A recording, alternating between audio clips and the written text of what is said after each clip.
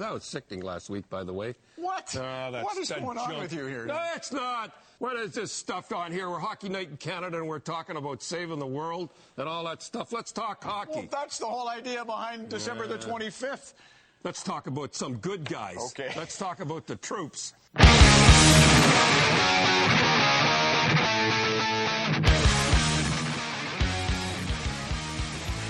You are listening to Unscripted Moments, a podcast about Propagandhi. This is the Deluxe episode for the song Dear Coach's Corner, track 4 from 2009's Supporting Cast LP. The original episode for this song appeared on May 12th, 2021 as episode 50. As of February 7th, 2025, the original episode has 4,477 downloads, making it the third most downloaded episode ever after episode 1 and episode 3, which was Cop Just Out of Frame. This episode contains several parts that I'd like to preview so you know what's here. Part 1 is a brand new segment featuring a full piano cover performed by Tim MacMillar from the band Protest the Hero. Part of Tim's cover appeared originally on episode 50, but he went on to finish it. Tim released a 3-song piano EP under the moniker Timerity in 2023, with Dear Coach's Corner leading the track listing. So this episode will start with Tim's cover in full, and then a short conversation with Tim. You can find his full EP streaming wherever you get music and on Bandcamp. Part 2 is the original episode from episode 50, featuring me and Keith, with our guests Sheldon Burney and Scott Radinsky. The Scott Radinsky interview was originally recorded on my old Skype account, talking to Scott while he was driving and on his cell phone. The call quality was really bad, and it's always bothered me that a guest that I was really looking forward to so much had such a bad quality recording. So I attempted to clean up Scott's audio a little bit using an audio enhancing software, and I think it's clearer than the original version. So if you found that initial episode's interview unlistenable in the past, maybe this version will be a little better. So the episode also features a cover by Carl Bullets and Emily Plamondon, who you might know from the Punk Rockette podcast. Part 3 is a portion of my interview with the sociologist Dr. Tim Gill from his episode on July 3rd, 2022. Tim's full episode is very good, so go check it out if you dig this small portion. The episode is called The Sociology of Propagandhi. Part 4 features my conversation with Chris Hanna from Propagandhi and Murray Pulver. Chris and Murray together did a really cool reimagined version of this song for Chris's Patreon project. And if you haven't heard my conversations with Chris and his friends from my massive November 1st, 2022 episode about his A Catastrophic Break with Consensus Reality album, I implore you to go listen to that because it's really cool and it's honestly one of my favorite things that I've ever done on this podcast. Part 5 is my May 16th, 2023 episode with Raylee Perkins from the Queer Ed podcast. Part 6 is Steve's conversation with Dave Zamboni from the Zambonis. Part 7 is my conversation with Griffin Coyne from the Buffalo punk and hardcore bands Selfish Act and GOA. And Part 8 is my conversation with Sunaya Sapurji, a senior editor and sports writer for The Athletic. This is maybe the most intensely covered song that we've ever done on this podcast, and this deluxe episode is jam-packed and as intense an episode that has ever appeared here. Timestamps are available in the show notes if you want to skip around. As always, thank you so much for listening, and if you want to get in touch, you can find me at propagandhipod@gmail.com.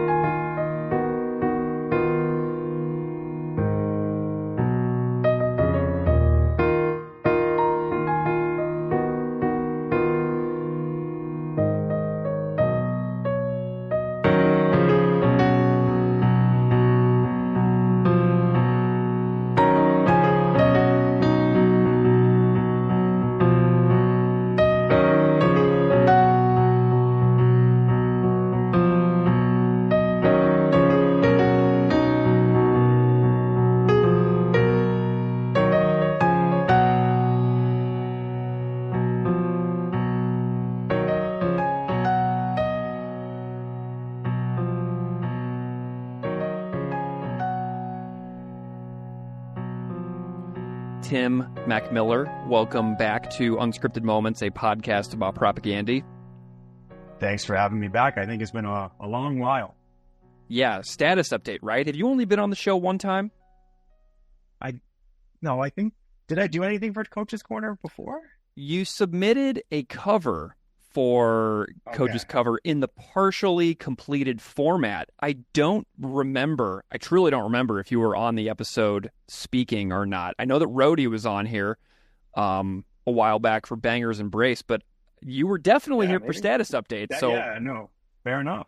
You've contributed a lot. Yeah, well, it's great to have you back. You're welcome to the deluxe edition of Coach's Corner. I've been pulling together this material from across our entire catalog of episodes that we've done for the last 4.5 years. And if there's multiple episodes that talk about one song, I've been pulling all of that material and re-releasing them into a single standalone deluxe edition episode. So I've been having a lot of fun with these. And when you submitted your cover for Dear Coach's Corner the first time around for, I think it was episode 50, you hadn't actually finished it yet. And you went on to finish it, which is great. So I want you to tell me a little bit about your piano project where the song appears. You released an album or an EP. You've been playing a lot of piano. You've been playing shows. So why don't you give listeners a quick little rundown of your project that you do in addition to Protest the Hero? Sure. Yeah, that sounds good. So yeah, I have a project that's mostly piano. Maybe in the future it won't just be exclusively kind of classical style piano stuff, but I recorded a few songs, I think in 2013, and then did nothing for the longest time. And then, to kind of get my feet wet again, I decided to do a 3-song EP called Cover Boy Volume 1. Mm-hmm. And I think maybe this was the second song, because the first song I did was an Arkells cover, but it was a Christmas present for my wife, who's a huge Arkells fan. Yes, love Arkells. So I decided to embark on doing some covers for Canadian bands. For that 3-song EP. So that's, and Prop is my favorite band. So that kind of just fit the bill. But yeah, I guess we were talking about it and it wasn't completed. But yeah, I kind of just picked away at it in my basement studio. And for those recording wizards, I was just using kind of MIDI. And I thought I could send the MIDI files to someone that could make it sound a lot better. And if I did like the audio, it would be kind of limiting. So I've actually was connected to JP at Private Ear Recording Studio. And I just was like, hey, do you want to mix this for me? And I just sent him the MIDI files and was like, do what you need to. And he cleaned it up a little bit and added some dynamics and stuff like that. And we went back and forth a little bit. But yeah, that was a huge thing. Like, I could get the ideas down, but to have someone kind of put it together and think of like the whole song. And, that was also kind of familiar with Propagandhi and from Winnipeg and all that. It just kind of brought that project to life. So as a covers EP, you had to do like digital licensing and stuff like that for royalty things for the people that you cover, correct? Isn't that how that works out? Yeah, so I think I did this correctly, but basically how I understand it is the person or people who wrote the songs kind of get the songwriting portion of the royalties of a cover. And the person that re-records the cover gets like the master royalty for that exploitation of that song, that version of that song. So I use DistroKid for my release, and there's like a checkbox for a cover song, and you can kind of link it to the songwriters and credit them. So as far as I know, I'm hoping that for the piddling royalties that the song is collecting from my version, at least part of that piddling royalty is going to Propagandhi and the other bands that I covered, or the songwriters at least. So yeah, that's how I understand it. I also understand that like you can't say no to someone covering your song. You just have to make sure, because like sometimes with like syncs and like putting songs in movies and TVs, bands will like price out someone because they're like, it's $50,000 to use a song, and it's kind of take it or leave it. But with the cover, you're allowed to, as long as you're crediting people and they're getting their fair share of it. Interesting. Yeah, I think about like some iconic covers, like when Real Big Fish did Take on Me and stuff like that. You know, I don't know anything about the business of music, so it's kind of nice to have that little input from you, because I know that you're super tapped into like the business side of the entertainment industry as well. So I love hearing about that kind of stuff, so I appreciate it. Yeah, no problem. What is your future plans with Timerity? I know you've been doing some shows and playing out. What's going on with that project? Yeah, so probably like since we talked, Protest the Year, I was on a few tours, and I was trying to book some after party shows or events around our tours. And I think the first show, I think it was in Minneapolis, in the Clown Lounge, Nice. below the venue we played at. But yeah, like I was just trying to do, like 45 minutes of some original classical piano stuff and some covers. And yeah, by playing live, it gave me a lot different perspective on like performance. I've been on stage a lot, but I haven't been like the only person and the focal point. So, learning how to banter and engage an audience, especially when you're playing like gentle piano music. Yeah. But yeah, and there were some really good moments of like, I try to play cover songs that a lot of people would just kind of know the words to, and then you get this like audience choir that can be singing along. So I really kind of like that engagement piece. I've invited some people up. I just kind of have a second mic, and we just kind of spontaneously like, want to play Wrecking, or to sing Wrecking Ball by Miley Cyrus? Let's go. And oftentimes it's a really amazing singer just stepping out of the crowd and just killing it, and it's our first time like performing it together. So I think those kind of magic moments have been interesting. And yeah, I've done a few shows on my own or supporting other acts. But yeah, I think I always thought the best target was to try to recruit some PTH fans. They'll just want somewhere to go after the show to hang out. So yeah, that's kind of been the idea. It does kind of get a backseat to everything else that's going on in my life sometime.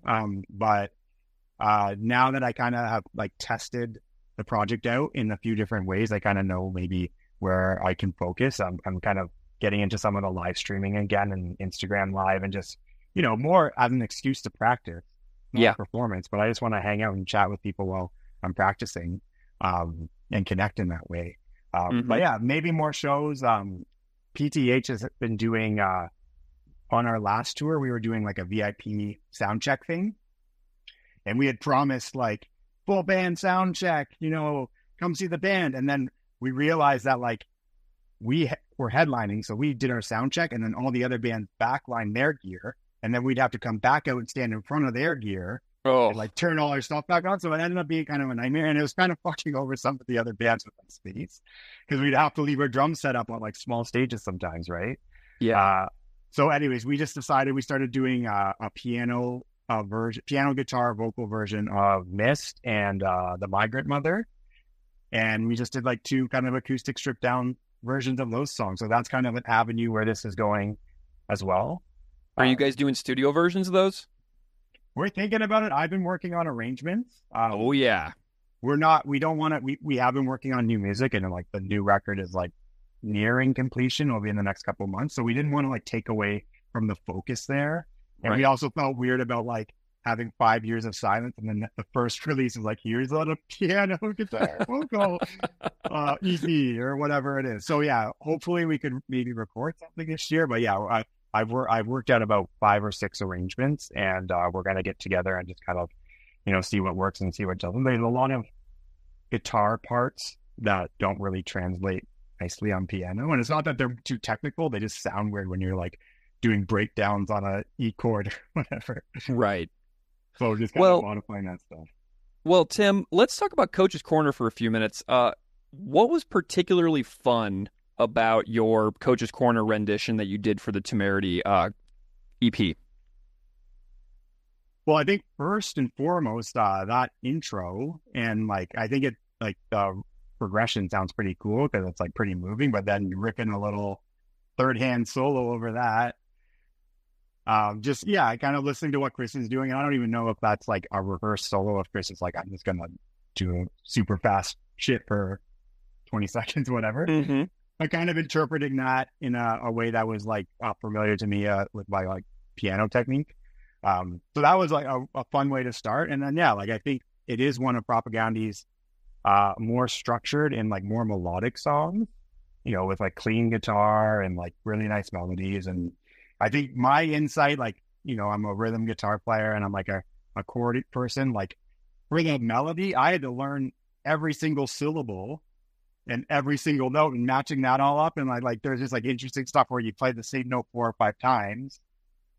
Serious connection. Mm-hmm. And like just stuff that I would never, like I never thought of that melody in a notes way. I just kind of would sing along to it, right? So actually really dissecting it and being like, what is this guy singing?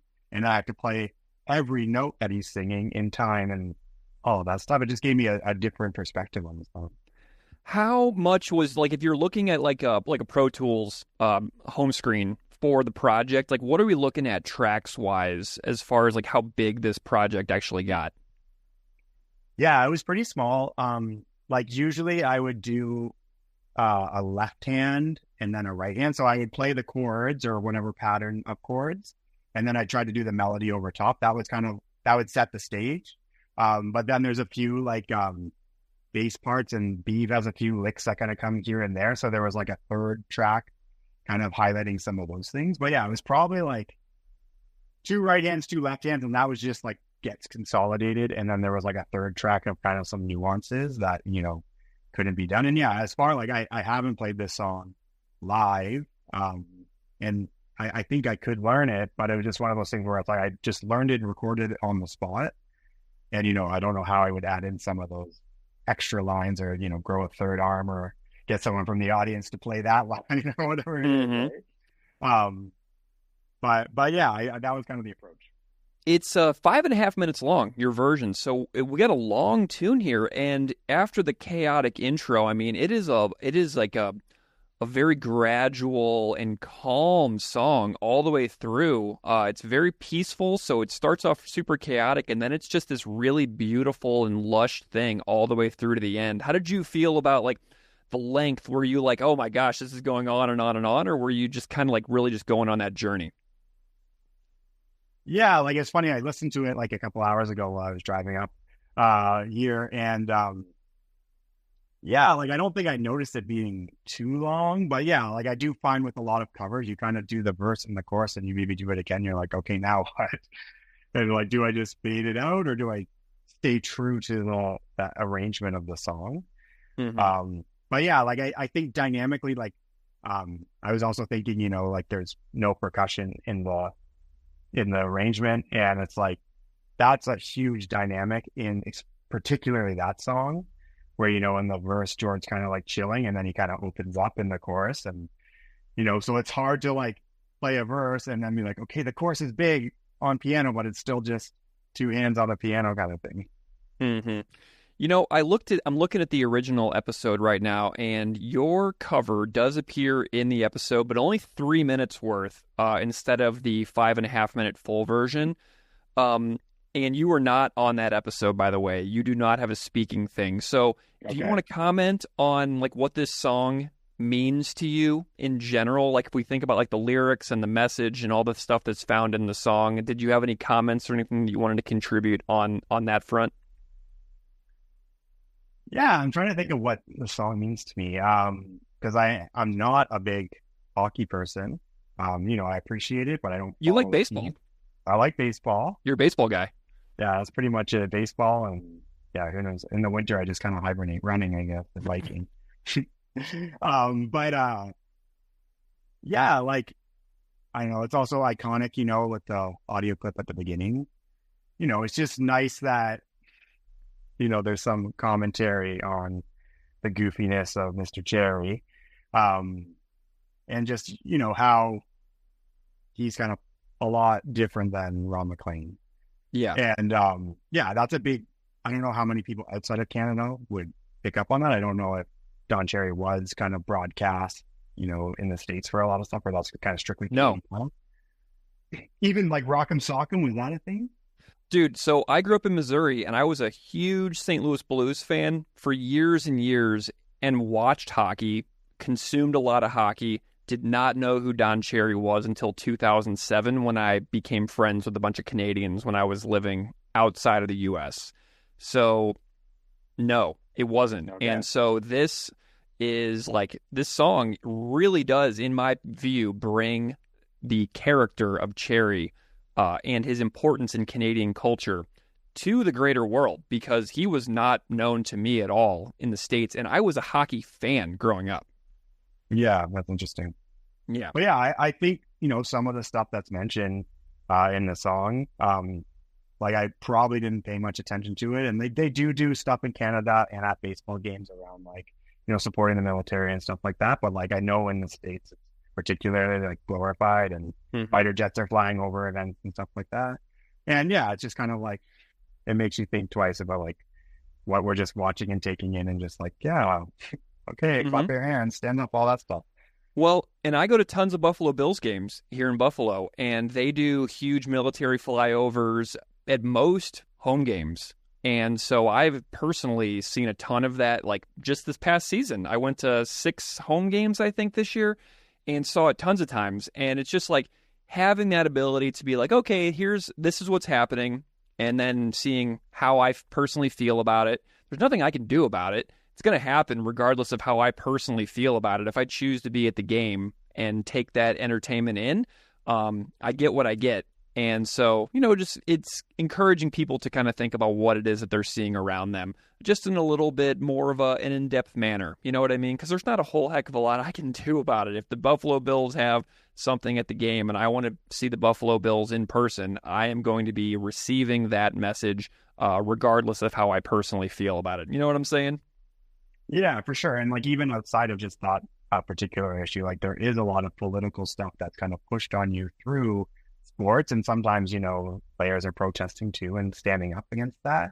But there's a lot that's kind of going on behind the scenes there that they're kind of serving up to you, that sometimes unless you're looking for it, it's you may not pick up on it, right? It's just it's part of the game. Well, later in this deluxe episode, you probably heard it years ago whenever this episode first came out, but Scott Radinsky from the band Pulley and 10-Foot Pole, who was a Major League Baseball pitcher for a long time, is also on this deluxe episode, and he has some more comments on that topic. So Scott, who was a professional athlete for many years, had some thoughts on the episode about that. So I'm excited for listeners to hear that. Again, or for the first time if they've never heard it, because I'm bringing back a lot of old material for this episode. But Tim, it is a delight to have you on the podcast to just catch up on your piano project and what PTH has got going on, chat a little bit more about your piano rendition of Dear Coach's Corner. Do you want to promote any links or tell everybody where they can find you if they want to get in touch and follow along? My piano project, I have it on Instagram at Timerity Music. And then I also have more guitar-based protest Instagram as well. Do have a Bandcamp as well. That's pretty much it. If I can plug, PTH just announced a tour in May with Between the Buried and Me. So we're coming back to the States if we're not the 51st state by that time. Jeez Louise. But yeah, we're looking forward to being out with a really great band that we admire. We're looking forward to opening and having early nights, and I could maybe be in bed by 10:30. And yeah, we're actually going to a few places. I think St. Louis is one of them that we haven't been for ages. So look out for that if you're in the U.S. Awesome. Tim MacMillar, PTH, Timerity, thanks so much for being here, pal. Thanks for having me, man. Good to see you. You're listening to Unscripted Moments, a podcast about Propagandhi.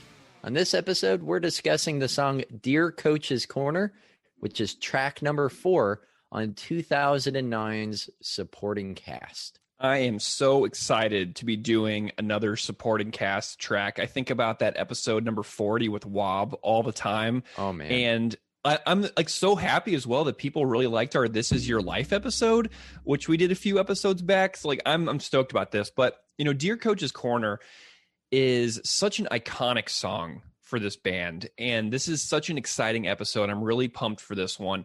But this is a long song, 4 minutes and 42 seconds. It's a long song by Propagandhi standards, one of the longest.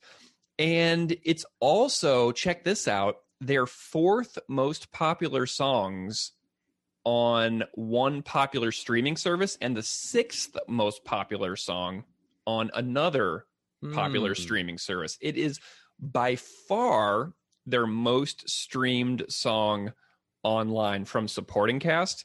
And it has been streamed almost 3.4 million times on one service where the stats are publicly available. So this is a massive, massive song for this band. And I'm really happy that we're talking about it.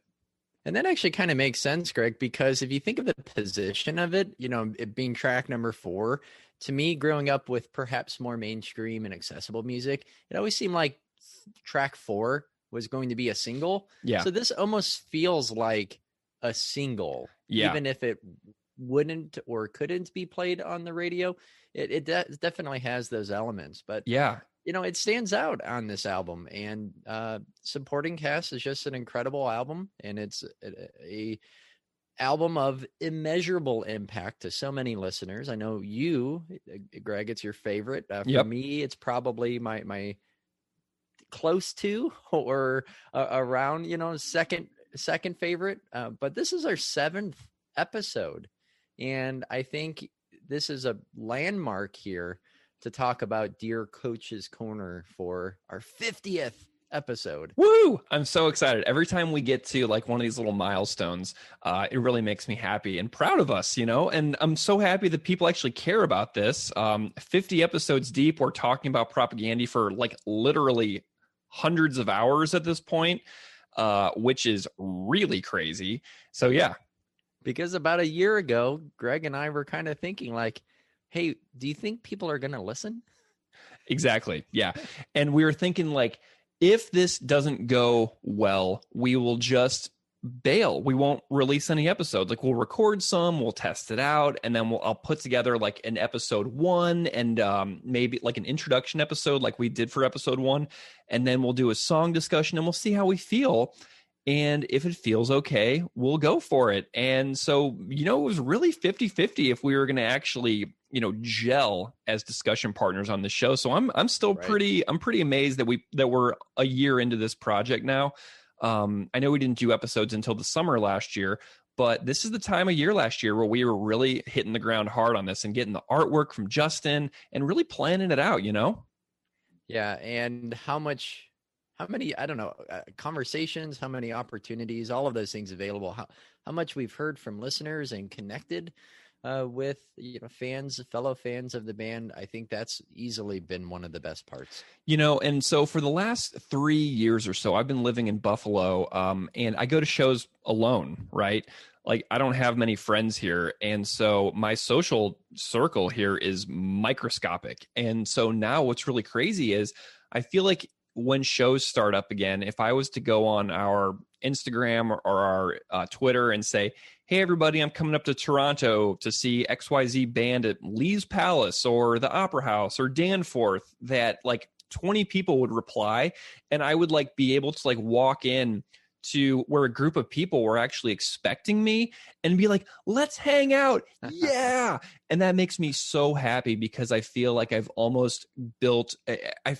gained so many new friendships with people that I would legitimately hang out with and have an absolutely wonderful time. So just for all of you out there listening, like Keith and I love you. We think you're incredible. We're so happy you want to hang out with us. And so before we go into this episode, right, I want to just acknowledge really quick that these episodes get extremely out of hand as far as the length and the depth and everything. Like I committed long ago to not constraining episodes to be a particular length. And I just wanted to see where the story led us, right? If you have tons and tons of vocab and history and great interviews and stuff to say about a song, like, why stick to a single format that is totally expected within a confine that we self-impose? Right. So I just want to remind listeners that these things are long. The episodes will never be short. And I like to think that these are sort of like choose your own adventures as well. I always put timestamps in the show notes. So if you go in your podcast app, you will see the exact timestamps where each segment begins and ends. So if you come to listen to our show just for the interviews with the people that we have, you can find those timestamps in the show notes and skip right to that section and not listen to anything else. If you're here for just me and Keith, the last hour conversation that we have at the end where we break down each song from our perspectives, you can skip right to those sections. Or you can listen to the whole thing over the course of a week. It's however you prefer. So I love the fact that we have these long, almost like, I almost consider these like song documentaries, like the documentary of a song. It's like our best effort at creating the most in-depth story that we can tell on every song. And but I realized that that it's super long, so I just want to remind you that those timestamps are in there for you. Right. So before we get into the song as well, I want to talk about the title a little bit. Keith, are you familiar with the segment Coach's Corner growing up in Indiana? Did you know that this exists? No, I had no reference of who these people were or what this show was until I heard this song for the first time. Yeah, well, I found an interview with Chris and Beeve from 2009 on the website silver7s.com where Chris describes the title very straightforwardly. So instead of me pontificating and over-describing, I'm just going to quote Chris here. So this is Chris Hanna in 2009. It is a song that is about the Coach's Corner segment between the first and second periods of Hockey Night in Canada. Specifically, it's addressed to Ron MacLean, the idea there being that he would be open to a possible analysis of collusion between professional corporate sports and the geopolitical interests of the prevailing order, whereas Don Cherry has about as much brain as this item here. Chris lifts up a piece of metal he finds nearby. He's just a useless mouthpiece of a system that stinks, the kind of personalities, and hockey is rife with them, that just cozy up to power and forget about marginalized people. I think Ron MacLean represents some of the best things about hockey, and Don Cherry represents some of the worst things. I despise the attempt of the NHL mirroring the NFL in the States to get a captive audience of part of the population to mindlessly nod their heads at military adventurism overseas, especially to a whole nation of children watching on TV. I consider it a form of child abuse. Yeah. So that's a direct quote from Chris in 2009. And I just wanted to quote him at length there because I feel like he summed it up so perfectly about his inspiration for writing this song as a pre-parent himself when he wrote the song, but as an uncle, watching his own kiddo watching his own niece and family members ingest these covert messages, and maybe not so covert as well, about what countries are supposed to be and think about. So I was thinking a lot about Cherry's influence on generations of Canadians, boy and girl, young and old. And I got to watching some Cherry clips, and he seems like the kind of guy who would just go off on these tangents constantly when there was an actual game of hockey he could have been commenting on, right? He's a commentator on a specific game that everybody in the country is watching, and he goes off on these random things that have nothing to do with the game that he is being paid to comment on. So, here's a sample clip of where Cherry talks about different genders in locker rooms, and just listen to the tone of Ron MacLean's voice in this clip when Cherry says he wants to say something. He goes, I just want to say something. I just want to say something. So this is like a common thing that people who are about to say something horrible, I just want to say something, and they act like they're like some martyrs for truth, right? Right. That's like the signal of I'm about to say something horrible, and you better like just agree with me so that we can move on, right?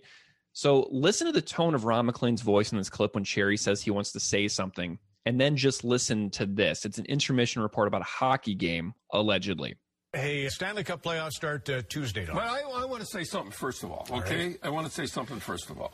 My good buddy and a good friend of mine, Duncan Keith, is in a little trouble in Vancouver. And the reason was that he was smarty to a female reporter, and it just said something about you should be a referee or something, and the males, she didn't say anything, but the male reporters went a little nuts and everything like that. Now he's a sexist and all that stuff. I don't believe, and I really believe this, I don't believe women should be in the male dressing room. I know, wait a minute, I remember the first time it happened to me. Guys are walking around naked, and I hear this woman's voice. I turn around, there's a woman. She's asking me about the power play. I said, let's go outside.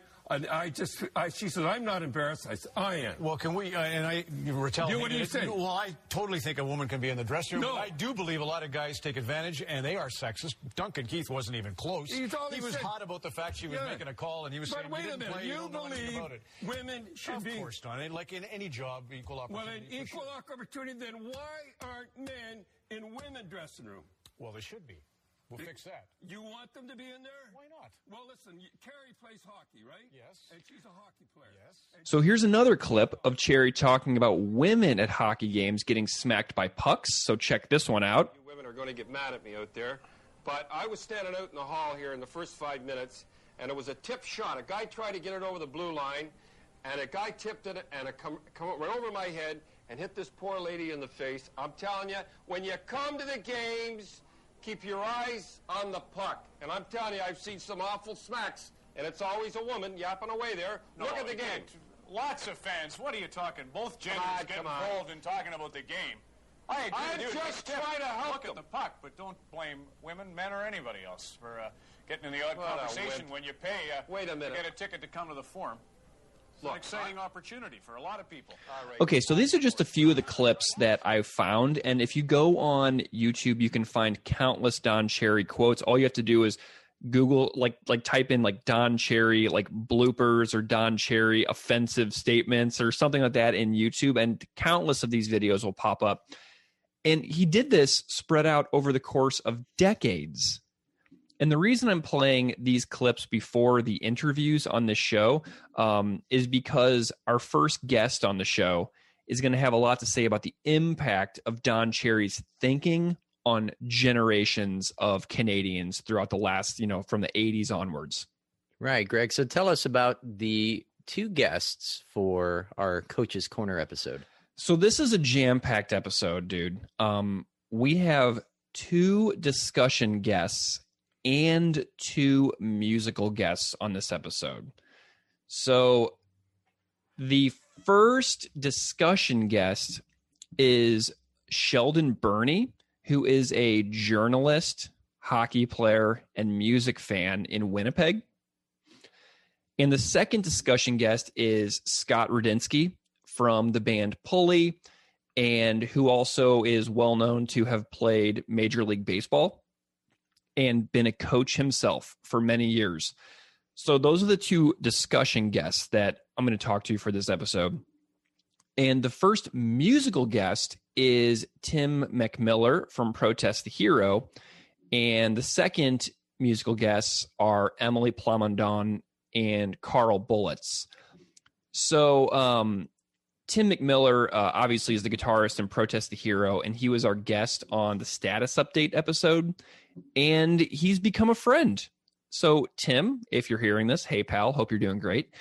But Tim reached out a while back and said he was working on a cover of Coach's Corner on piano. Tim's been playing a lot of piano lately through the pandemic and the quarantining. And so Tim made he's still working on it. It's not totally done, but Tim's going to be doing a lot of awesome piano projects for his, like a solo thing that he's sort of working on. And so we have like a Tim's version of Coach's Corner on piano, which is really, really great. But the reason I'm talking about Tim's cover in so much depth is because at the start of the Dear Coach's Corner Propagandhi song, we know this quote that Propagandhi put in of Cherry ranting and all this stuff at the very beginning of the song. That's sickening, right? But the new quote that Tim puts on the cover of his song is the comment that got Don Cherry fired in the fall of 2019. Wow, 10 years after the release of Supporting Cast. Yeah. So you're going to hear Tim's cover here in a second. And he puts the quote that Don Cherry said on national television that gets him fired. And I found a great article in Sports Illustrated about the landscape of hockey post Don Cherry in the NHL. And this is a great passage. So here's what it says about a year after Don Cherry got fired. The hockey world that Cherry left a year ago is radically different than the one that exists now. Roughly 3 weeks after Cherry stepped down, Calgary Flames coach Bill Peters was forced to resign after former players detailed Peters' laundry list of verbal and racial abuse that was directed when players were in the minors. That began a seismic conversation about race and inclusion in the game.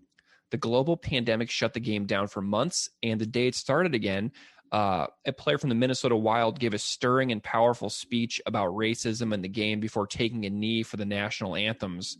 Then in August, after watching their league's ham-handed attempts to address the shooting of Jacob Blake and others at the hands of police, players took matters into their own hands and paused for 2 days during the playoffs to protest racial injustice and violence. The Hockey Diversity Alliance was formed, and several players, many of them sons of the quote-unquote "you people" to whom Cherry referred, felt comfortable speaking out and not sticking to sports. So these guys are working hard to make hockey a safer, more inclusive place, and Cherry's position in the game would have been another obstacle. So what I'm going to do now is play Tim's piano cover, and then we'll be back and I'll introduce Sheldon Burney.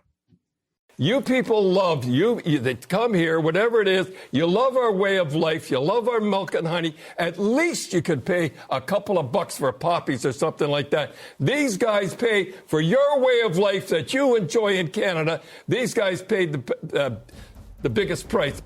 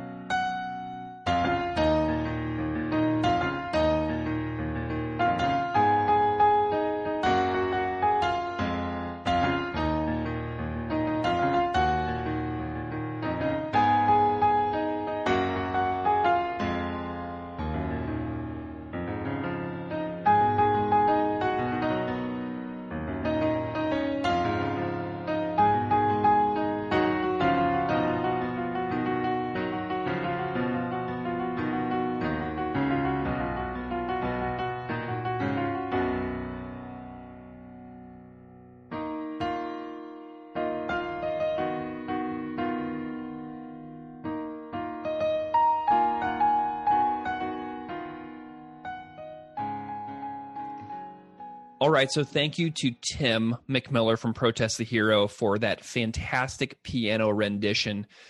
And, you know, all of that is the lead into our first discussion guest, Sheldon Burney. Sheldon is a guest that I am so excited to have on the show, and I know that you all will absolutely love this conversation with Sheldon.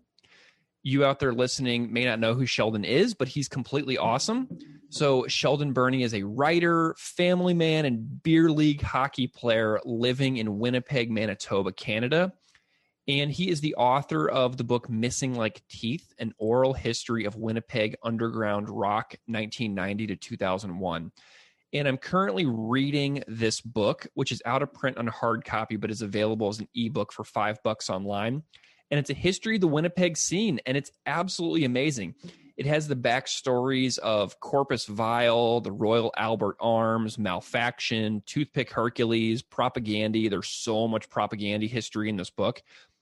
Tons of interviews, and it's so, so great. And a fellow named Derek reached out to me via email and told me how great of a guest Sheldon would be on the Dear Coach's Corner episode. And Derek couldn't have been more right. So Sheldon and I get into hockey, Winnipeg, the importance of place when it comes to youth hockey, the influence of Don Cherry and Hockey Night in Canada, and his thoughts on loving Propagandhi.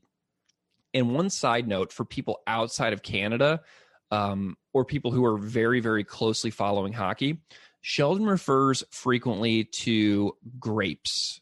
He says grapes, says this, says that, etc. Grapes is Don Cherry's well-known nickname in Canada, but unless you grow up under the culture of Hockey Night in Canada, you won't know that Don Cherry's nickname is Grapes. So throughout this chat, when you hear grapes, Sheldon means Don Cherry, the ranter at the start of the song Dear Coach's Corner. So all of that said, please enjoy my chat with Sheldon Burney.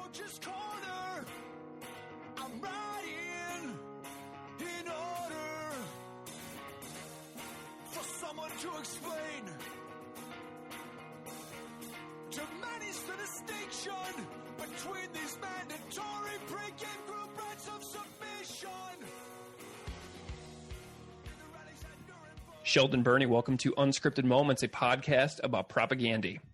Oh, thanks for having me. I'm excited.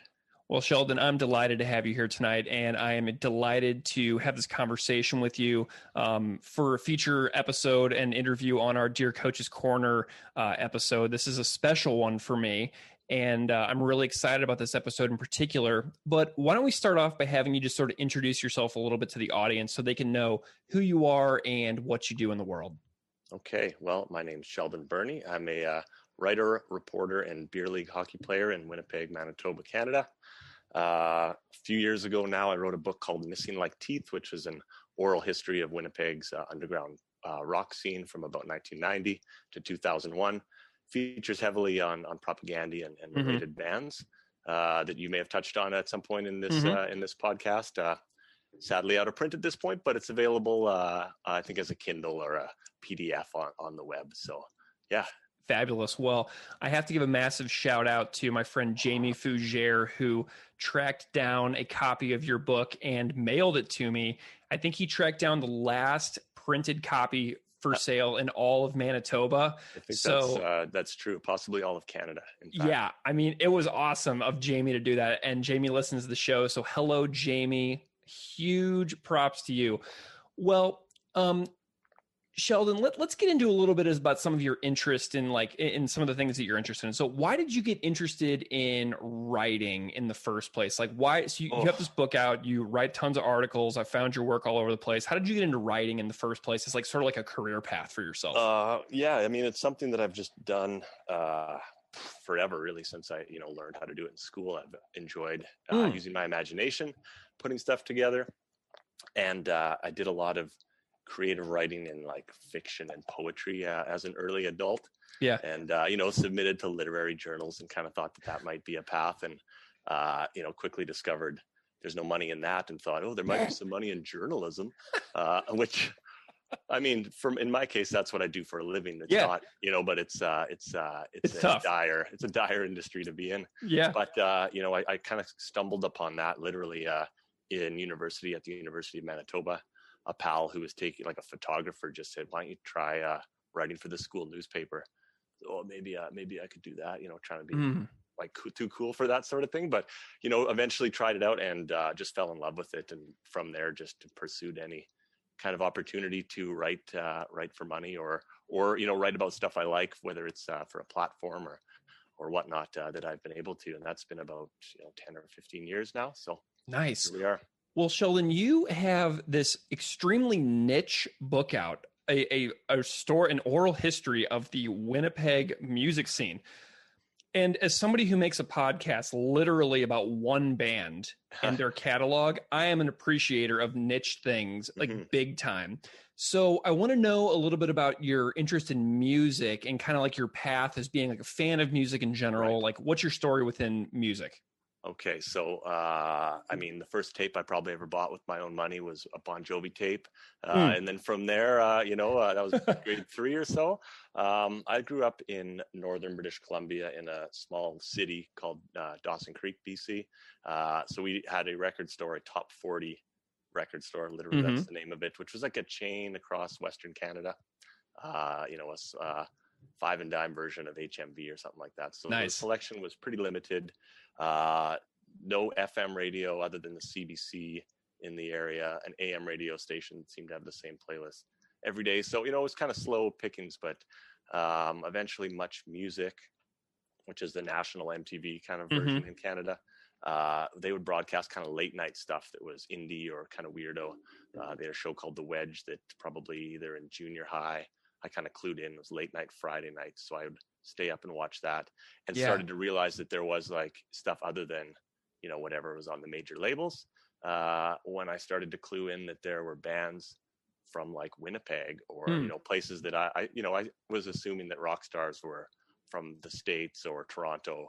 Right. And, I just didn't have an understanding of how it worked. Right. So I discovered there's a band called Kittens that was out of Winnipeg, and I just thought they blew my mind kind of when I heard them, what they were doing. The fact that they were from Winnipeg was just like, whoa, like what? Like, similar kind of trajectory with Propagandhi. I would have heard them on one of the first couple Fat Records compilations. And a buddy who I worked with maybe at a pizza place where I worked in the summers, Clear Lake, Manitoba, was really, every time the track would come up, these guys are from Portage.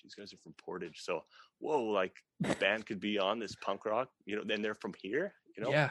So making that connection that music wasn't something that happened necessarily away, you could do it, was revelatory for me. That was also about the time where, in finding some of these records, the Kittens record or a Propagandhi record, I think the first one I bought would have been about 98 or 99, that Quantity is Job Number One. Just Heck yeah. That's what they had at the store, right? And dude, check this out.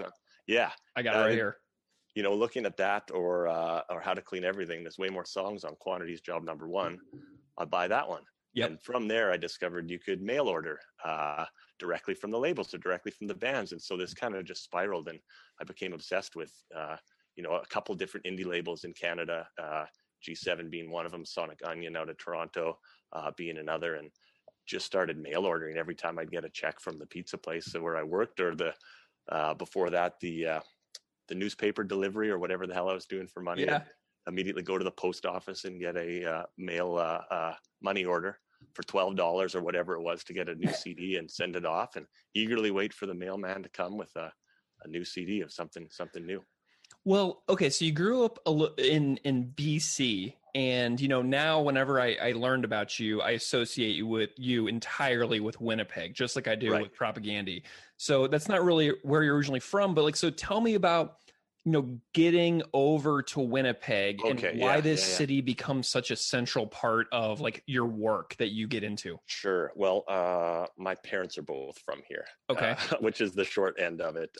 So we grew up in northern British Columbia, which is right kind of near the Alberta line, about 6 hours from Edmonton, was the closest city, big city. Man. We would spend our summers visiting my grandparents and my aunts and uncles and my cousins and all those folks here in and around Winnipeg. My grandma on my dad's side had a cabin out in Clear Lake, which is a beautiful, cabin country sort of little town in Riding Mountain National Park. So we'd spend, 3 weeks there and a week or two in Winnipeg at my mom's place. And so it was just, to me, that was the big city, right? Like, I knew Edmonton. We'd mostly just drive through it to get to Winnipeg. Yeah. Where I'd go I played a hockey tournament there once. The only NHL game I ever saw as a kid was in Edmonton. So, that was a city, but I knew Winnipeg because I'd spent so much time here and had the connection to it, right? Tell me a little bit about your interest in hockey and just your history with the sport, like growing up, tell me kind of like where all this comes from, because you're on a very specific episode of this show for a very specific reason. Yeah. So our family moved to Dawson Creek when I was in grade 2. Didn't know anybody, didn't play any sports. My parents put me in soccer in kindergarten and I hated it. So just, wasn't a sporty, kind of guy. But as soon as I made friends in this new town, every single one of them played hockey. So I couldn't hang out with them on the weekends or whatever because they had hockey. My dad was a university hockey player. He played, men's in league and beer league up until his 60s. So he was around the game, but never was one to kind of, push it on us. He'd watch Hockey Night in Canada.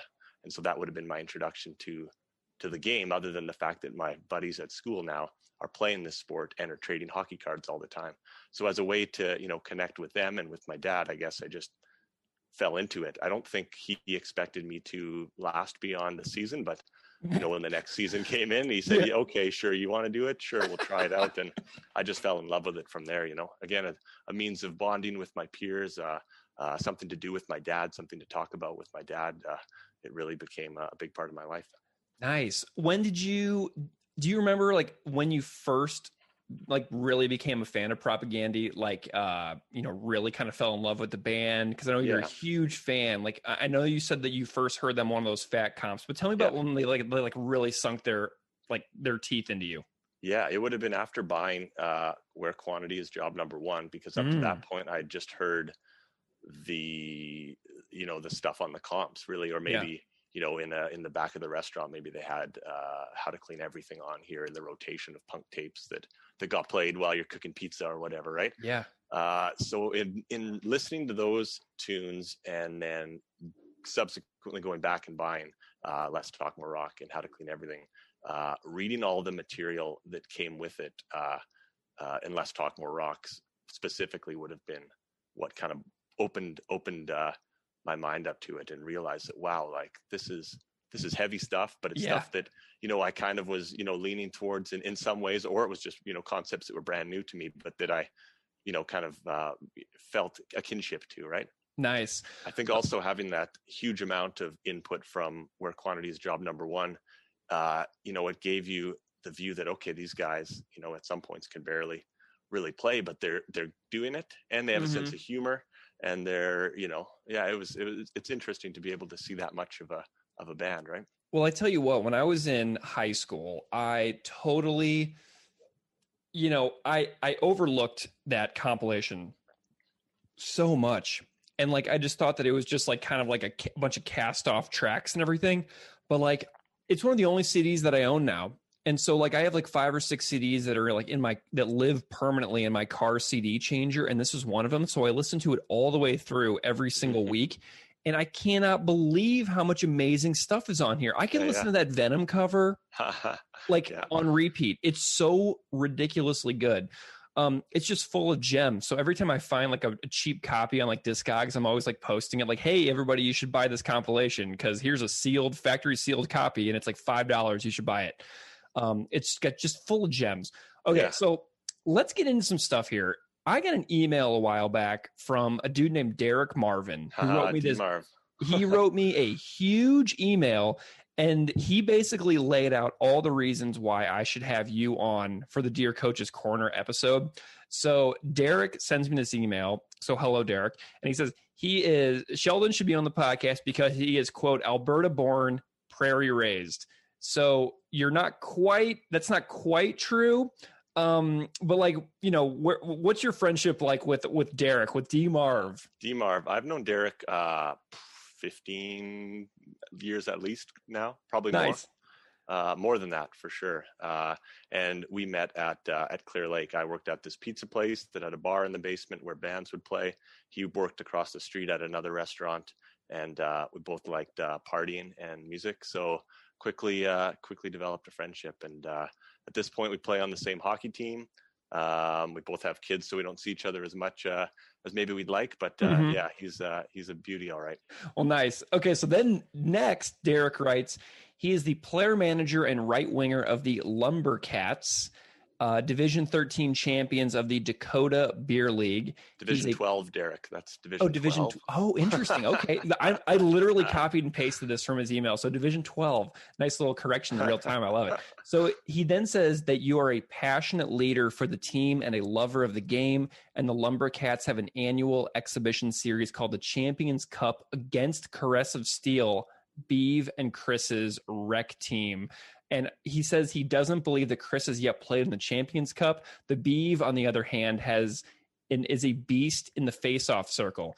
So tell me about playing tell me about this relationship that you have with like this Propagandhi adjacent hockey team. Sure. Yeah. So the Lumbercats is a team that I joined about 10 years ago. It has a couple years history before that. I'm not exactly sure, but joined the team 10 years ago. Which is, I guess, the same time that Caress of Steel kind of started up. Yeah. I sort of know a couple of those guys just from the Winnipeg music scene or whatever. And so as the years go on, you know, Caress of Steel gets an Instagram or something, and the Lumbercats and you sort of see that it's very parallel, you know. Yeah. Both teams take a similar approach to hockey. It's a love of the game, but trying to, you know, eliminate some of the toxic elements of hockey culture. Because I think for the most part, both teams are made up of guys who, you know, grew up playing hockey, maybe took a break from it because of the, you know, toxic kind of culture that it doesn't exist all the time, but, you know, especially in the 90s was I would say a big part of hockey culture. And then came back to it in adulthood. This also, I believe, is the same year that the Winnipeg Jets came back to Winnipeg, which I imagine, I don't have any stats to back it up, but I imagine beer leagues had a boost in numbers of registration that year just because people were fired up across the city, right? Nice. So anyway, yeah, we you know, between these mutual acquaintances and pals on the team, we don't play in the same league. So we play in a different league in Dakota Community Center, which receives a bunch of money from Jonathan Taves every now and then. I guess when Taves needs a tax credit or something, he donates some money to the rink that he grew up playing on. Wonderful. Whereas the Caress of Steel guys play the ASHL, which is based kind of more centrally in Winnipeg. So we didn't really get a chance to ever face off against each other, but figured we have about the same skill level, the same kind of mentality, the same approach to the game. And so as a way to kick off the season for the last, I guess not counting this year due to COVID, the last 3 seasons prior to that, we've arranged a friendly match with, you know, pay a referee a case of beer, get someone to run the time clock, and played it out. And so far the Cats are 2-1. You know, we've won the last 2. They won the first one. And I believe next year, if our government here in Manitoba doesn't completely botch the vaccination rollout, hopefully we can take it up again in September. Awesome. Have you faced off against the Beeve in the face-off circle? Because, you know, Derek said he's real good. He's real tough. I don't know on the face-off circle. I play wing. I'm a terrible on the draw, terrible pivot. So I don't bother with that if I can avoid it. But he's a fierce competitor. You had Randy Frickus on the show. Yeah, Randy. Tell me about Randy. Randy's great. He's good to play with if I know he's on the ice. He also plays in a spring hockey team that we sometimes are in the same league with, the Stinkbirds. Nice. So I know if Randy's on the ice, I tell the guys to keep an eye on him because he's very shifty. So Beeve in my experience is quite good. I haven't played against Chris in any way other than maybe a shinny match or so here and there. Nice. That's that. That's the Champions Cup. Awesome. Well, I love it. You know, and I'm currently reading Missing Like Teeth, which is your oral history. And I'm about halfway through, and so many fantastic familiar names come up. Like, I'm actually talking to Derek Riel really soon from Corpus Vile, who's friends with Todd Kowalski, and who roadied for Propagandhi a long time ago. And, you know, Chris and Jordan and Todd are all in the book and everything. And John K. Sampson's in the book. It's wonderful. Yeah. So I would definitely encourage people to track down the Kindle version, the ebook version out there. But tell me about why you wrote this oral history of the Winnipeg scene. So it came about because I was a freelance writer at the time. I had a gig which was, you know, less than part-time as the editor of Stylus magazine, which is a publication out of the U of W, the University of Winnipeg, and the campus radio there, CKUW, which goes back to the late 80s, exclusively kind of Winnipeg and underground music. And digging through the archives when I'd have to be in the office the one day a week or whatever it was, with not much doing, I'd found all these great early interviews or articles about Propagandhi, the Weaker Thans, all these Winnipeg bands that, you know, this content didn't exist online because it was, even if the World Wide Web was around then, but like it wasn't a priority for this student run paper, or if it was, it's in a kind of hard way to search and find, right? Like the archives must exist somewhere there, but not very searchable, not very accessible. And I just kept thinking that this stuff was gold, right? Like for me and people with a niche interest in this kind of stuff. And in trying to write freelance stuff, I had just kind of made some inroads with Vice Canada, and pitched. They had just, I guess, set up their music platform Noisy, which was kind of short-lived. And they had then established a Canadian version, and immediately thought, you know, no one writes about Winnipeg, so this would be content that, you know, would be accessible. And at this point, Propagandhi, the Weaker Thans, these guys are well-known bands. Ken Mode, you know, some other kind of noisier bands are established, are making noise, but no one's really heard, you know, what started it all. So what came before? Yeah, exactly. Pitched an article, probably got paid $100 to write it or something like that. And it was a lot of fun to write. A lot of people were very willing to talk about their experience in the scene at that time. And it created some interest online, like people, whether they were mad that I didn't talk to this band, or they were fired up because Winnipeg was on Vice, or whatever it was, that generated a lot of talk and interest and clicks. Probably, I bet the click meter was high over at Vice HQ. And so for whatever reason, you know, the editor I was working with, who was a character unto himself, was like, do you got any more of these? And so I just kind of, you know, from there tried to pigeonhole more of the scenes into, you know, okay, well, let's go with the PC punk scene that Propagandhi kind of spawned, or the more noisy or big dumb rock and roll, or what have you. And so I was able to, you know, talk to more people, write more articles. And, you know, I think I wrote, you know, maybe 5 of those in the series. And then was able to pitch, you know, kind of adjacent listicles or articles to some other music sites that were around at that time, because there was some interest in it, because it was a story that hadn't really been told. There's been some great, you know, underground music books that have come out of Canada. And, you know, just like a lot of tours that cross Canada seem to miss Winnipeg somehow, or, you know, a footnote here about Winnipeg. There was there's an author, Chris Walter, this, you know, punk rock author. I know that guy. I've read something by him. I can't remember exactly what I read by him, but he's written a lot of stuff. But he wrote the biography of SNFU that's out there, which is that's fantastic. The one. He wrote a few books about the early Winnipeg punk scene in the 80s. But then, you know, he moved to Vancouver, as did a lot of punks, I'm given to understand, at that time. So the 90s was kind of a dead zone. And so it was just an opportunity to write that no one else was taking up, and I rolled with it. And then, because of, I guess, the interest in these articles, the publisher Eternal Cavalier, which was basically 2 guys in Toronto who had an interest in Canadian music, and also saw kind of an opportunity to put some books out that weren't otherwise happening. They kind of approached me on Twitter and said, hey, if you ever want to do something longer, let's talk. And I had a lot of interviews that I was unable to use in a, you know, online format, already in the can. Yeah. And so I said, yeah, let's do it. I like the oral history format for that, because I wasn't there necessarily, right? So I can't say this is how this happened and this is how this.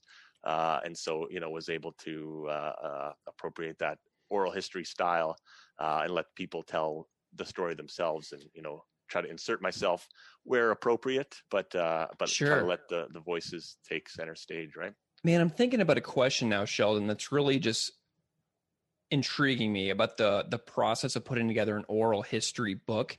So you have these long passages of spoken quotes from the people that you talk to. What is the challenge that you face as the writer, as the author, to make that there's like a storyline flowing from passage to passage when you're jumping from person to person? How is that process like for you? I would often ask similar kind of questions. And if I was talking about a specific time, you know, I would, okay, what's your experience with the Albert, or what was your first, you know, I would ask similar questions of each of them. And then that way I could flag the responses in Google Docs, so I could quickly search for that. And then again, after, writing 4 or 5 articles that kind of went through lengthy articles that kind of went through the timeline, I sort of had it established in my head, or at least knew where, okay, I've got lots of content here, but I've got a big gap over here. Who can I talk to fill that gap, and kind of patch it together, like a quilt of some sort, I guess. Man, I can't even say enough good things about this book, Missing Like Teeth. I really hope that people will genuinely go and find the Kindle version or the ebook version, because I am reading it right now, and there's so much fantastic Propagandhi related material in there. Can you tell me a little bit about the projects that you did with the band with regards to the book? So like Todd, Jord, Chris, John K. Sampson, they're all in the book. Can you tell me a little bit about tracking all of them down and what it was like to work with them for the book? Because you must have been stoked as a huge fan of the band. Oh yeah, big time. That's, I think, why I started doing interviews with musicians back in university, was as an opportunity to ask questions that, I wouldn't necessarily feel like I could do at the merch table, or after a show, Sure. Hi, I'm Sheldon. Can I ask you a question about this specific thing? So it give you an opportunity to do that, And so by being a fan and being kind of not afraid to send an email here and there, I'd sort of made connection with these guys over the years. I was introduced to Jord maybe when I was about 17 or 18 through a mutual friend, and I was able to kind of geek out at that point and get over that initial sort of thing. And then from there, when I would order from G7, I would, hey, it's me, Sheldon from Dawson Creek or whatever, I was able to establish a relationship of sorts with those guys in that manner. And then by the time I wrote the book, I'd interviewed each of them at least, once or twice over the years for something or other. So it was fairly easy. And to say, hey, I'm doing this article or whatever. Do you want to sit down and have a beer, or do you want to meet and chat about this, have a coffee, something like that? And so that initially it was just for the, first couple articles that those interviews happened. And again, being so interested in the band, the interviews probably went on for 45 minutes or an hour for a 2,000 word article that I'm also trying to wedge all these other voices and bands. And so off the hop, I had lots of material to work with. Then when the book project came together, and I knew there was some gaps specifically with some Weaker Than stuff, or I hadn't talked to Jord yet, or whatever, I just, again, reached out again and said, I'm on this project. Here's where I'm at. Do you have an hour or whatever to sit down and talk? Did you get in touch at all with Mike or Scott, like the earlier members of Propagandhi at all? I know through Ditch Pig, they would play at the bar in Clear Lake that I worked at as a wayward youth. And so I knew him through that situation. And so I was able to connect with Scott, and I think I sent Mike an email, or never connected with him at any rate. But, sat down in Scott Hopper's paddleboard shop. He's a paddleboard enthusiast. That's awesome. Yeah. Fabulous. And he's a character too. He's fun to talk to. He provided some pretty funny quotes throughout the book as well. Nice. Now that I'm thinking about it, yeah. Dude, he's a character. That's awesome. Well, Sheldon, we can go on and on and on about this, obviously, but let's get into Coach's Corner. What do you say? I'm into it. Okay, cool. Well, I want to start by, gauging your interest and observations about militarism within professional sports. I read an article that you wrote about 10 years ago called The Best Game You Can Name, about militarism in hockey. And in that article, you do quote Chris Hanna and John K. Sampson. And it's about when the Jets returned to the city of Winnipeg. Is about the timeline. So you alluded to that earlier. Yep. Is this coming back to this article? Yeah. Awesome. So tell me about the significance of like the military when it comes to Winnipeg's hometown NHL team. Yeah. How you started to put these pieces together in your own mind. Like, wow, this is an interesting side, like subplot of this whole thing that we're a part of. Tell me about when this all kind of like came together for you as like something you were aware of. Yeah. Well, I mean, having heard Dear Coach's Corner had come out a couple years earlier.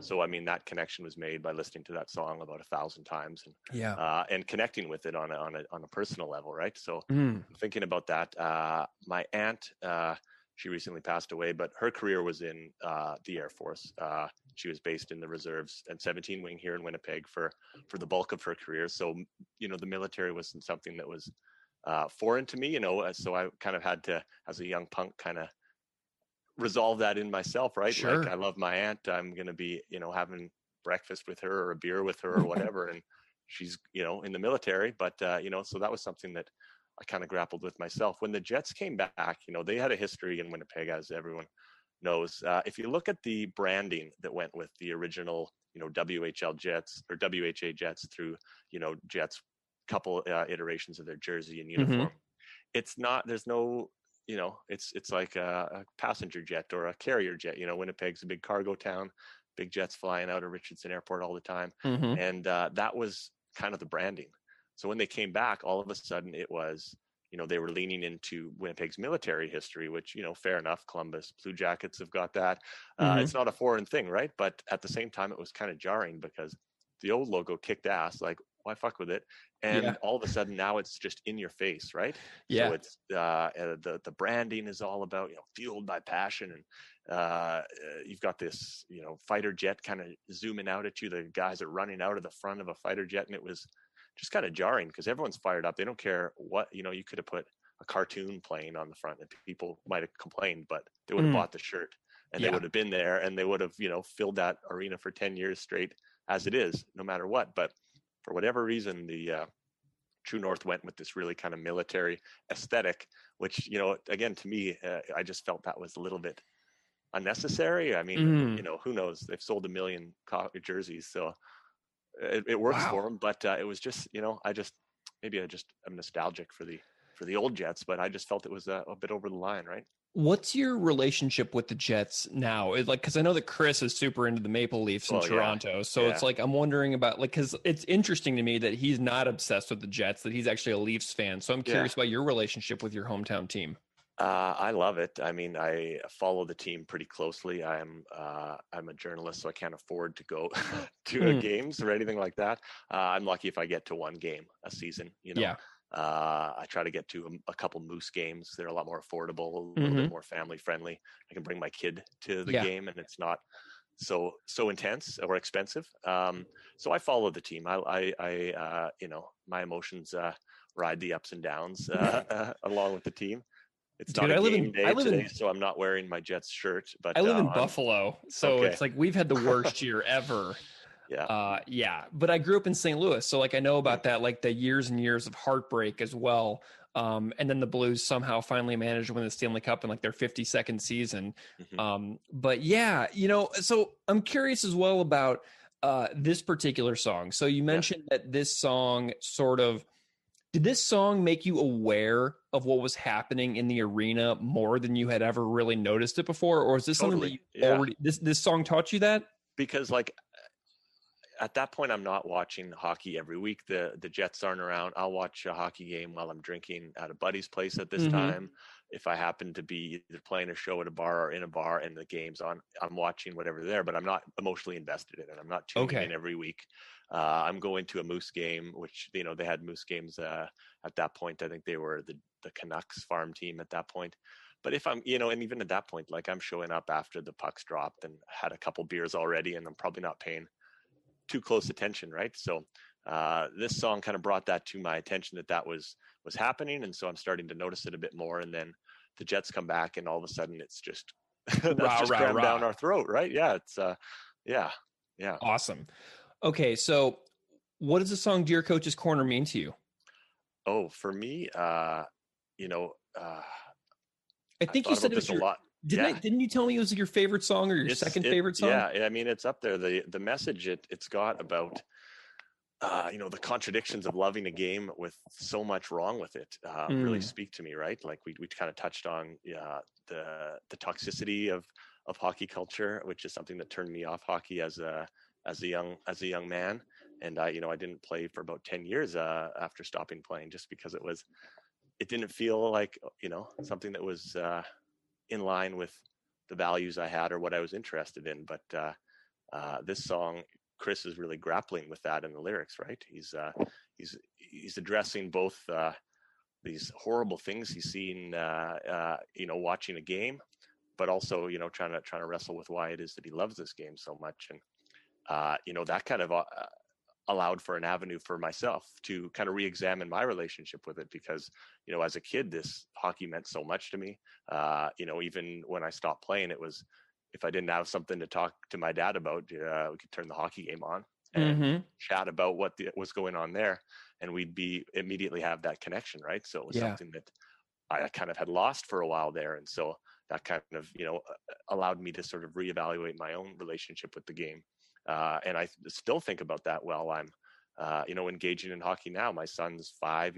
We haven't put him into any organized hockey at this point, but we're out there skating a lot. And I think a lot about what do I value from the game, and how do I want to pass that on to him? Do I value running all over the city, just trying to get him to compete to get to this next level? Or do I value the time spent with peers, playing a game for fun, having some time with parents or other people in the community that's valuable? That's the kind of things that I've taken away from the song, but also, kind of applied or thought about in my own life. And so hearing that song anytime kind of brings that back to me, right?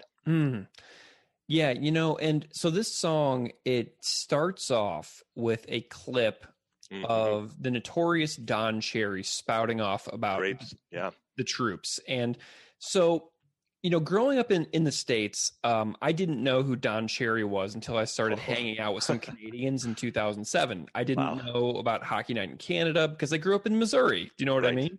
Yeah. And so we can't see those things on TV where I was from. And then in 2007, I was in a relationship with somebody who was Canadian, and I started learning about the immensity of the hockey subculture in Canada that, you always know is there when you grow up in the States, like how big it is in Canada, but like, you don't really get it until you go there and you experience it for yourself. So, visiting Saskatchewan a bunch in the years between 2007 and then I lived there in Saskatoon from 2009 to 2011. I did my master's in Saskatoon. And so you really start to get a sense of just how ingrained a person like Don Cherry is in the Canadian psyche, right? Yeah. So I'm wondering if you can tell me, from your perception as a born and raised Canadian person who is into hockey, about your perception of Don Cherry, his importance in Canada, and how what he has said on TV throughout the years like gets into the minds of generations of Canadians. Just how important is this person? His influence, particularly from the mid 80s, right till, he got pulled off the air in 2019. And every year it was kind of like, when are they going to put this horse out to pasture? Because he was frankly losing it for quite some time. But for 20 or 30 years, it would be hard to overstate his influence. He was on primetime hockey every Saturday, every week. So you got Hockey Night in Canada, which is traditionally a Saturday night doubleheader. For those who don't know, you got probably the Leafs or the Maple or the Habs, sometimes playing each other. So the big ticket on the first game, and then a game featuring a Western team in the second half. And Don Cherry and Ron McLean, who joined him in the mid 80s, I believe it was Dave Hodge, started the show off with him in the early 80s. Anyway, you had this two iconic duo coming at you after the first period. So right around dinner time for some households, right before dinner for other households, depending what time zone you're in. And Grapes is telling you what's happening on the game, what's going right, what the team should be doing. This is that. This guy's a good guy. This guy's a bad guy. He's out there, and like, it's hard not, having seen where he got to, it's hard not to love the guy. He was very of his time early on, even though he'd say stuff where, like, throughout his whole thing, he's disparaging, anyone who's wearing a visor, or a European player, or a French Canadian. That's his whole thing, and it was always there. But I don't know that it was acceptable in the 90s, but that's just what you saw on TV, and it was not challenged, right? So I mean, it's hard to really overstate his influence. And I mean, as a kid, you're watching that with your parents. So unless your parent is telling you Grapes is full of shit, you're not hearing that. You're saying, this guy is the best. That's Grapes. He's the guy. Grapes knows hockey. he's the guy who knows. Ron MacLean always was kind of tasked with being the vaudeville straight man or whatever to John Cherry's act. And he, I don't think that would be an easy job for anyone, but he did what he could do. And whether he tacked in his little comment at the very end, right before Grapes had time to say anything, he'd provide that. And I think a lot of, maybe hockey parents, would feel that, why couldn't Ron speak up a little bit more or whatever? Because Grapes is just a bully, right? He always was, but in a lot of ways, he's like your uncle who might be kind of an asshole, but you love him because he's your uncle. Yeah. And, he was the coach in the National Hockey League. And so you got to listen to Grapes. Beyond that, I don't know, did you in the States have the series of Rock'em Sock'em videos? Yeah, that rings a bell. Okay, Don Cherry also, on top of having Coach's Corner in the Toronto area, he had like a call-in or a sports radio show. So he's out there not just on Hockey Night in Canada, but he also had this series of tapes, which was called Don Cherry's Rock'em Sock'em Hockey, which came out from every year from 1989, right before Christmas. And it was kind of like a greatest hits of the last hockey season with Grapes as the narrator. Lots of good goals, lots of beauty plays, some great saves from Eddie the Eagle or whatever, but lots and lots of hits and a few fights. It wasn't as like a hockeyfights.com situation, but you'd get a few dust ups in there. And Grapes is the narrator, saying, who's the good guy and who's the bad guy throughout that whole thing on top of a soundtrack of like jock jams, Nice. And I mean, my parents would never allow us to have those tapes, but almost every kid in Canada, who played hockey would get that be under the Christmas tree at Christmas. Nice. And to not even get into like the headshots or CTE or any of that stuff, which looking at those tapes now, they're still, enjoyable to watch as a moment of their time. Yeah. But it's pretty crazy that, Grapes is, again, if there's a French Canadian player who doesn't want to fight someone, he's a sissy or whatever, or, the European, of course, he doesn't want to get in the corners. It's that kind of attitude was right. He's not hiding it. He's old school, and he was old school in 1982 or whatever when he first got on the air. And that was just his role, was to be the voice of old school hockey, the way it should always be played. Good Canadian boys playing a tough sport, and that was Grapes' unwavering for 30 plus years, right? Was he always extremely outspoken about the military, or did that become more like post 9/11 kind of thing? I believe that it's a post 9/11 thing in Canada. Shortly after 9/11, I think even up into the Iraq War, we had like a liberal, quote unquote, liberal government. The Liberal Party was in power, which is a center right kind of party. Their type of nationalism is more of patting Canada on the back. Right. But about 2000, and I want to say 2004, but it could be even 2006, they were out, and a right-wing party, Stephen Harper, that fucking guy, came in, and he really was like, he wanted to be George W. Bush's best buddy. Big time. So that kind of mentality became more into the mainstream. Anyone who, might have been that way, thought those thoughts, lived their life that way, suddenly was a little bit more emboldened to do so, and rewarded for it, right? So I think that Cherry's overt militarism probably cranked it up a notch, and then just went, pedal to the metal from there. Gotcha. I'd have to go back to review tapes and such, but that's my understanding. Yeah. Okay. Well, the song starts off and says, "Dear Ron MacLean, dear Coach's Corner," and it's leading in from this rant that Cherry does, and I'm wondering if you know anything about the story behind the ranting at the beginning of this particular song. Yeah, that the band samples in this track. Do you know anything about this story? I looked into it in preparation for this, because honestly, when I first heard it, it could have been any Saturday night that Don was saying shit like that, right? Yeah. It just happened to be near Christmas, and so I thought that maybe just, everything was aligning for it to be a particularly choice quote. But frankly, it could be any time that Don Cherry's in front of the microphone that he's going off on shit like this. But digging back into it, I found a Globe and Mail article from William Houston, December 24th, 2007. And he kind of does a play-by-play on that week's Hockey Night in Canada, where it starts off. I just found the article. Sweet, here it is. So you could link to that for folks who are more interested. There's a series of kind of, things that Cherry says that Ron is trying to back up against, because Ron's trying to talk about, systemic racism against Indigenous players. Cherry obviously isn't having any of that. And then it goes on to, I guess there was a segment the week before where Ron MacLean had kind of done a brief little profile on Boston Bruins defenseman Andrew Ference, who, if you know Don Cherry, he's a notorious homer for the Bruins because he was a coach for the Bruins. Yeah. For him to say something negative about a Boston Bruins player is shocking. Wow. And he goes on to call Ference Dr. Suzuki and a left winger, even though he's a defenseman, because of Ference's involvement with the David Suzuki Foundation.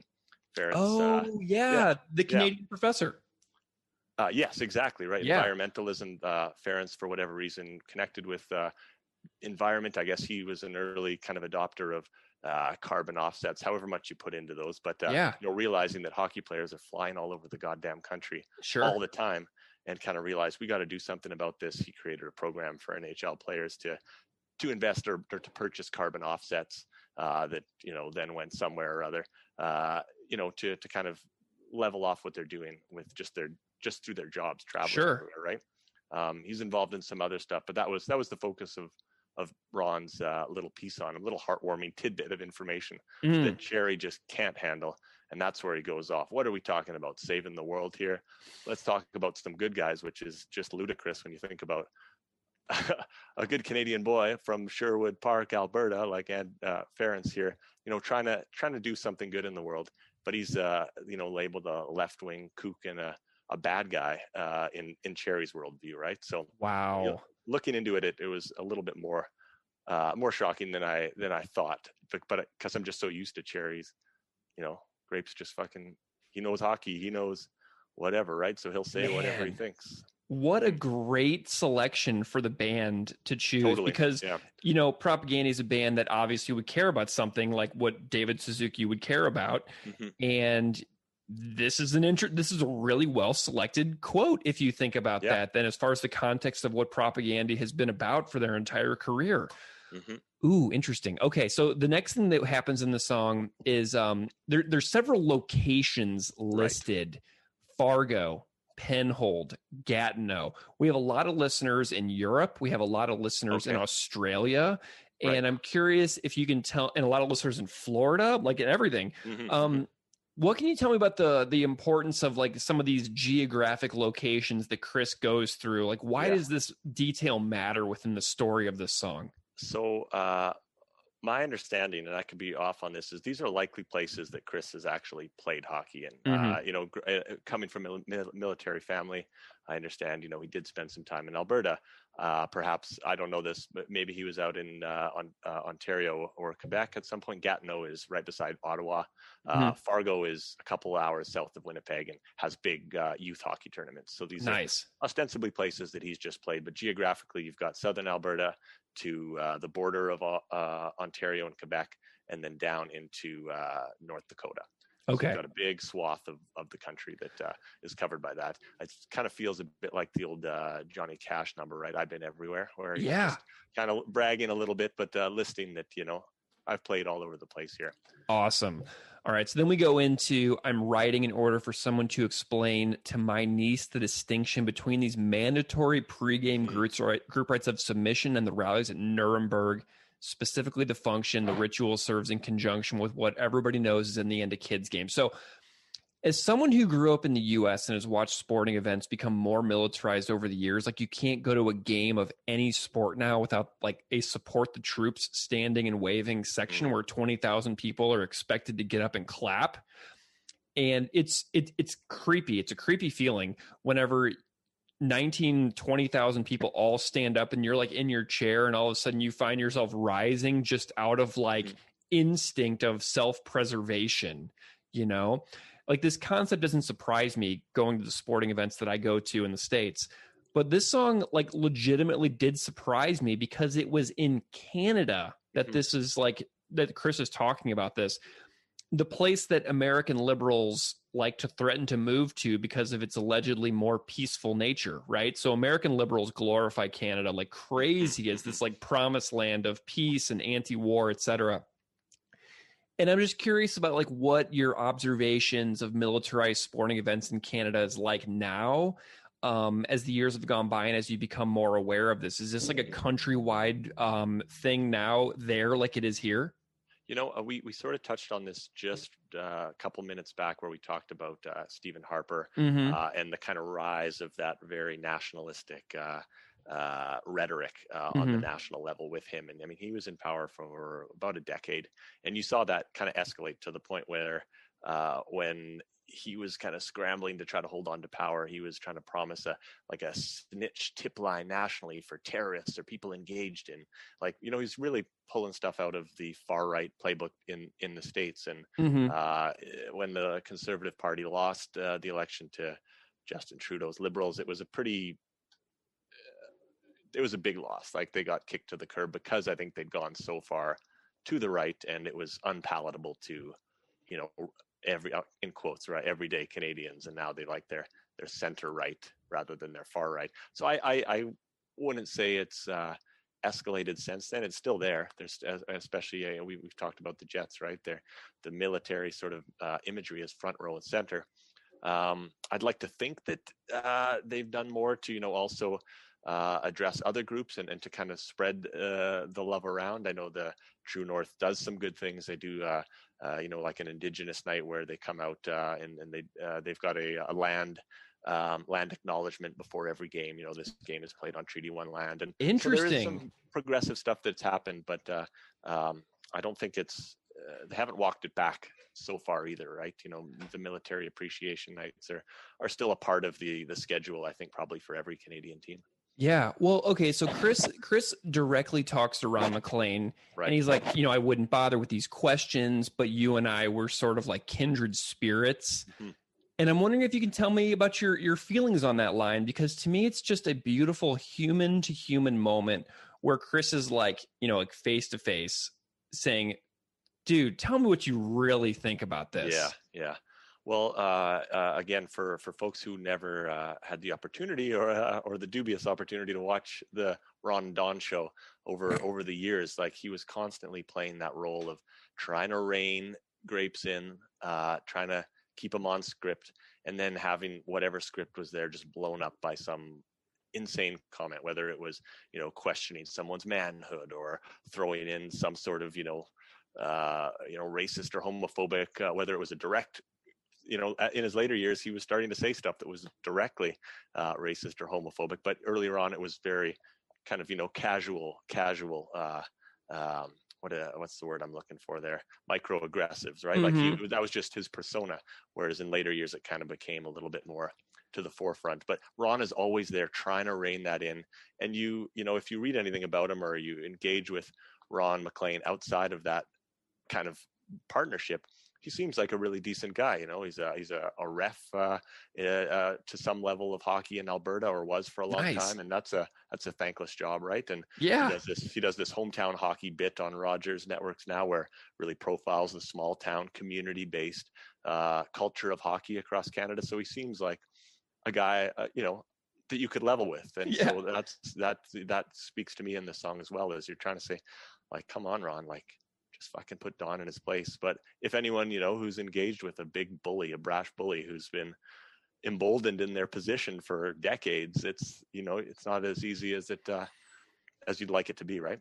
Yeah, well, and as somebody who lives in the U.S. and just saw the madman's dream of a paradise play out in real time on the national stage in front of the entire world from 2016 to 2020. That line hits hard now, man. A madman's dreams of a paradise. And I'm wondering on your thoughts on that specifically, because I'm sure that you watch from north of the border, like, holy smokes, it is like ridiculous. What were your thoughts on that line and how that speaks to like what's going on down here? It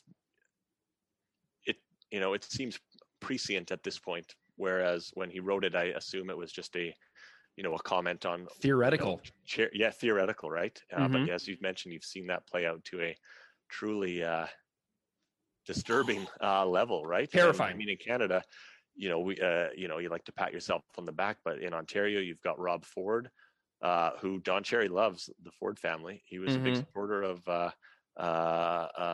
younger Ford. Rob Ford was the first. Doug Ford is the current premier, and he has just mismanaged the, COVID-19 pandemic to a frankly astounding degree. But so that kind of right wing, everyman, bluster and bullshit that Cherry embodied. You see that in Canada. You just might not see it on the national stage. Our premier in Manitoba here is completely lost the fucking plot as well, and it's because of that kind of mentality.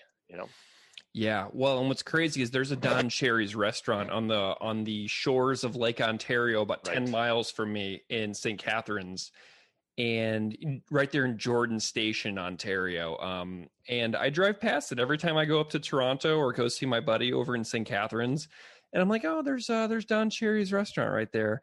So this is like this song to me it's a really big deal, Sheldon. Yeah. Like a really big deal.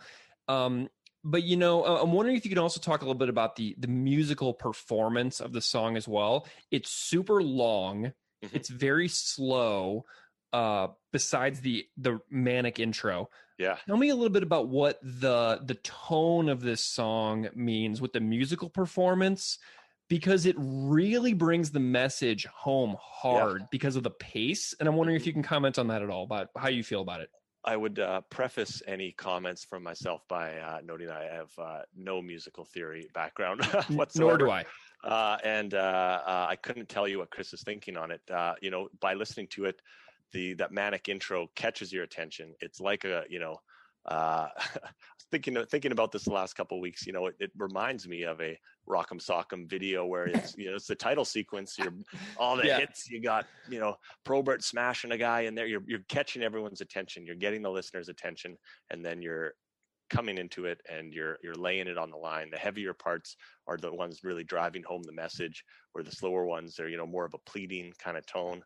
And so I think that's obviously deliberate from Chris's point to get the message across as something that, there are so many, to speak to my demographic, so many guys in Canada who grew up with, playing hockey, loving hockey, grew up with, whether it was a terrible toxic environment like you hear sometimes, or even just, a passively toxic environment. Like in my case, I never had a terrible hazing experience. I never, as a white guy, experienced racism on the ice. I heard it from other players to other players, right?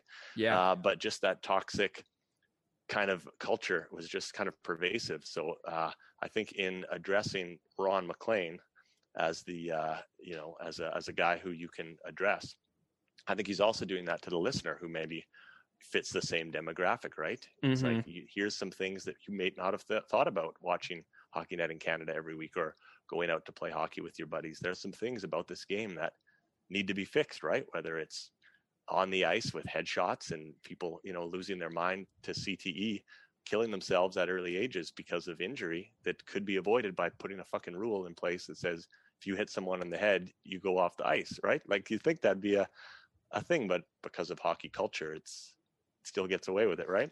Or to the more serious aspects of, the culture of racism or sexism or homophobia that still exists in hockey, by slowing it down, but also, presenting it with this kind of imagery and the heaviness of the music too, I think is a way to open the door to listeners, right? And to have that conversation.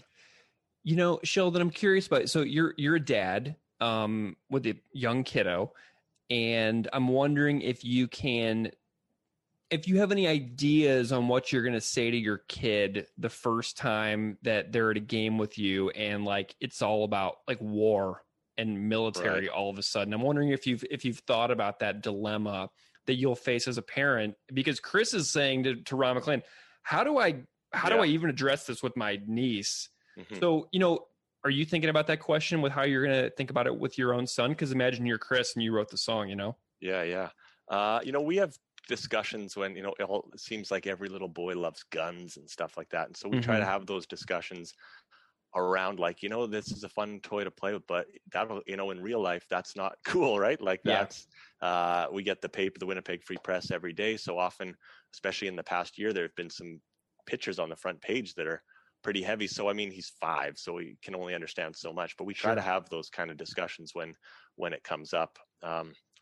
I haven't thought directly of like, what I'm going to say if it's tough, isn't I it? see a huge jet plane come shooting across the ice at us or whatever. But, I think in listening to Chris's podcast on the Patreon page, he's mentioned a couple times through a couple episodes, how his focus as a parent has now shifted to like the hyper kind of community level, the hyper local level on trying to embody the values that he holds and express those on whether it's at the level of being engaged in the local community center sport, or whether that's a block party, and just trying to live those values and have those conversations when subjects arise. And that's something I think a lot about as well.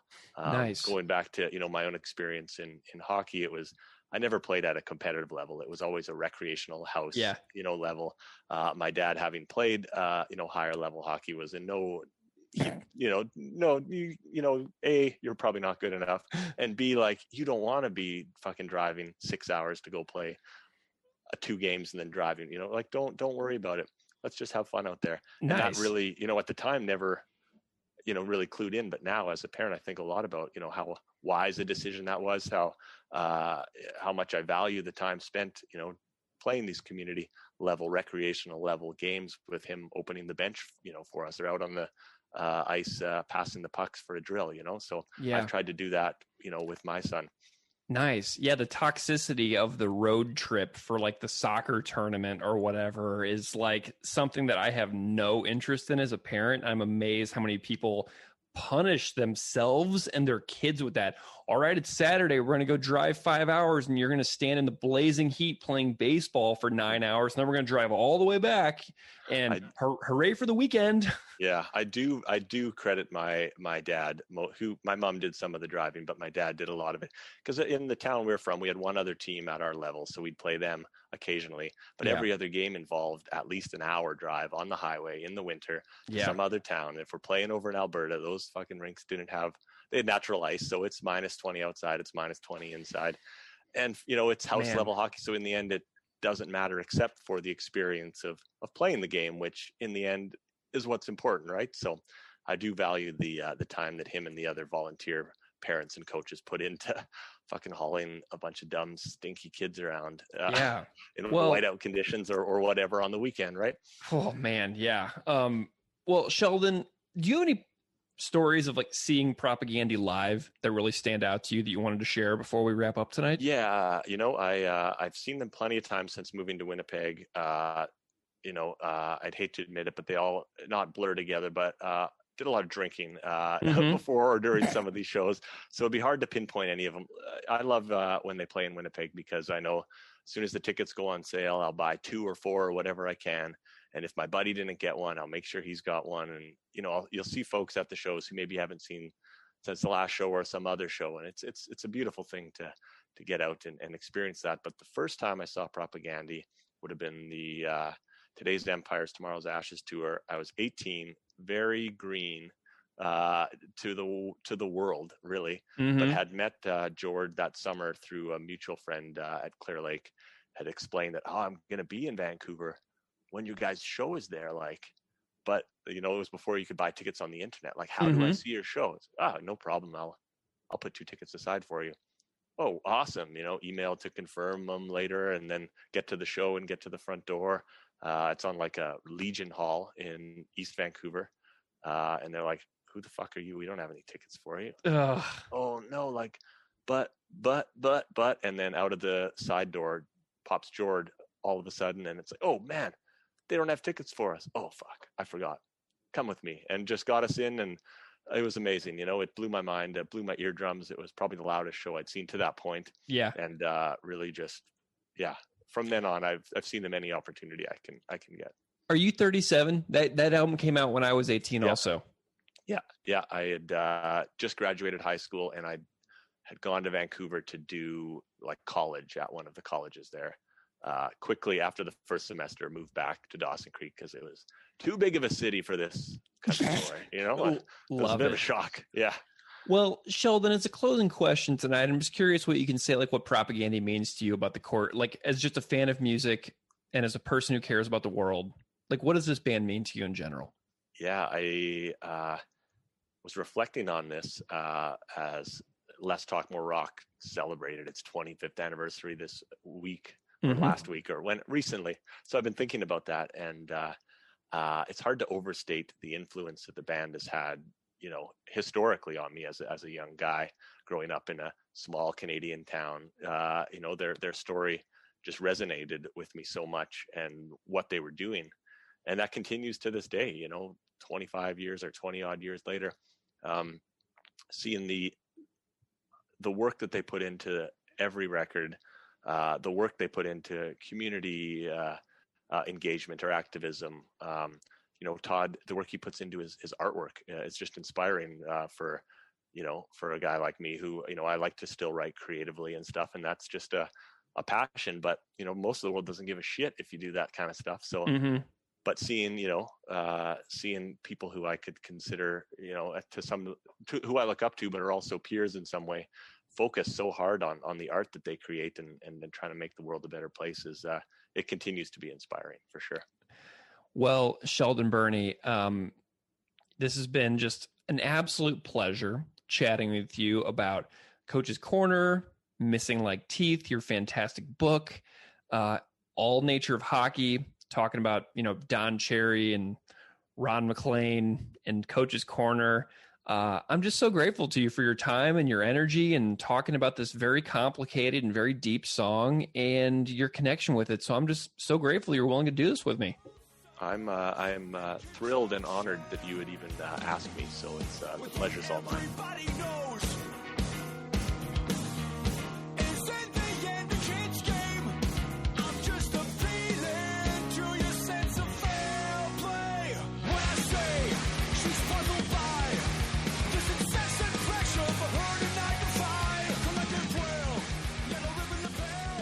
All right, that was my chat with Sheldon Burney. Thank you so much to Sheldon for that deep dive.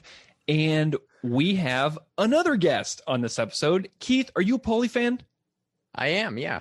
Nice. Well, this is a really, really special interview for me because Scott Radinsky from Pulley is on this episode.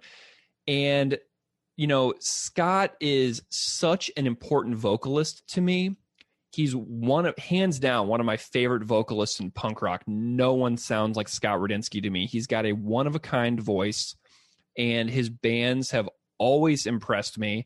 I love the fact that he was in a band with Jim Cherry, no relation to Don Cherry, from Strung Out, and Jordan Burns from Strung Out. I think that's really, really cool that Pulley started as this punk rock supergroup collaboration, and the band is still going today. And so I'm really excited to have Scott here.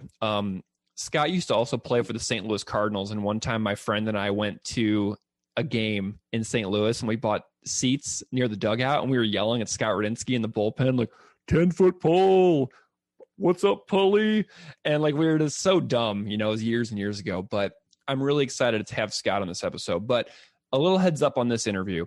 Scott spoke to me on his cell phone while he was driving through the mountains of Southern California.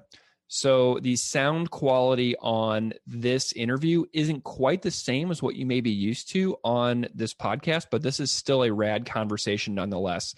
Scott talks about playing shows with Propagandhi in rural Canada in the 90s, which you'll also hear more about on our upcoming Rattan Cane episode.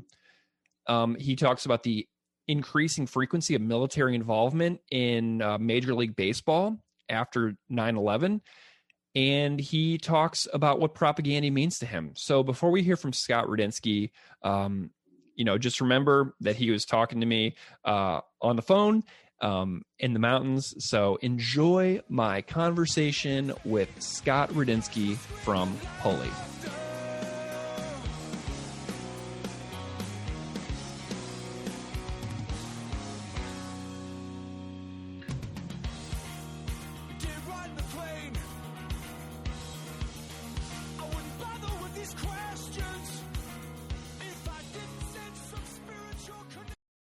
Hey, Scott Radinsky, welcome to Unscripted Moments, a podcast about Propagandhi. Yeah, awesome. Thanks for having me. Excited. Dude, this is so cool. I'm so glad you're here. We're going to have a really good time today. And so just a bit of context for listeners on this episode. They can find out all this stuff about you if they don't know, but you have a really cool history in punk rock through your work in multiple bands, Scared Straight, 10-Foot Pole, Pulley, and a baseball career, which lasted from like 1990 to 2001, and you pitched for Chicago, LA, St. Louis, and Cleveland. And I saw you pitch for the Cardinals because I'm from St. Louis. I saw you in the stadium a whole bunch of times, so that was really awesome. It's really cool to talk to you based on my personal experience with you. And then you also have a lengthy coaching career. So I'm here today to talk to you. We're going to talk about all that stuff, but I'm going to tie in your fandom of the music of the band Propagandhi. And I got a message from your graphic designer, Stein, who does Pulley's graphic design. And he wrote to me and he said, hey, Scott's a huge Propagandhi fan and he has tons of stories. So big shout out to Stein. So, Scott, how'd you find the work of Propagandhi first? When did you first hear them? How did they come onto your radar? Well, we were actually in the studio recording. And I can't remember what year it was. It was probably somewhere around 92 or 93-ish, maybe. Mm-hmm. And I had purchased a big shuttle bus. And me and I don't know if he was called Fat Mike at the time, but Mike from No Facts and this other friend of ours, Tim, we're gonna have this bus and we were gonna basically rent it out to these bands. No Effects is gonna take it on the first tour. So Mike and Tim drove it down from over in California where we purchased it, and they came to the studio one day where we were at just to come check it out. We were recording it was a Scared Straight. It ended up being a 10-Foot Pole release called Swill. And in the van or in the bus were a couple of the guys from the band. And I'd heard of the band, but not really heard the music, but I knew they existed. This is, pre-internet days, so it was a little different back then to expose yourself to bands. So Mike came from the studio. They hung out for about a half an hour. I was super excited. I walked out to the fan. I wanted to see the bus. And those guys were inside the bus. They were actually the first people to ever be carted around in what we ended up eventually calling the Matters Mobile. And so that was kind of my first introduction. And they were down in LA to record their first Fat record, How to Clean Everything. And that was kind of my introduction to them, at least in person. And then when we were going on tour, we had an early copy of that CD, and I think we wore it out in Europe for 22 straight days. It was really cool. Nice. Yeah. Man, that's so cool. The Matters Mobile, and obviously you named a Pulley record after that vehicle, didn't you? We did. Our last Epitaph release was called Matters. Fantastic. So you were in the thick of things in California in 80s and early 90s for the punk scene.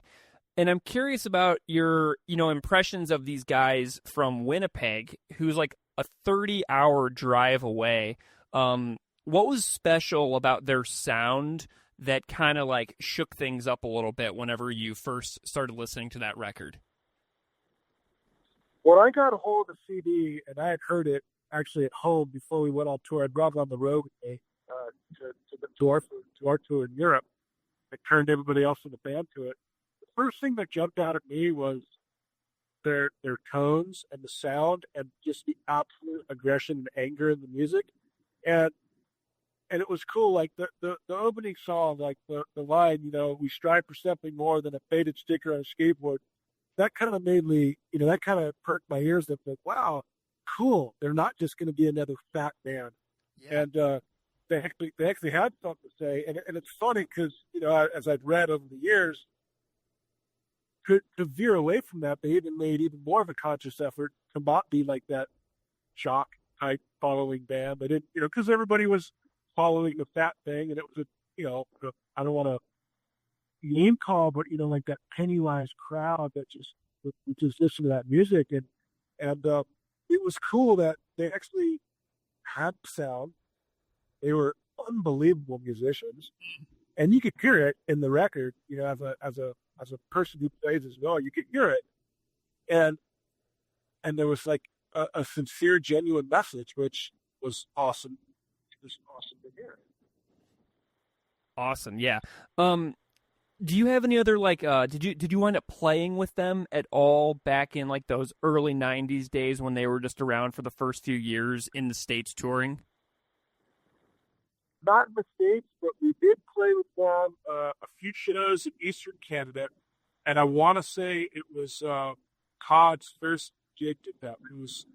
It was the winter.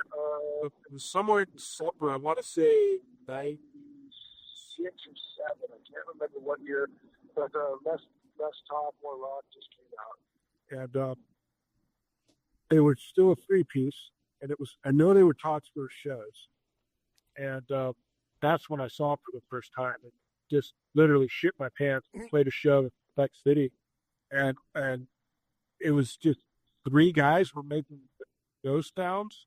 It was incredible. It sounded just like the record. Chris absolutely ripped on guitar and sang at the same time. And his style and singing, first of all, playing and singing is hard enough, but his style and singing is incredible. Jordy, just an absolute shredding drummer.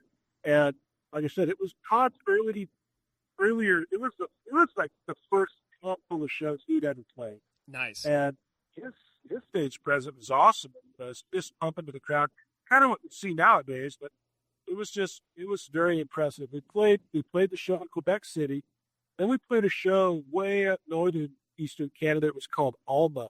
We called it the North Pole. It felt like we were driving hours in the snow, and they got there, and it was like a hall show, and there was nobody there, and then a couple busloads of kids came, and there was like 100 kids. Oh my gosh! And another couple of busloads of kids came, and there was a few more other kids. And I guess the way it worked up there for these shows was part of the admission for buying your ticket was because kids were coming from so far around. They had a school bus that would bring you. So it ended up being within like an hour period. There ended up being like 500 kids that showed up to this show that, like I said, we called it the North Pole. It was way the hell up in the eastern northern part of Canada there, up back. And that was just another great show, another great night. And then we had a couple nights where we played by ourselves. Then we reconnected again in Montreal at a bigger venue. And it was kind of cool. They were, they wanted to charge like a percentage for selling T-shirts. We're going to sell them outside, so we of course said, yeah, sure, we'll do the same thing. Nice. Boycotted the club and sold them outside. One thing I do remember about their shows was they had a guy. I don't know if he was a tour manager or just like a stagehand or a guy that went with them, but he kept commenting about leave the crowd with more, leave them with wanting more. And their set time was 30 minutes every night. And that was a bum out for me because I wanted to hear more. And if they played, they only had 2 records, but they definitely had more than 30 minutes. And it was pretty cool that they stuck to that. And it was awesome to finally meet them and be able to hang out backstage and talk and ask questions, but why they didn't tour more. Did they want people to like them? We had all these kind of curious questions like, well, do you guys put out music and really not want people to show up and see you play? And it was completely the opposite. They were just real genuine guys, and it was super cool. Awesome. That's something that a lot of my friends and I growing up in St. Louis, we were always like, does Propagandhi even care that we like them so much and we want to see them play live? Because we never had the chance to see them live for years and years, and we just were growing up convinced that they hated all of us, even though they were putting out these records that we loved so much, Oh yeah, I remember our bass player. I remember him asking Jordy. He said Jordy and Chris were. Todd was a little kind of like I said, he was a little more kind of kept to himself, and Jordy and Chris were a little more outspoken with us. And I remember our bass player asking. He said, "Do you either book shows in a city and then go show up and play a show in a different city just to piss people off?" And we all kind of laughed at that, but that obviously wasn't the case. Oh man, that's awesome. Were you able to keep in touch with them at all after those 90s shows? Sad to say, but not really. I can't even think if I've even reconnected with them anywhere since that. But I can tell you that I've probably turned on over 100 people to the band that might have been in the punk rock in the 80s, the hardcore scene, and like, well, there's this band that probably if you were still in this scene, I guarantee you'd like them. Definitely like the message and love the music. And but yeah, no, I've never. But I've turned on a few people that have been in contact with them, and I think through those people, there's been like a mutual like, oh hey, say hello, and that way, but not actually in person now. So, Scott, you threw me for a loop a little bit whenever I reached out to you because, you're in these iconic bands that began in the 90s, and Pulley's still going today, obviously, but when I reached out to you to talk about a song from Propagandhi, you chose a mid-career tune, Dear Coach's Corner, and upon reflection, I was like, oh, this is the perfect choice due to your long professional sports career. But, the song is about watching the military presence within a hockey game and how fans cheer as, like, showings of force are used as, like, a prop to pump people up with, like, patriotism. I'm curious why you chose Dear Coach's Corner to talk about for this podcast. Well, I mean, like I mentioned to you, there's so many songs to choose from. Yeah. And you check this list of songs that were used and songs that were available. And I mean, I'd be lying, and I don't want to sound like a total fan person, but I'd be lying if I there's probably 60 songs I could choose from. Yeah. I could choose them all. The first record and the second record definitely were probably the most listened. I mean, the second, not to veer off from the question, but the second record, I was pitching for the Dodgers at the time, and we had just done those shows with those guys. And the record, the Let's Talk More Hot was like just ingrained in my brain. And this is pre-iPod days. I would go out into the bullpen with a CD player, a portable CD player, and I'm sitting in the bullpen with 6-7 other guys, and I got this gift that, up the cover of the gift was gay positive, feminist, animal friendly. And, here's these guys looking around and like, geez, what's up with this guy? Yeah. You know what I mean? That record, I put on my headphones. I just totally isolate from the stadium and everything. And I would just sit there and play it over. And I'd just keep, play again. I just kept getting it over and over. But I probably listened to it like 3 or 4 times before I'd ever have to get in the game. And it just kind of pumped me up. But as far as Dear Coach's Corner goes, that's one of my favorite songs in that supporting cast record. I can remember I was coaching for the Cleveland Indians. I was in Columbus, Ohio, and I got a hold of the record. I want to say in spring training at some point. Ought to come out in April, March, something like that. Mm-hmm. And so it was early in the season. And where we were located in Columbus, we had a road trip game in Toledo. And because it was like an hour, we would just drive our own car as the coaches. We didn't ride on the bus. So I remember driving in my car and putting that CD in and just having I guess after being in spring training for so long and, just having headphones or a little whatever, I was listening to it in the car. I cranked it up and, the first track comes on and it's like, you hear that intro of just noise, and all this creep shredding noise, and then it just goes into just one guitar and his vocal, and it just, being a musician, there's certain hooks that just kind of catch you, and I mean, regardless of what maybe the definition behind the song would be, I'm not a super hockey fan, but I get it, and I understand the whole sports world and that mentality. I don't know if I've ever completely get into it. So, their message of, to, I want to say the guy's name's Don Cherry, so I'm just real idiot. I know it starts off on the plane, but, they're referring to the talk show, I believe the Canadian Hockey Talk Show. And like you said, they mentioned, about the, I even saw a video clip of this Don Cherry guy coming out in almost like a tank looking thing on the ice and wearing his army helmet, and just that machismo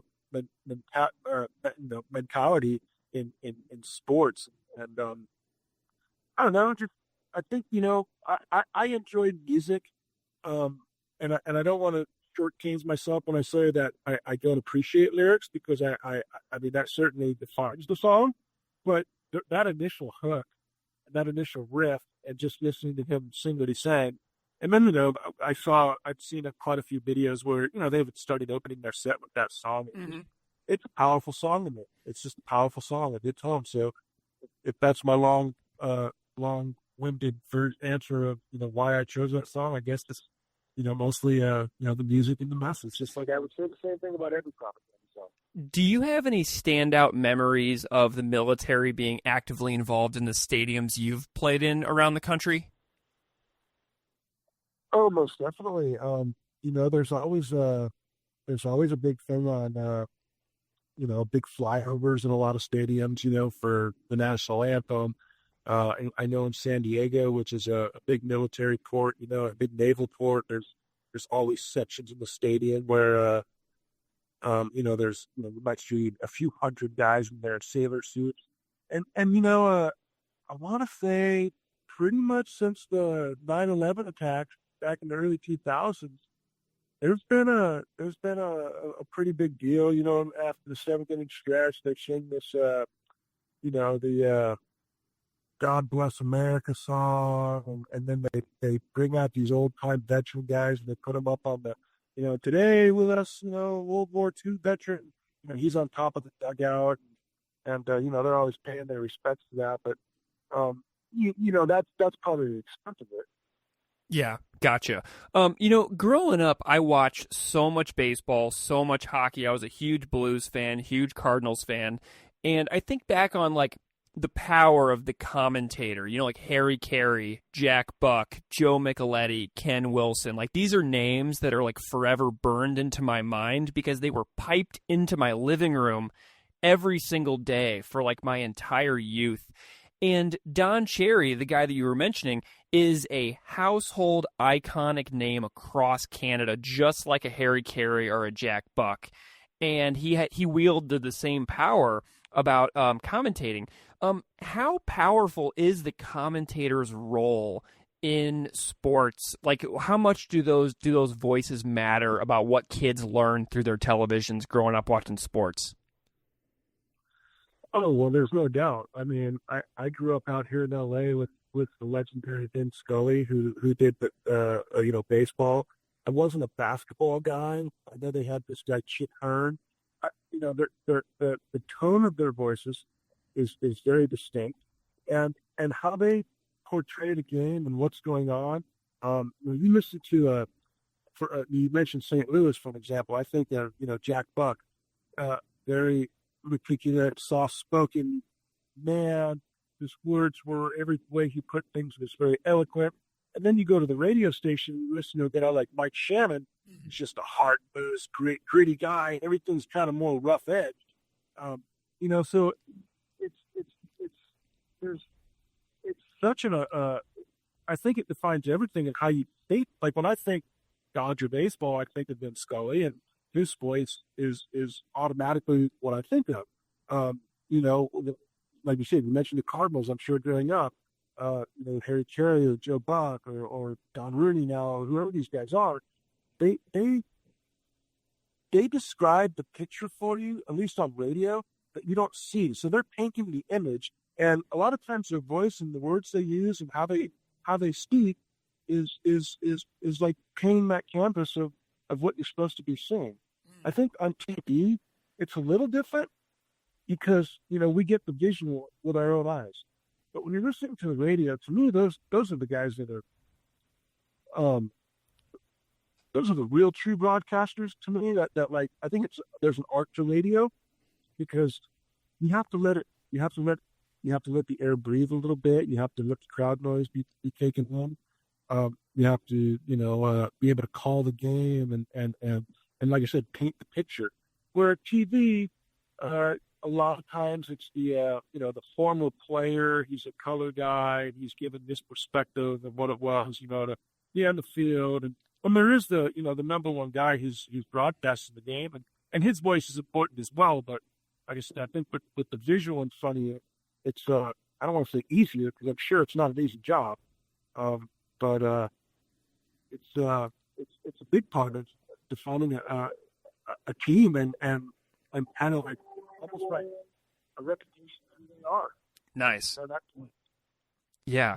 Well, so the song Dear Coach's Corner resonates for you as well. So you're a coach. You've been in coaching now for a long time. And if you were a coach turned commentator, like, Don Cherry, imagine that you wanted to focus on specifically on the art of the game in your broadcasting. How do you think that you would feel if you were Ron McClain and you were seated next to a co-host who started talking endlessly about, troops and military and police while you were trying to commentate a baseball game on the radio? Well, I mean, me personally, I probably would last a day, and then I would just hand in my papers and say I resign. Or I would ask the guy when the mute button was on, like, am I allowed to cuss on this channel? Yes. Yeah. Oh, yeah, I would ask him, what the fuck are you talking about, man? What does this have to do with baseball? This isn't, app is wired tight and go to the ground. This has nothing to do with, we're not going to war here. We're playing a game. And to me, it's like, I guess I kind of don't get it. It would be tough to sit next to somebody like that and who didn't really, I mean, you want to have some differences, but I don't want to sit and talk military during a sporting event, me personally. Yeah. So over the years, Chris Hanna from Propagandhi's vocal delivery has changed a lot. And you're a vocalist yourself. I'm curious if you have any specific or cool thoughts on Chris as a vocalist in general, and how he's developed over the years. Yeah, I mean, well, I'll touch on the songwriting first. Like I mentioned earlier, to be a guitar player and sing is a tough task. To do it well is even a tougher task. To be an absolute shredding guitar player, and I don't want to embarrass the guy and say genius with the words that come out, but they're well written songs, and I think they're well thought out. They're obviously super educated people with great values and morals, and they're very conscious about what they say. They're not just writing anything. And I think as we evolve, over time, every record you do, and I think it's great that they haven't steered too far, really. I mean, you can listen to the first Propagandhi and you can listen to the last Propagandhi release, and I mean, it's still Propagandhi. Now the songs are more intricate, they're more technical. I think I think those guys' metal background has a big part in some of the riffs and some of the things that they play out musically. But I think it would be a disservice if we didn't evolve, and I don't know if he could have done anything any different. I think the path that they've taken and the musical direction that they've gone, and how he's become vocally. I mean, it only gets better from record to record, and it's one of those things where, like, if you're a fan of Bad Religion, you're gonna like every Bad Religion record, and for the most part, the songs kind of all run the same. I mean, I feel that way about my own personal band, and I mean, if you're a Propagandhi fan, you're gonna be a Propagandhi fan no matter what they put out, because it's pretty genuine, and I can't take it too much. Now, there's songs I like more than others, but I don't think there's anything that sucks. And so, as far as the involvement, I've gone along with every record, and I've been satisfied. Completely happy with the direction that I've heard them go. Awesome. Are there any other stories about Propagandhi that jump out to you about the last say 27 years or so before we wrap up our chat about the band? Well, no, I mean, I just a lot of respect. The walking away from Fat Records. I think, them standing up for what they believe in.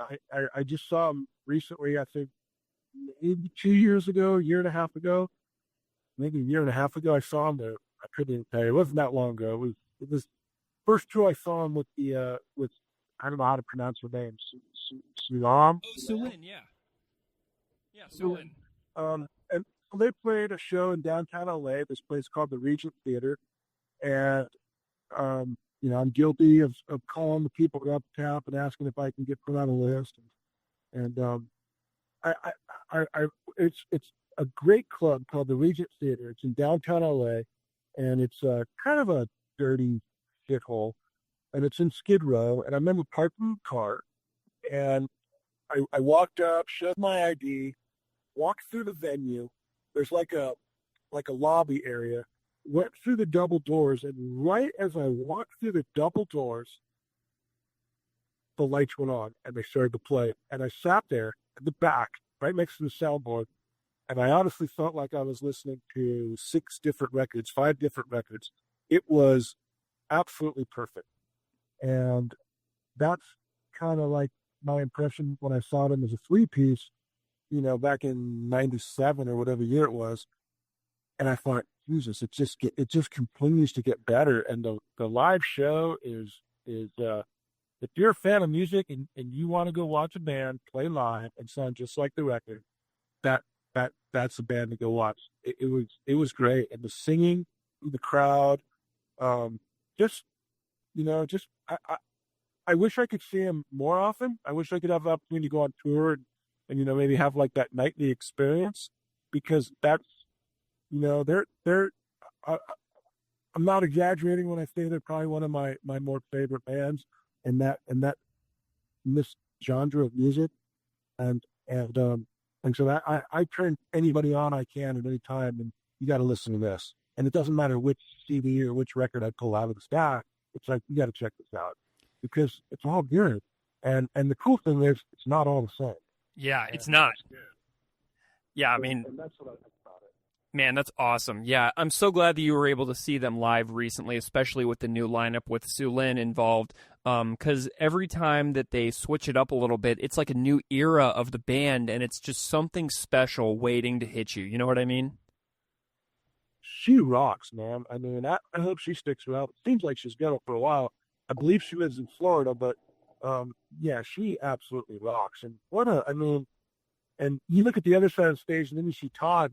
Jesus, I mean, this guy's he's bouncing all over the place, and half the time his left fist was in the air, pumping the crowd. And it's awesome. It's a good lineup right now, and I scour all the time. So where are they playing? Is it anywhere close to me? And unfortunately, we're in times right now where nobody's playing. But I can't tell you how much respect I have for them and how good they are to see. Scott, are you doing punk rock bowling in Vegas next year? I do not believe so. No, I know they're playing there, so I know that there's supposed to be a punk rock bowling next year. So Vegas is just up the road from you, so maybe it'll be a 2021 punk rock bowling. What? We were going to play this year, right? Yeah, but I think the lineup has mostly been postponed to next year, I believe. Right. We had some shows booked in Europe during that time, and I believe that's all been postponed for the same time, sometime in May. So trust me, if it doesn't cross paths, I would, more than anything, I would be up there to go check it out. That'd probably be the only band I'd want to go see up there. Right on. Well, Scott, I am so grateful to you for hanging out and geeking Propagandhi with me, telling stories from back in the 90s, touring Canada, driving through the snow. That bus story of, like, the kids arriving at the bus in the middle of nowhere is just fantastic, and you just can't get that stuff unless on a podcast, unless you track down folks who are there like yourself. So it's just so awesome that you're willing to spend this time with me today and tell those stories. Hey, Greg, thanks for letting me relive those times, man. Those are special times, and I'm thrilled to sit back and relive it. Those are awesome times.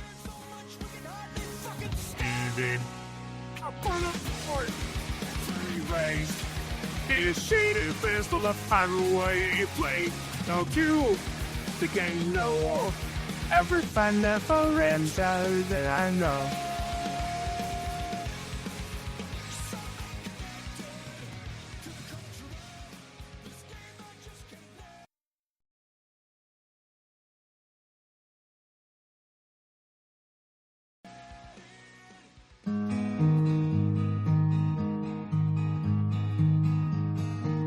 Dear Ron McLean, their coach's corner. I'm riding in order for someone to explain to mine is the distinction between these mandatory pregame group rites of submission and the rallies at Nuremberg. Specifically the function the ritual serves in conjunction with what everybody knows is in the end a kid's game. I'm just appealing to your sense of fair play. When I say she's puzzled by this incessant pressure for her to not defy collective will, yet her rim in the perils as the soldiers inexplicably repel. Down from near inner rafters, not so insane, big ground for screaming laughter.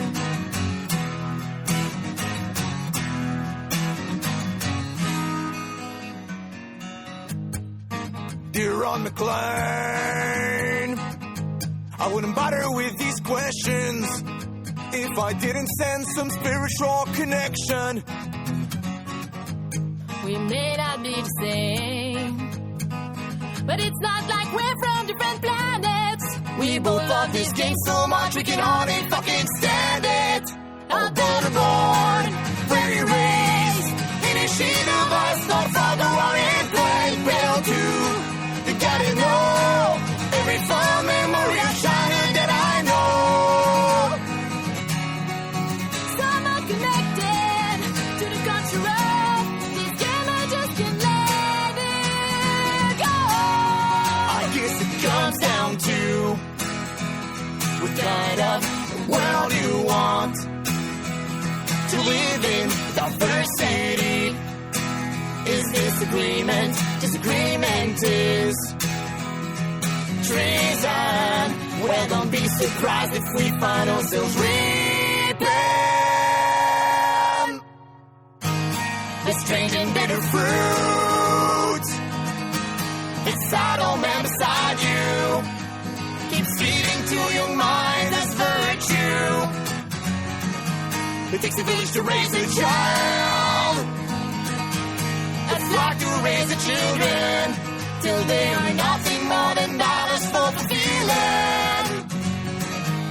a madman's dream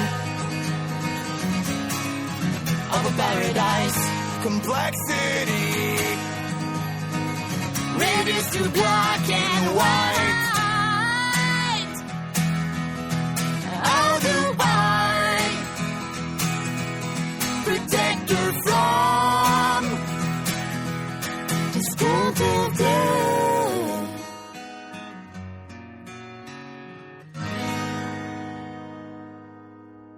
Okay, so wow, what an amazing array of guests. Seriously, so thank you to, let me go through this list. Thank you to Sheldon Burney, who is a fantastic Propagandhi fan, great author, does important work about Winnipeg music. Thank you, Sheldon.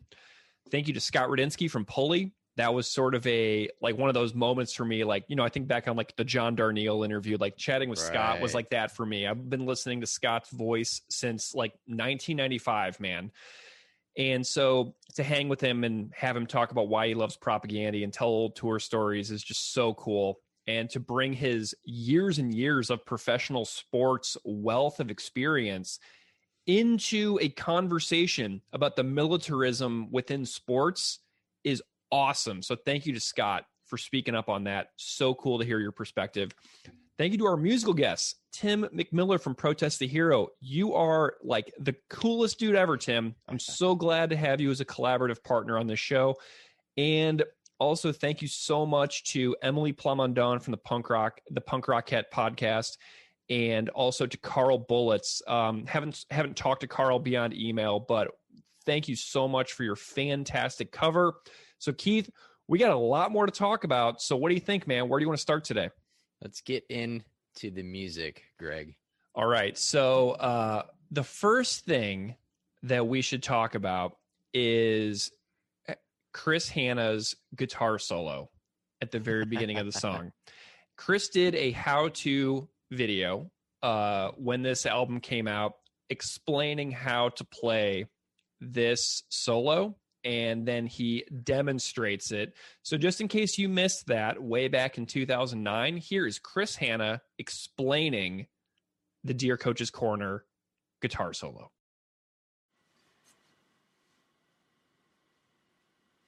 Hi. Hi there, my name is Chris Hanna. I'm from the band Propagandhi, and I'm going to show you the technique required to play the solo from the beginning of the song Dear Coach's Corner from the LP, CD, and cassette supporting cast.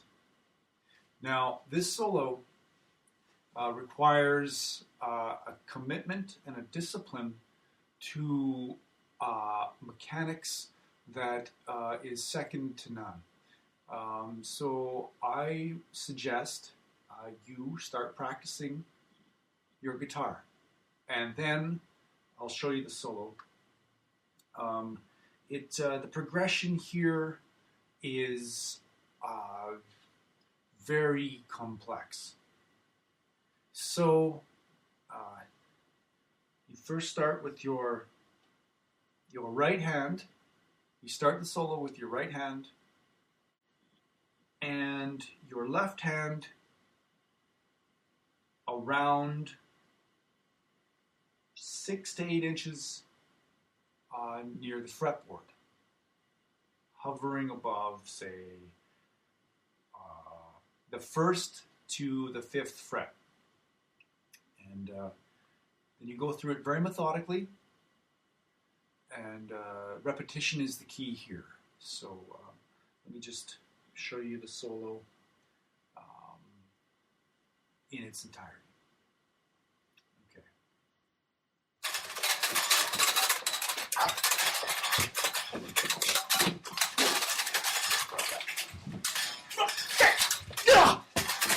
Okay, Keith, what do you think about that video? It's so stupid.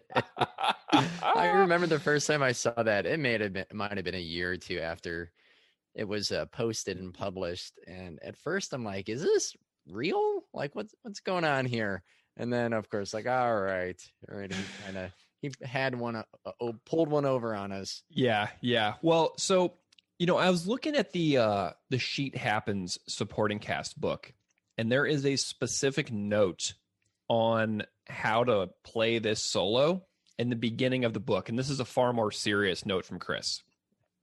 So he writes, the key to the solo at the beginning of this song is to essentially ignore the tablature and tap into your inner rage and or joy. The notes aren't particularly important. The goal is to transcribe the experience of a high-dose intravenous DMT injection onto the scalloped fretboard of your 7-string powder blue Jackson Dinky. So this is a super, like, this is like a solo that is super rad, but it really just does tap into an energy, and Chris really does give it an original flair every time they play it live. He really just, it's just a moment where he just unleashes on his guitar in a show. Do you know what I mean? Right. I think there are probably going to be similarities between different performances and different versions of it. But I don't see it as being a solo or maybe a technical riff from, say, Tim from Protest the Hero, that is going to really try to nail something super specific in a composition each time they play it. Here feels a little bit more organic, and it might change with however the band and however Chris is feeling that night. And, that opening riff, Greg, we kind of have to mention that's the music used as the intro to Chris's Patreon podcast. So every time I hear that, I always wait for that kind of digital fade out to happen, and then Chris to start talking, because I've listened to the podcast so much. And that riff is so neat because it really walks a fine line balancing punk and also kind of thrashy metal. And the solo, like we said, is kind of unpolished. And I like that. I like that it's chaotically blistering. To me, it sounds more like Rain and Blood Slayer than, say, like Rust in Peace Megadeth. It then leads into the clean riff that has really bright and vibrant tones and textures. Chris is just really like, you can hear his vocals super high up then because the music is fallen back. There's like this crooning feedback that finds its way after a few lines of the lyrics. The drums start to build piece by piece in the kit as the first verse continues on. Todd is added into the mix, balancing things out, and accompanying Jord. And it has this really great, subtle composition that takes shape in a really short period of time. And I think it really stands out how long you said this song is in the intro, because it doesn't really feel like that. Yeah. Well, and speaking of Todd, he has a note on the bass tablature book in Sheet Happens also. And this is a really interesting comment from Todd because it gives some history of the recording of this song too. He says the bass tab in this book shows the way the song was recorded.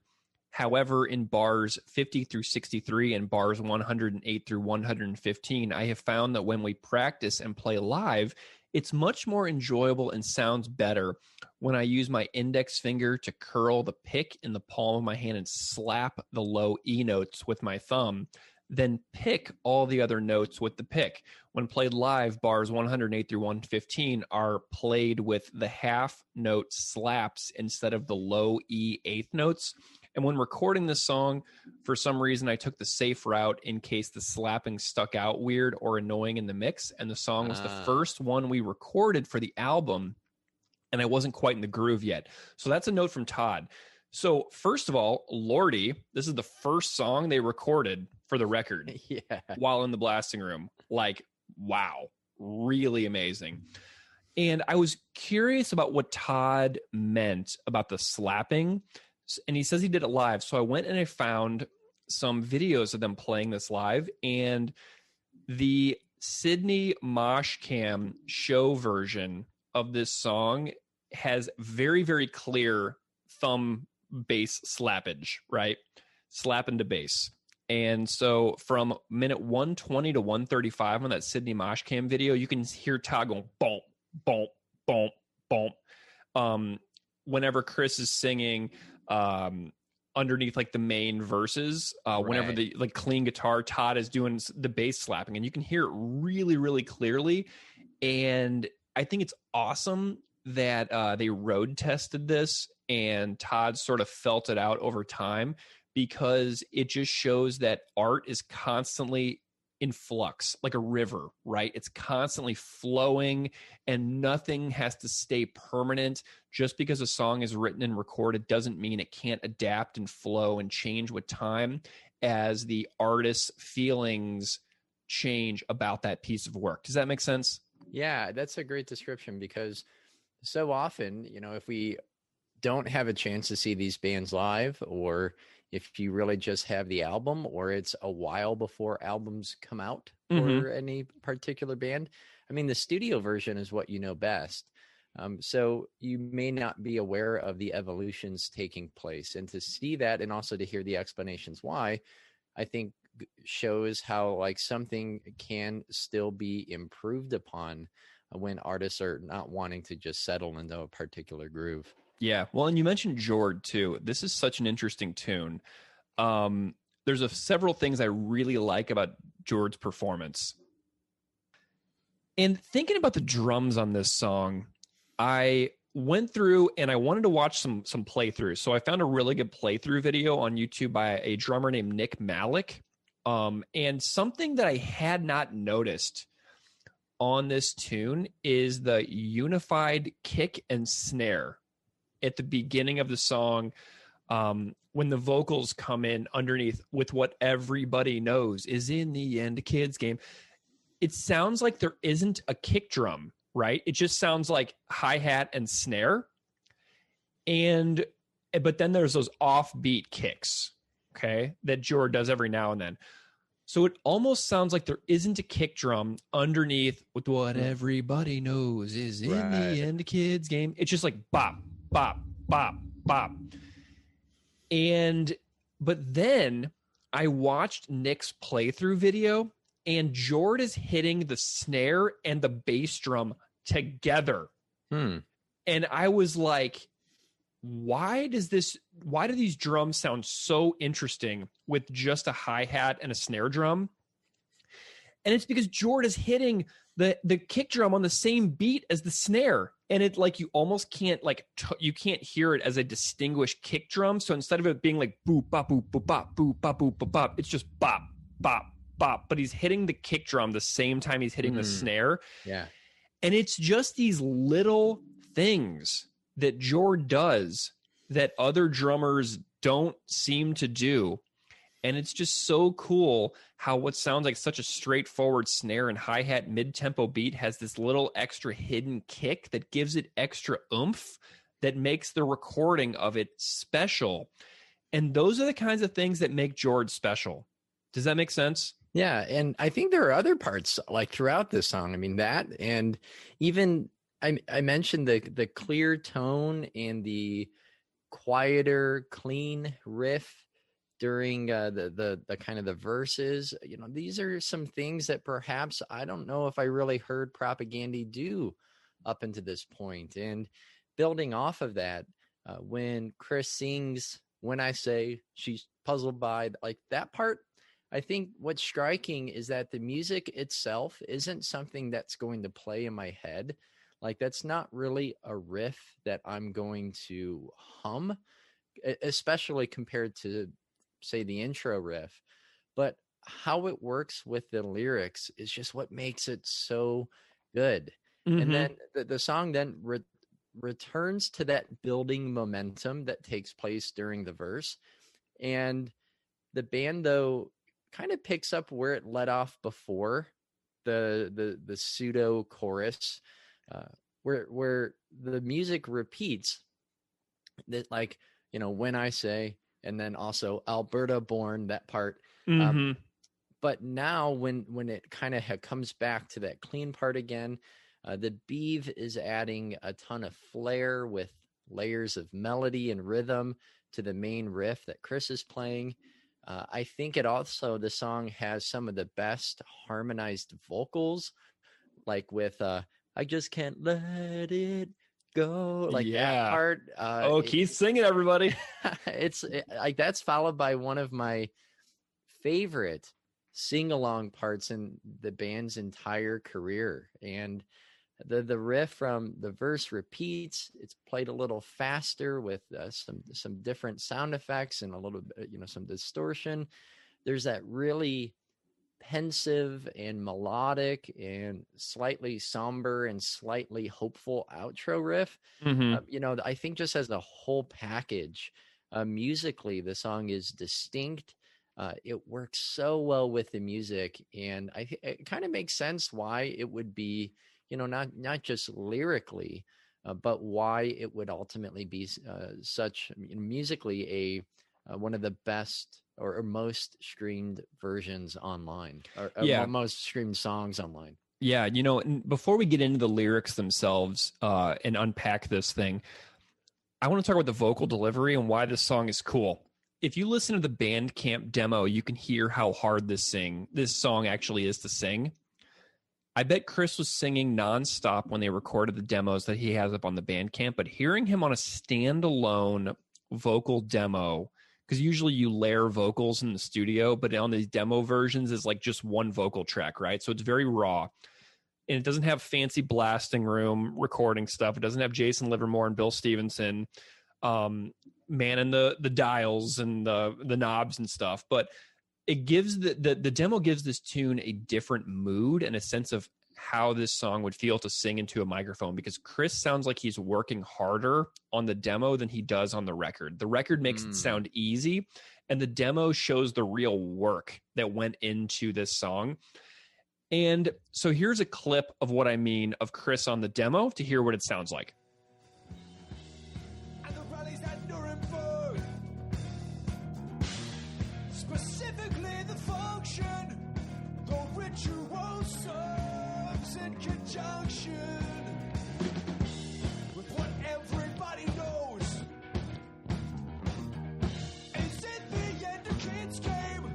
I'm just appealing to your sense of fair play when I say she's puzzled eye.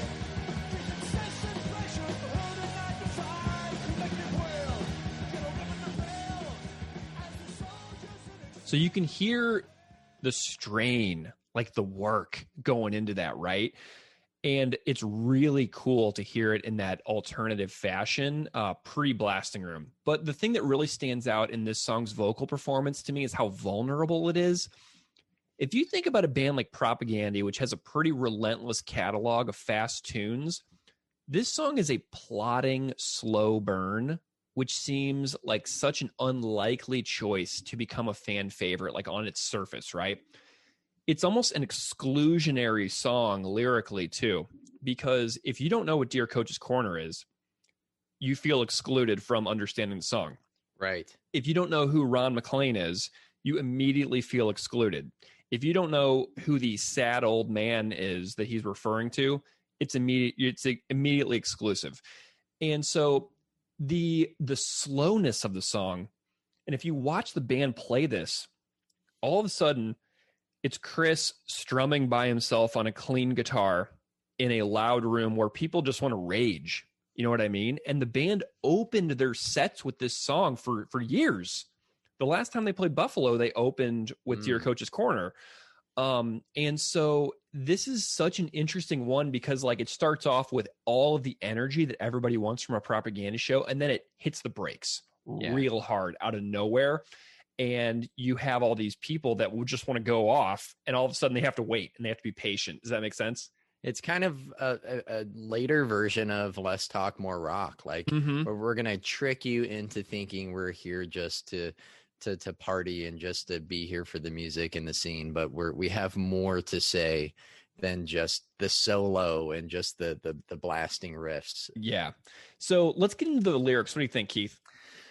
Yeah, Greg, a lot of these episodes, I felt a level of intimidation speaking at length about really complicated issues, social and political, historical and economic conversations that we've had. And I would wager that our average listeners, like me, have working knowledge of, but not expertise of, just like us, of those kind of more complicated conversations. But I feel a little bit more exposed here because now we're talking about something that everybody knows a lot about, and that's sports, specifically hockey. And I'm not into sports at all. Like, I used to think I hated sports, like equating football and basketball just with jocks and bullies, macho meathead mentality. I don't anymore. But the fact remains that I don't really follow sports. I don't watch them. I don't like them, but I also don't dislike them. So there's the whole kind of performative disinterest where people are going to call it sports ball or whatever, just to let everyone know they don't care about the Super Bowl or whatever game's on it. And yeah, that's not me. I mean, I think that's just kind of repetitively annoying and unoriginal. But I've been to one hockey game ever, and the only thing I remember from it, seeing the Blackhawks when I was in 6th grade, is people yelling racist slurs at Mike Greer from the Edmonton Oilers. Oh, and that's all I really remember from going to that. And wow. My dad sitting next to me and other people sitting nearby, and his coworkers were with us. And I kind of kept waiting for some adults to maybe say something or to move. But we kind of just sat there as he says, things like, that's what you happen when you let them play hockey. Oh, wow. And I was just, I couldn't believe it. I couldn't believe, like, like I had heard racist things before, but it was always something that was confined to the context of, the security of your own home. Or in a car, but not in public. And that was a very jarring moment for me. So, Greg, you texted me something before this episode, and you said, maybe anticipating a little bit of my anxiety about this, but you said, just bring yourself to the podcast. So that's what people are getting today from me. Just me. I'm not an athlete. I'm not anti-athlete. I'm just a person who most days, like, I literally don't remember if there is the letter E in hockey. Like, so that's what I'm bringing to the table, people. Nice. Well, and that's why I got Sheldon. Sheldon Burney is such a fantastic hockey commentator for the show. And Scott Radinsky brings years of professional athleticism into our episode.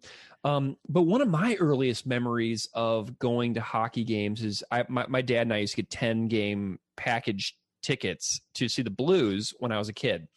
And so I would go down to the old arena in St. Louis near Forest Park. It was nicknamed the Barn, but the name was just the arena. And used to be called the Checker Dome back in the day as well. I think my dad saw Rush there.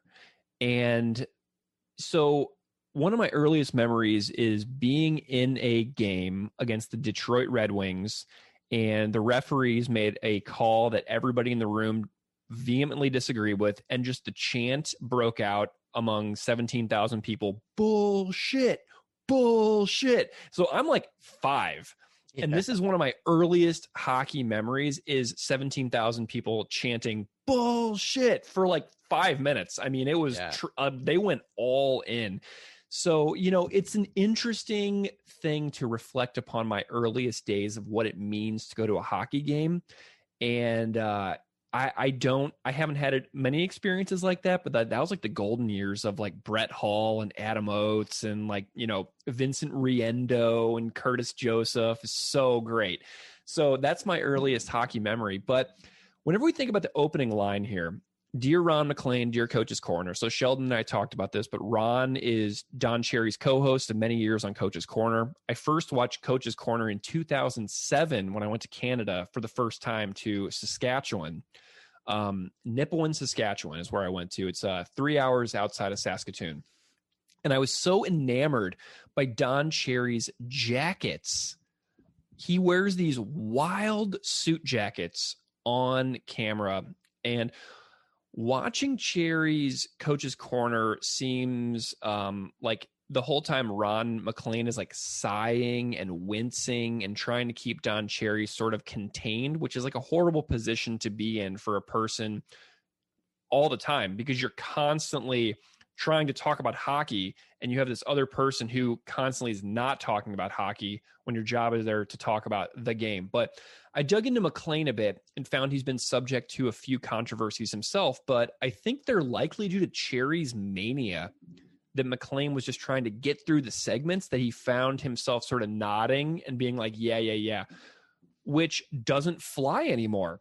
You can't just be like, yeah, let's move on in our modern era. Like, we are dedicated to progressing beyond tacit approval or silent complicity.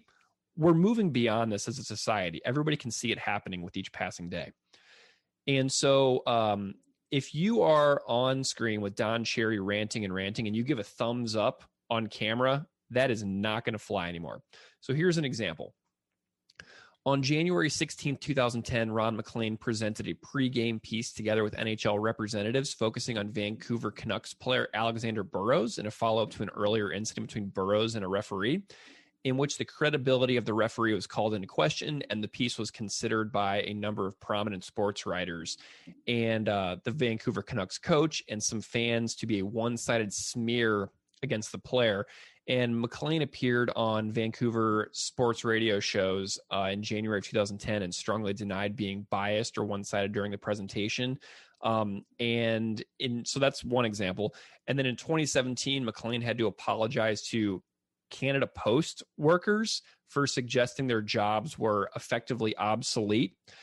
In November of 2019, Don Cherry made remarks on Coach's Corner suggesting that Canadian immigrants benefit from the sacrifices of veterans who, and like they, don't wear those remembrance poppies. But McLean was nodding along during Cherry's rant and flashed a thumbs up sign at the end of the segment that Don Cherry got fired for. So McLean had to go on television by himself and apologize for staying silent during Cherry's remarks. And they announced shortly thereafter that Cherry got fired. And it was decided that Coach's Corner would end.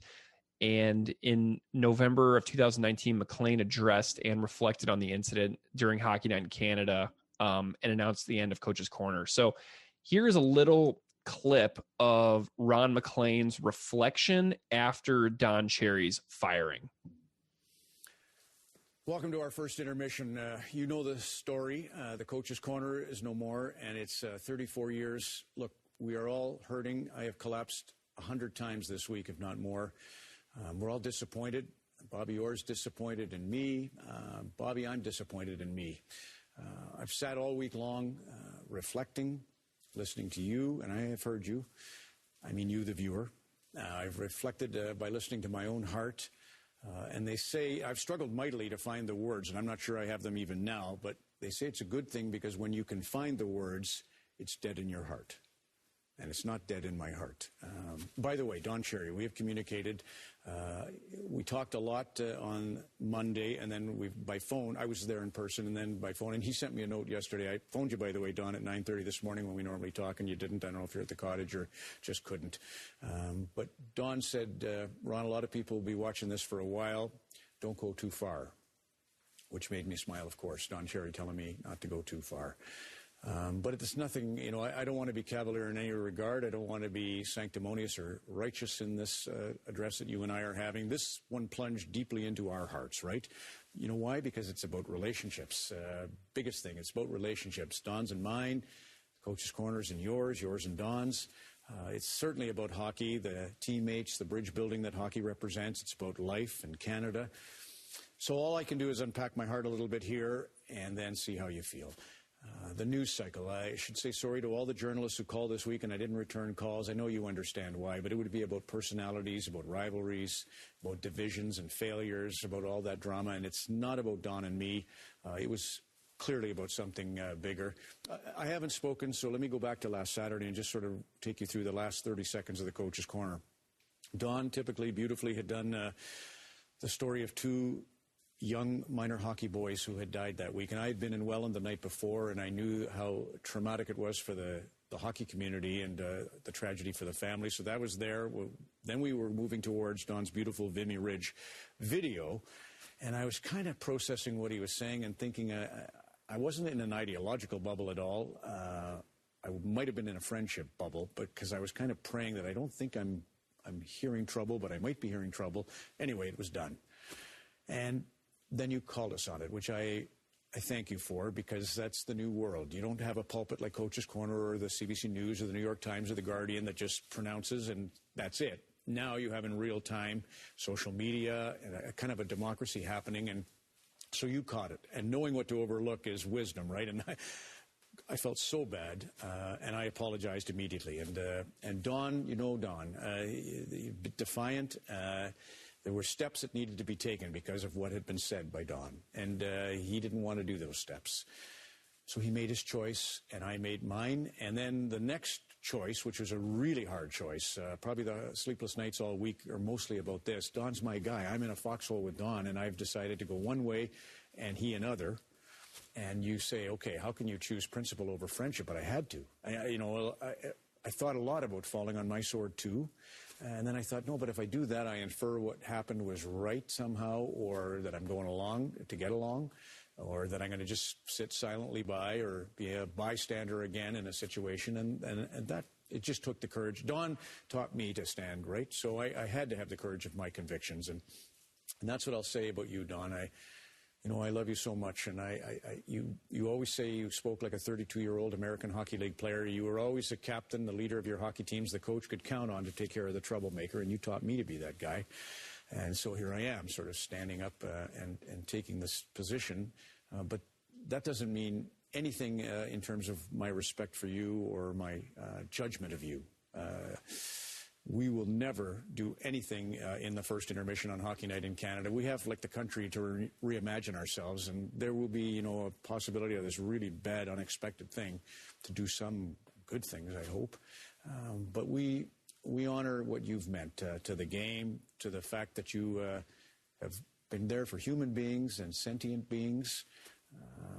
Just a fantastic human being. And so I love you very much, and we honor you tonight in this last talk about A Coach's Corner. So even though Don Cherry got fired for that, Ron MacLean, has been drugged down by Don Cherry, right? By association. And Chris mentions that in that interview that I cited from 2009, where he says that Ron MacLean represents some of the things that Chris Hanna loves most about hockey, and Don Cherry, it represents the worst things about hockey.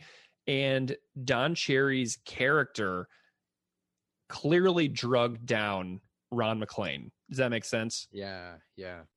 And so the next lyrics here read, "I'm writing in order for someone to explain to my niece the distinction between these mandatory pre-game group rights of submission and the rallies at Nuremberg." And Greg, I'm sure that it's not lost on our readers that last week we talked about Die Jugend marschiert with lyrics that are set up, like a transcripted public speech to the parents and the youth visiting West Point, unveiling these ideas of propaganda and militarism and nationalism.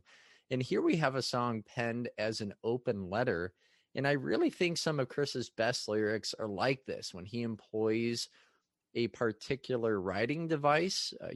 Comply, resist comes to mind as well. And, you described the lyrics of Die Jugend as being a little bit jammed into the music. And I get a little bit of that feeling here. Not that they're jammed or that I'm saying that as a critique, but that the music and the lyrics were perhaps written separately and then worked and reworked to fit together in a way I think probably more successful. It's because some of the patterns and the vocal patterns are just really unorthodox. So we're really hitting back-to-back songs that tackle and dismantle nationalism and jingoism 2 weeks in a row, and both tracks make allusions to Nazi Germany. Die Jugend with a Hitler March song that's sampled in the intro, and Coach's Corner with a reference to the rallies at Nuremberg. So from the Nuremberg Municipal Museum's website, it says here, the Nazi Party rallies were held in Nuremberg from 1933 to 38, served primarily as a setting to show the regime and Adolf Hitler to orchestrate the concept of a Volksgemeinschaft, or the people's community, and to arouse popular enthusiasm for war. Yet these events, which last up to 8 days, are only one highlight in the National Socialist year. So some other details, and just think of the parallels here with mainstream spectacle professional sports. The Nazi Party rallies serve to present the Nazi regime's self-image, both domestically and abroad. There are parades, there are uniforms and military displays directly related to the Nazi state's preparations for war. First and foremost, the Nazi Party rallies appeal to the participants' and spectators' emotions. Politics are something to be thought out and understood as an experience. Those are things that should be experienced, and participants from the SA, the SS, the Reich Labor Service, the Hitler Youth, the League of German Girls, and the Wehrmacht are selected to fit National Socialist ideals of appearance. So like last week, I don't hear this song, or I don't hear the band here violating Godwin's law, like the idea that if an argument goes on long enough, someone's going to call someone else a Nazi. Like, I see the references here to the Nazi rallies as a bullhorn reminder to start seeing the stagecraft that has become wallpaper in Canada and in America, the things that we've accepted as normal, and, you know, that's just the way it is, are anything but normal. Mm-hmm. Yeah. And it just shows the fragility of what makes a society function in a particular way. Like, we take so many things for granted about the fabric of society and just assume that just because we have certain institutions in place that those things can never fall and can never drag us down, but which we know now is very, very reckless thinking considering the last 5 years of this country, which hadn't happened yet when Propagandhi wrote this song. 2015 to 2021 had not happened when this song came out. Right. And this is so much more real now. But, like, you know, this song, having Chris's niece watch this and then, like, watching the pretty intense armed forces appreciation events that often occur before and during all professional sports games, up to and including driving Humvees out onto the ice and making laps and, like, you know, highlighting a service member who is in the crowd in uniform every single game. And then the fact that, like, 20,000 people are just expected to magically rise to their feet and applaud this person that we've never met. We don't know anything about their experiences. We don't know anything about their story. It's literally fabric on a body that we are then totally expected to applaud with zero information other than that clothing on that human body. Does that make sense? Mm-hmm. Yeah. And, like, these lines are really important to me. And it's like, then we have this, specifically the function, the ritual serves in conjunction with what everybody knows is, in the end, a kid's game. And I really like this line because if you think about minor league sports, college sports, high school sports, we have not this level of, like, patriotic injection and jingoism is percolating down through all levels of sports. We're not just talking about the NHL, the NFL, Major League Baseball, or the NBA. This is happening in countless levels of sports, where all of a sudden, like, the old saying is that, like, you know, I'm thinking about this line. There's, like, an old joke where I went somewhere and something else broke out. So, like, this one, it almost feels like I went to a military parade and a baseball game broke out. Yeah. You know what I mean? Right. So then Chris sings, "I'm just appealing to your sense of fair play when I say she's puzzled by the incessant pressure for her to not defy the collective will and yellow ribbon lapels as the soldiers inexplicably rappel down from the arena rafters, which, if not so insane, would be grounds for screaming laughter." And this is a specific reference to an incident during which 4 Canadian soldiers literally rappelled down from the rafters onto the ice at a Maple Leafs game in 2007 at the Air Canada Centre in Toronto. So this is something that I'm sure Chris, being a massive Leafs fan, saw in real time. Like, I feel like this is a legitimate thing that, you know, he watched, like, in real time and probably was like, I can't believe my eyes. But this isn't just limited to hockey, though. There's a YouTube music reaction channel that I like called Vin and Sorry, where Vin talks about being at a Patriots game and having F-15s fly over the stadium during football games in a show of military strength, where everyone in the crowd is then like, yeah. And what's so wild is that I bet almost no one at those games thinks, that's not right. What message is this sending to our kids? Like, we shouldn't indoctrinate children. So I wanted to know who was critiquing this. So what I did is I started looking up, does any military people critique the injections of militarism into sports? But I'm curious, before I get into my example, if you have any other thoughts on, you know, specifically the function line, or appealing into your sense of fair play. What do you got there? Yeah, I'll share a couple of things, Greg. I think a quote from Eisenhower comes to mind.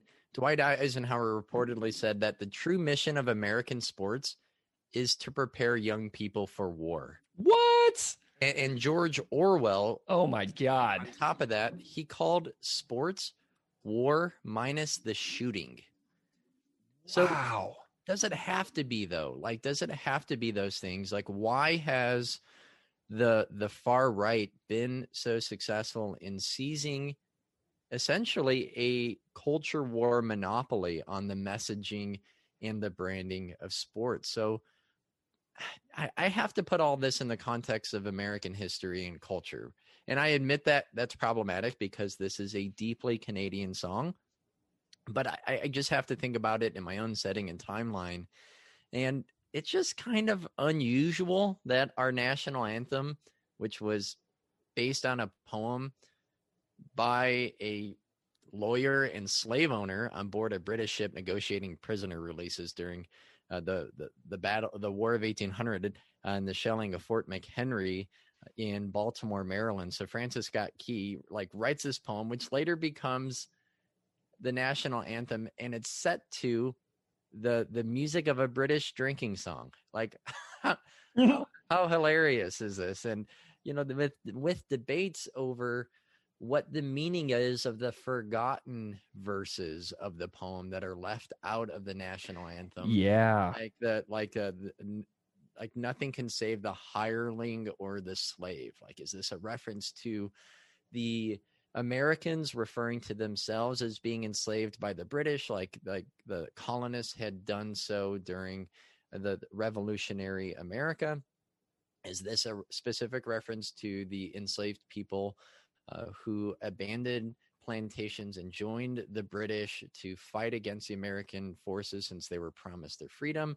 So scholars kind of debate on that, but the fact that it has that baggage in the first place is problematic. So from what I could tell, the first use of the national anthem in baseball was in 1918 at the World Series between the Cubs and the Red Sox.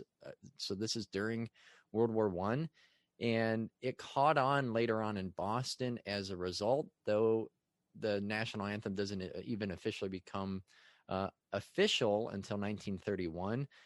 Later on in the 50s, like the Baltimore Orioles even stopped playing it before games during the seventh inning stretch because so few people stood and so few people stopped talking. So think back to the 90s, Greg, like Whitney Houston in a red, white, and blue tracksuit belting out the national anthem with fighter jets flying overhead, set against the backdrop of the Persian Gulf.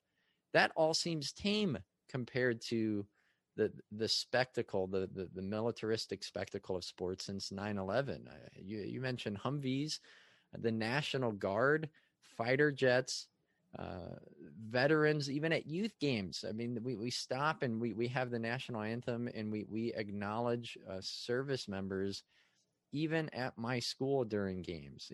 Camo hats and jerseys, merchandise for people to buy and wear with the green and black flag on, like duffel bags and hoodies.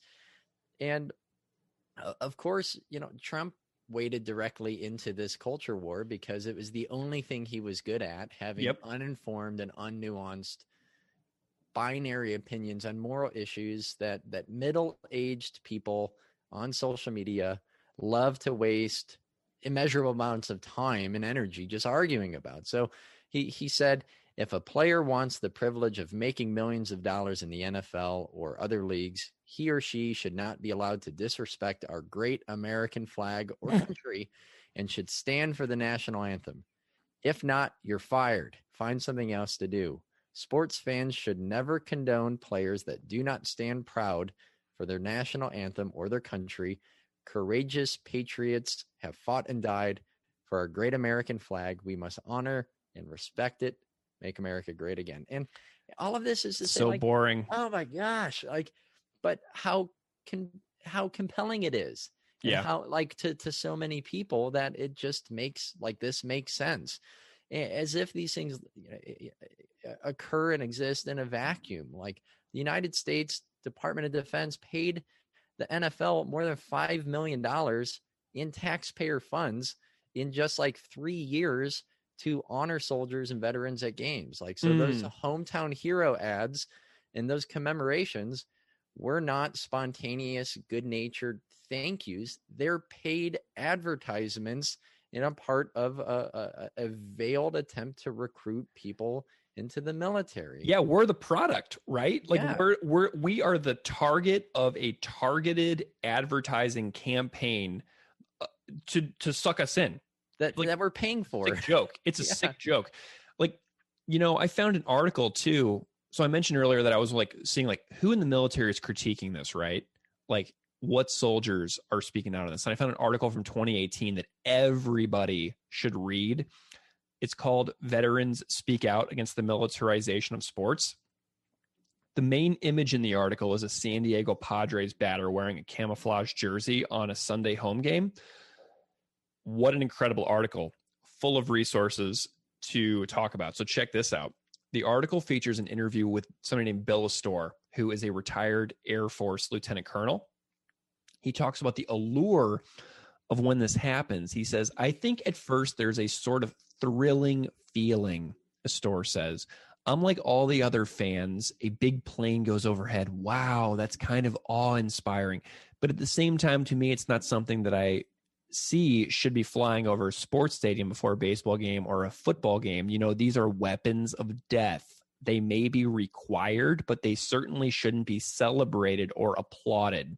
So that's an Air Force retired lieutenant colonel. So like when he openly discusses these as weapons of death, it really hits hard, man. Astor says he sees the perpetual selling of war and something very cynical. Patriotism for sale with troops as bait. And I was like, man, that is so well said. And it's just so disrespectful to a lot of people who don't maybe want to be used in that way, right? You're just being used. If you're like in the military and like they're doing this at games, like you're like being used, And there's an example that I found, a guy named Nick Francona, who is the son of the legendary Boston Red Sox manager, Terry Francona. So Nick is Terry's son. He enlisted in the Marines. He got out of the military. He got to work in baseball, and he was in charge of overseeing a lot of veteran stuff within Major League Baseball. And he started critiquing the system where like they would charge $40 for like camo hats.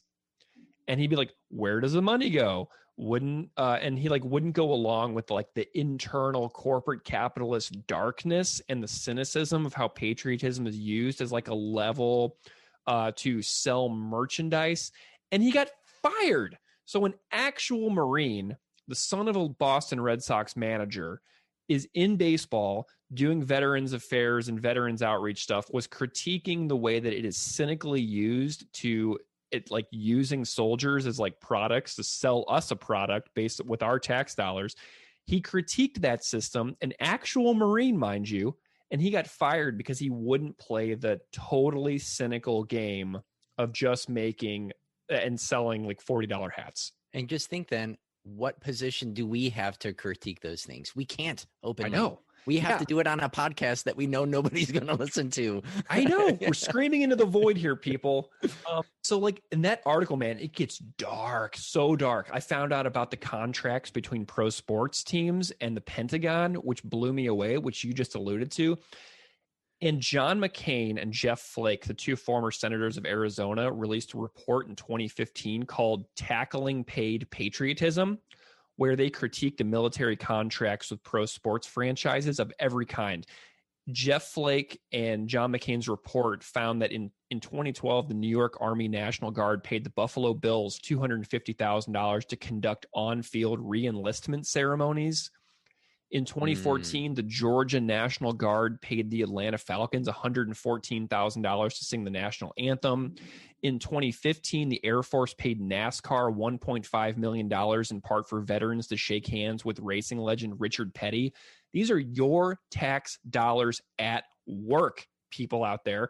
People talk about, can't afford taking care of people's cancer treatments, but we got all this money for like literal on-field photo ops that mean nothing, and all it is a cynical ploy for attention. And it's absolutely mind-blowing the amount of waste and financial, like just total flushing money down the toilet that goes into these sporting events that could actually be doing good.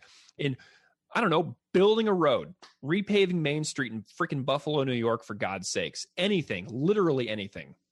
Another article that I recommend, since you mentioned this one, Greg, is called From Winnipeg to Tokyo and the Surveillance State. And it's from the Canadian Dimension. You'll find it online if you Google that. And it details the collusion between organized sports, the military, and specifically local law enforcement to strengthen private security firms, continue over policing city centers over where they're already over policed, and this disproportionately impacts at-risk communities. They enable gentrification. They support facial recognition technology and race-based hiring practices, land privatization, displacing and outbidding affordable housing, raising police budgets. In Winnipeg alone in 2018, during the Jets playoff run, police handed out almost $800,000 in overtime pay. There are new police tactics that were piloted in sports arenas following 9/11, and police have cross-referenced racist predictive crime algorithms with sports schedules. The Department of Homeland Security has provided guidelines for informing on coworkers at sports arenas. The Atlanta has used disinfecting drones where the Falcons play. So it's like, if you want to know about what's next in policing, what technology and tactics are about to be used in our communities and are in our streets, just pay attention to sports. So to me, it's wild when people say, like, leave politics out of sports, as if anything is political. I mean, plus just ask those people then who say that why Jackie Robinson is famous again, or why only last year Major League Baseball recognized the stats from the Negro Leagues, or why Kyrie Irving was mocked for burning sage before a Celtics game, why Tommy Smith and John Carlos were suspended from the U.S. Olympic teams for the Black Power salute. If if people are thinking that these things exist in a vacuum and that sports should be completely political, then explain those things. Like, so people who say that sports are apolitical, right? But listen to this from a spokesperson from the Jets. It says, as with all of our sponsors, we have worked with the National Guard to create tailored advertising and marketing programs to meet their specific objectives, which in this case was recruitment and retention by targeting our fans and audience through media and stadium assets controlled by the team. And knowing all of this, I feel leads into the next line, right? Because now, knowing all of these things, knowing the way that his beloved game, where, people would play on outdoor ponds, frozen ponds, just literally for fun and exercise, and to have a great memory with kids. Chris says this: Dear Ron McClain, I wouldn't bother with these questions if I didn't sense some spiritual connection. We may not be the same, but it's not like we're from different planets. We both love this game so much we can hardly fucking stand it. And I love the notion of hockey as spiritual, because I feel that way when I'm running or when I'm riding my bicycle. Like, people know I'm a big cyclist, I'm a big runner. And whenever I am in the zone of total focus on a bicycle in the middle of the countryside with no cars around, no people around, it's just me and the wind in my ears and on my face, there's something that transcends just exercise in those moments, where you feel so a part of something beautiful, something efficient, something lovely, something that is just totally human. And that's what I feel like Chris is seeing here, is like, you're injecting death and war and violence into something so beautiful, where humans can like literally be in a room together, like, and hug each other, but then we turn it into a violent exposition. And so this is the internal dilemma, right? These two guys, Chris, who was in this interview in 2009 discussing his disinterest in hockey in the 90s. Chris said, I didn't care at all. I didn't watch hockey in the 90s, essentially. After Gretzky left Canada, my interest took a nosedive for the majority of the 90s. It wasn't until around 99 where one day over at George's house, we started watching the playoffs, and I was like, oh, I forgot about this. Got right back into it. It was the Leafs, obviously, with a pretty sweet lineup at the time. But by then, Chris, who was the Chris who had been actively working at G7 for several years, he was writing Today's Empires, he had values, he had ideals, and then he comes back right as professional sports was about to take this insanely dark militarization turn post 9/11. And then Ron MacLean was there too, watching Cherry descend further into madness, constantly trying to redirect conversations to hockey, while Cherry just went on these rants that we heard earlier.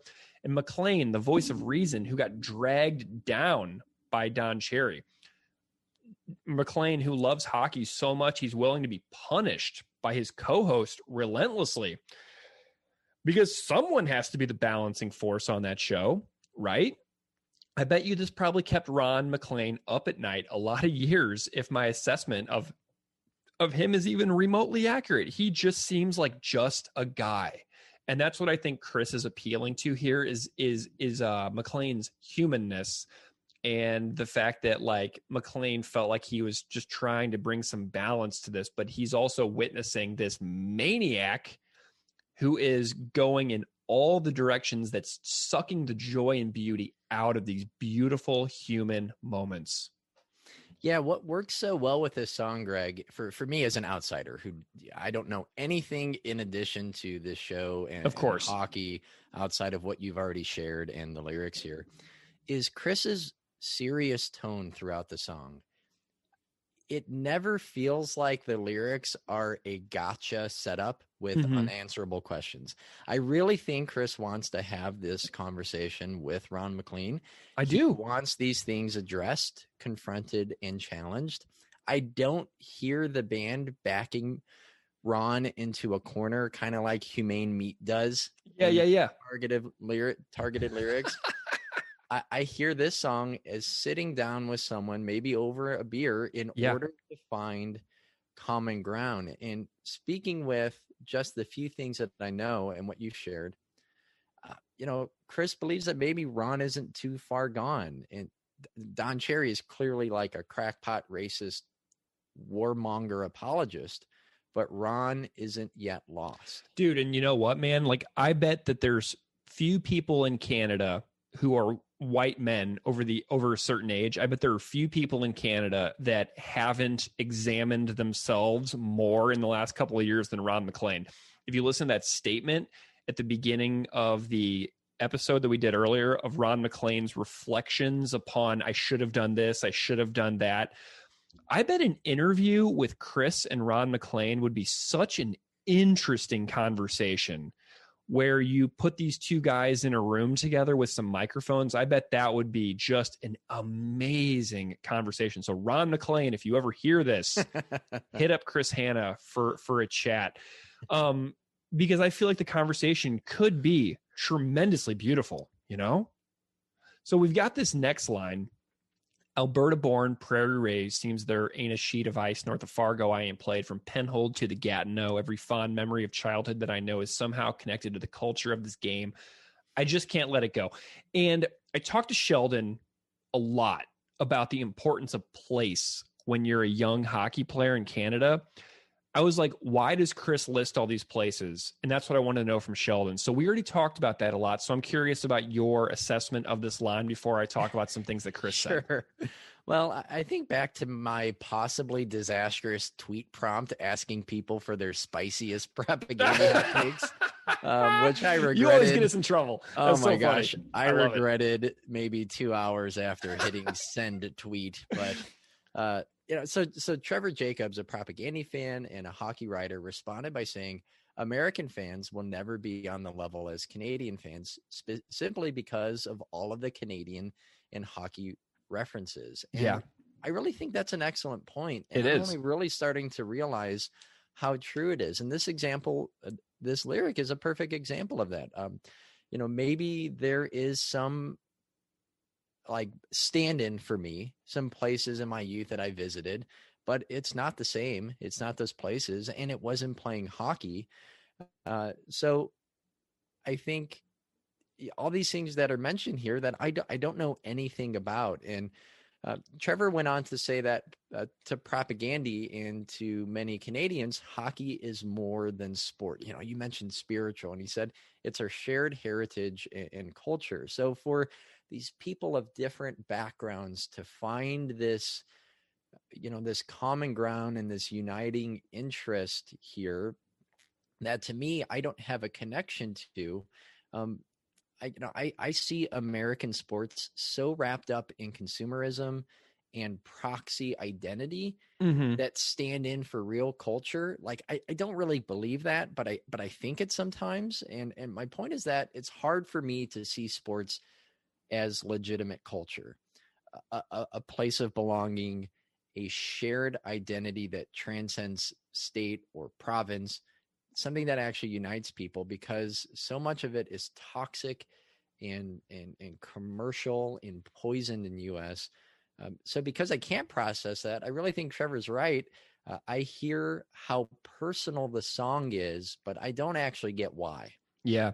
Well, and that's why I wanted to know so much about the hockey nature of Canada with Sheldon, who was so thoughtful and so descriptive on that during that interview. So shout out again to Sheldon. Like, I found that interview that I mentioned earlier with Chris Hanna from the Silver 7 website, and he addresses the nature of this section in the song. The interviewer asks, "Do you have any good hockey memories from playing when growing up?" And Chris replies, "Oh yeah, all of them. Every memory is a pretty good one. Driving down the back roads of Manitoba when it was so snowy, you'd have a convoy of cars going about this fast." Chris makes a slow gesture with his hand. That haunting snow just snaking across. I love that. Oh, my first goal in Poplar Point, Manitoba. Love that. So Chris has got these really vivid memories. And this really stood out to me as well, because unless you've experienced driving a back 2-lane Canadian highway in the middle of the night in the wintertime where there is snow blowing across the road, but it's not snow that's going to make your tires slide out. It's just blowing snow across a road. And I've driven across Saskatchewan in December, January, February in the dark with snow blowing across the highway, and it's so enchanting to see that. And so to see that Chris mentions the haunting snow snaking across, like I have those memories as well, and from my time living in the plains in Canada. And this got me thinking about this lyric as well. And if I was going to rewrite this lyric, it would be about seeing live music. So here's mine. St. Louis born, Missouri raised, seems like there ain't a concert venue floor I ain't raged. From Chicago over to KC Mo, every fond memory of childhood that I know is somehow connected to this culture of this music. I just can't let it go. Yeah. So I rewrote this verse because it just was so cool to me. But, I think if we move on to the next lyric, is that okay? Yeah, I'll read it here. It says, "But I guess it comes down to what kind of world you want to live in. And if diversity is disagreement and disagreement is treason, well, don't be surprised if we find ourselves reaping a strange and bitter fruit that saddle man beside you keeps feeding to your minds as virtue." And I love the phrasing behind what kind of world you want to live in, like that whole part there. If diversity is disagreement. Like, again, if it feels kind of hopeful. And I'm not gonna lie, I hear this, and even this album coming out in 2009, like my stand-in now for it is Trump, even though I know that the sad old man is Don Cherry, or it's the other sad old men in our lives. Like I think about how much those people have like personified these harmful and toxic traits of nationalism and masculinity and xenophobia. And am I doing enough to push back against those people's, against their vitriol? Or if I'm just biting my tongue and giving the thumbs up to try to get through the broadcast like Ron McLean. And I think this song just does a great job highlighting the power, the influence, and the reach of bitter, mediocre, maladjusted people who, based on the litany of unintelligible races, but also kind of good old boy quotes that we've heard, that just seems to be the shtick, that they continue to be in those positions of reach or power or authority. Yeah, and I like the multiple references here, and you have to kind of be Canadian to see all the angles of this. And the only reason I sort of picked up on this is because I lived in Canada for so long. But, there's the reference to Abel Meeropol's Bitter Fruit, which was later popularized by Billie Holiday as Strange Fruit regarding the lynchings of Black Americans. So we have that. But we also have Bitter Fruit can possibly be a play on the nickname of Don Cherry, whose nickname is Grapes and whose last name is Cherry. So you have the bitter fruit reference, meaning like sour grapes, right? So it can be like this sour grapes reference to Don Cherry's Grapes nickname. It can also be rotting cherries. You know what I mean? So there's this reference to fruit here, which has this double entendre of referring directly to Cherry as, with his multiple fruit names. And then you have, Abel Meeropol's Bitter Fruit poem and Billie Holiday's Strange Fruit. So it's really, really well done. Don Cherry is a climate change denying, crazy outfit wearing, occasionally misogynistic, pretty racist, but, for a long time, people considered him like a national treasure, which is pretty sad whenever you idealize the people who are the Trumps of the world, who are just so boring in their worldviews and just like, oh my God, this is just so small. It's so pathetic and small. And, so then I think about this next line, which is so interesting. It takes a village to raise a child, but just a flag to raise, R-A-Z-E, the children, until there's nothing more than ballast for fulfilling a madman's dreams of a paradise where complexity is reduced to black and white. So this village, it's kind of a reference to, it might be a reference to It Takes a Village and Other Lessons Children Teach Us, which is a book published in 1996 by Hillary Clinton, who was First Lady of the U.S. at the time. She presented a vision for the children of America in that book, and it focuses on the impact individuals and groups outside the family have, for better or worse, on a child's well-being and advocates of society, which meets all of a child's needs. So that's a book that came out in the 90s. But this line also makes me think of how our society has grown from being small groups of a few hundred people working in collaboration for the betterment of all within a small community, into these megalith behemoth cities and sprawling metropolitan concrete jungles where nobody knows anyone, and you're surrounded by millions of people, but you never feel more alone than when you're with millions of people who you don't know. I know almost nobody in Buffalo. Almost nobody cares that I'm a human being in this city. And it makes me want to get in my car and drive 100 miles an hour out of town in search of someone who cares that I even exist. But then what this patriotism exercises do in these sports games is they tug on the heartstrings of tens of thousands of people who are possibly very lonely, right? Like me, when they're inside sports games. And I've been to a freaking Sabres game alone before, and you feel lonely in a crowd, and it sucks you in when that national anthem plays and you're like, oh my God, I'm alone, but here we are united, blah, blah, blah. And it makes you feel that sensation of unity with those people who you don't know. And then you inject commentary like that of Don Cherry, and suddenly you're talking smack about immigrants whose lives you cannot know. You're making snap judgments about religion because of what religion you perceive those immigrants to be. You make snap judgments about race because of what race you perceive those immigrants to be. And then you are down the rabbit hole that easily on full-on white nationalism and full-on patriotic jingoism that divides far more than it unites. It's such a slippery slope. Yeah, I think with Chris here as an uncle, not yet as a parent, addressing how all of these things collectively inform, shape, and raise children. Video games like last week, or military messaging that we're discussing now, and this dogmatic and fanatical military worship in school, at hockey rinks and baseball diamonds and football fields. The Don Cherries of the world don't want kids to think for themselves, that questioning the ubiquitous nature of military and the flexing of that power is not a good thing to those people. And it's unreal how many Propagandhi songs are not just still relevant, but even more so, addressing topics that have now been beaten into the ground, but uncritically, I think, by media outlets. I just think that the fact that Mike Pence flew to Indiana just so he could leave a game knowing that members of the 49ers would kneel during the national anthem. So, I mean, why do I God, I forgot about that. Jeez. Like, why do I stand during the national anthem?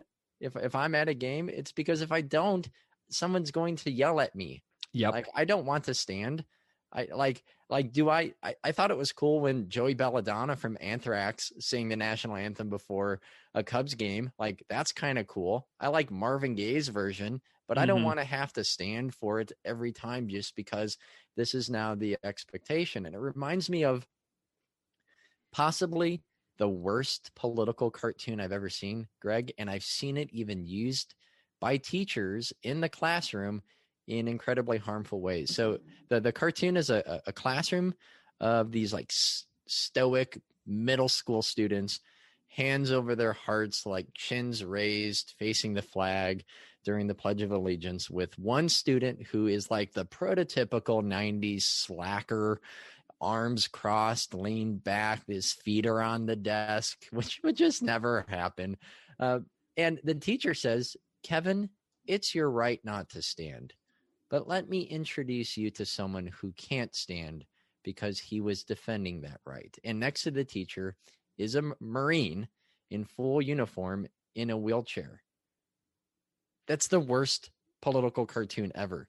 The message is so harmful that your rights don't matter as much as pleasing people, as fitting in, as not offending others. That doing this for that person and shaming children is more important than what their rights actually are. That wounded, injured, and killed soldiers can and should be used as props to prove a point in a culture war, in a moral argument. It's no longer a constitutional argument because you can do that, sure, but should you? It's an absurd catch-22 that perfectly sums up America. Like, hey, I defended your rights, so don't use them. Especially when the injury was likely sustained in a conflict like the takedown of Iraq in 2003, which that country stood zero threat to us in any way. Yeah. So there was no defending the borders of the United States going on in any way, shape, or form. Yeah, unless you were in World War II or the Civil War, you really weren't fighting for American freedom or liberty. But you can't say that. I can't say that to my coworkers. I can't say that to my parents. I can't say that to my brother who is in the service. I can't say those things because then you're going to be pegged as being un-American and anti-military. And so the federal government is threatening the freedom of Americans by restricting voting access, right? The federal government is not like our created and fabricated foreign enemies overseas. State governments are violating rights by passing anti-trans legislation. Far-right extremists are threatening freedoms by carrying out acts of violence and trying to overturn elections. Those are the threats and the freedoms that are the threats to American freedoms that we face today. So I'm going to read one more thing from Salon. It says, "No American freedom is currently at stake in Afghanistan. It is impossible to imagine an argument to the contrary, just as the war in Iraq was clearly fought for the interests of empire, the profits of defense contractors, and the edification of neoconservative theorists. It had nothing to do with the safety or freedom of the American people. The last time the U.S. military deployed to fight for the protection of American life was in World War II. an inconvenient fact that reduces cliches about thanking a soldier for free speech to rubble. If a soldier deserves gratitude, so does the litigator who argued key First Amendment cases in the court, the legislators who voted for the protection of free speech, and the thousands of external agitators who rallied for more speech rights, less censorship, and broader access to media. Yeah, and I don't want people in the military to die in acts of war that the Pentagon and the executive branch and the legislative branch sends them into. Like that person who was used in that political cartoon, those things should not have happened to that person. That just shouldn't have happened. They were used in a profit-driven scheme that, it's crazy. But like this Madman's Dreams of a Paradise line looks a lot different today after half a decade of Trump in our ears. Right. And you know what I got to thinking? I was like, dude, I'm really glad that Don Cherry never used his celebrity to run for a political office in Canada, because I bet that Don Cherry could have become the Prime Minister of Canada. Like if Trump can become the president of the United States, I bet that Don Cherry could have become a party leader in Canada. And so I'm like, whoa, Canada dodged a bullet that Don Cherry stayed on television and never got into politics, because like that is a dire situation. But then this closing line, man, how do I protect her from this cult of death? Can't do it. You and I are teachers, and I've had students in the past. After Marjorie Stoneman Douglas, several of my seniors said to me, this is a direct quote, "We're surprised it hasn't happened here yet." My seniors told me after the Marjorie Stoneman Douglas mass shooting in Florida, "I can't believe it hasn't happened here yet." That's their wallpaper now. They go to school every day expecting a shooting to occur. And the fact that it didn't during their schooling years actually surprised them. They're surprised that they didn't have to run from gunfire in a school. That is the mindset of young people in the United States today. So when it says, how do I protect her from this cult of death?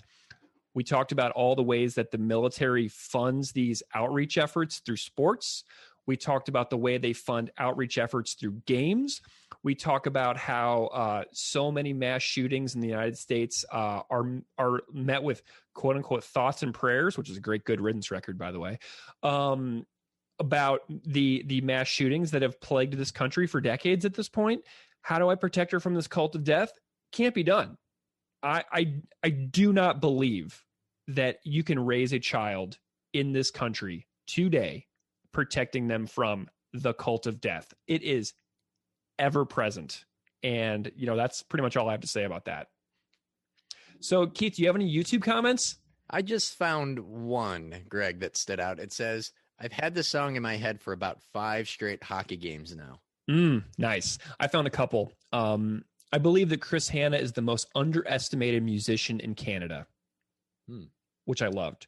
Another one says, "Couldn't agree more. All these military salutes and pageants and pregame shows make me groan inside. Hockey is just a commodified Canadian institution nowadays."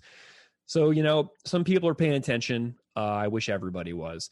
But, I have a teachable moment here to kind of take us out. This is all a series of moments that have ratcheted up the intensity of our society over the last 20 years since 9/11. We pit American against American, Canadian against Canadian in a thing, sports, that should be such a happy-go-lucky, unified, fun atmosphere where people can be people together. Instead, if you go to a game now and you don't stand, you're going to get yelled at, like you said. I have felt that feeling many times. And now what I conveniently do if I go to a hockey game or a baseball game is I stand outside where the vending is. And like I stand in like the beer line when I know that the anthem and stuff is going to happen. And so I usually am able to bypass that strategically because I know when it's going to happen. But one of the things that catches me out every single time is when they randomly drop the military soldier appreciation moment in the middle of a game. And here tonight in attendance, we have so-and-so. And then it's like, and then comes the group rite of submission, right? They spring it on you when you're in your seat, comfortable, watching a game, having a good time, and bam, they just chuck it at you out of nowhere. So that's something that bums me out. But can you imagine how many unreported instances of harassment have occurred in stadiums of people getting into arguments in the stands at a sporting event in any given stadium, from little leagues to minor league to NBA to MLB to NHL to NFL, where someone yells, "Hey, stand up," at someone who doesn't automatically rise to their feet like an unthinking automaton? This isn't just a top tier pro sports problem. This goes on at every level. And I can't even imagine how many dads have yelled at people at Little League games or something like that if they see people in a crowd who didn't stand up for something. Like, this is like us subjecting ourselves to being harassed in a country that allegedly values freedom overall, but really isn't all that free. So that's kind of what I'm thinking of as we conclude this episode. Yeah, Greg, I have to say that I think that everything has a history, right? The food that we eat, the cars that we drive, the games we play, and the things taking place during those games. And we should never take those variety of things as at face value. Yeah. We should not settle by allowing whatever surrounds us to just become normal. Unusual and disturbing images with consequential implications that eventually just become routine. They become tradition and ceremony that you don't question, and you say that's just the way it is. And I think we have a chance to dismantle the harmful elements from the things that we love. So maybe our kids will grow up in a world where unrestrained displays of imperial might aren't the backdrop to the happiest moments of our lives, but we're not going to be able to do that if we don't have open and fair conversations about it. Yeah. Do you want me to rank this? Yeah. What do you got? I got a 5, baby. It's a 5 out of 5. One of the best songs of all freaking time. How can you beat this? Yeah. How can you beat this? Yeah. It's surreal. And like, all you got to know for the reason this is a 5 is you and I were talking off air earlier about a performance at Fest in like 2015. Where the camera is close up on Chris, and then all of a sudden the lyrics come in. Chris sings "Dear Ron McClain" into the microphone, and you can't even hear him sing because the crowd is so loud, right? This is like one of those moments, man. Like this, I'm like getting goosebumps, like thinking about seeing this song live right now. And God, it's just one of the best songs ever. And I know that every Propagandhi fan out there just thinks this song is just one of the greatest. It feels hard to be able to dismantle like the power and the legislation and the contracts and the wealth that is now like binding the federal government, the Department of Defense, the military with these institutions of entertainment and athleticism. But hearing the fans and people in the crowd sing along, it at least makes it feel a little bit like there are other people who are on board and aren't happy with the route that we've taken. But you know, for me to even not know much about anything about hockey or sports in general, I still love the song. It resonates in other ways, since unfortunately, you know, the NFL has even more money. It has even more flag toting. In the U.S., they're more, you know, war-loving drones, automatons, like you said, banging the drums of war while chowing down in pregame snacks. I mean, it almost feels even more of an issue in the United States. So, yeah, I think this is an incredible song. I'm giving it a 5 as well, Greg. All right. Well, thank you, everybody, for listening to this insanely in-depth and very, very action-packed episode 50. Thank you again to our guests, Sheldon Burney, Scott Radinsky, Emily Plamondon, and Carl Bullets. You all are awesome, and we're grateful for your collaboration. Oh, and Tim MacMillar. Holy smokes. Did I say Tim? I'm saying Tim twice if I missed him. And you can find us on social media on Instagram and Twitter at PropagandhiPod. You can email us at propagandhipod@gmail.com. And we're just thrilled to reach this episode 50 milestone. Thank you again to everybody out there. If you listen all the way through to the end of these behemoth episodes, you're just a champion, and I want to hang out with you and have a beer someday. So thank you so much for listening, and we will see you next time.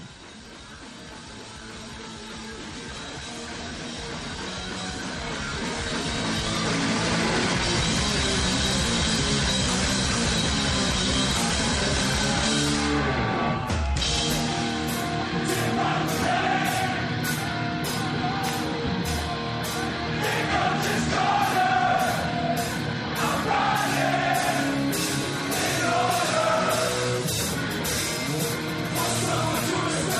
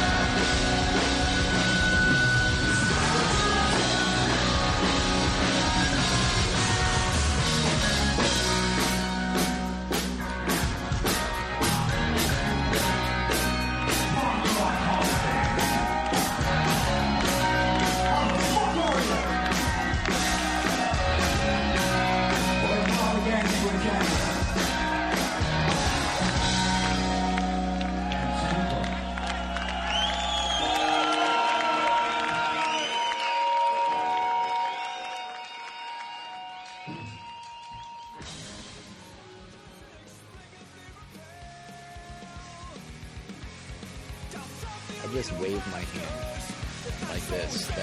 Like this is usually my hand.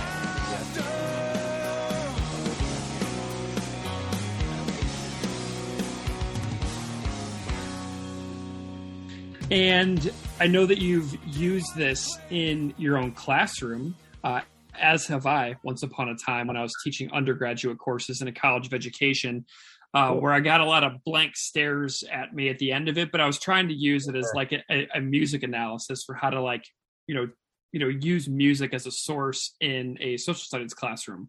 So I've actually tried to use this one myself. Tell me a little bit about why you chose Dear Coach's Corner, and then we'll get into some of that other stuff.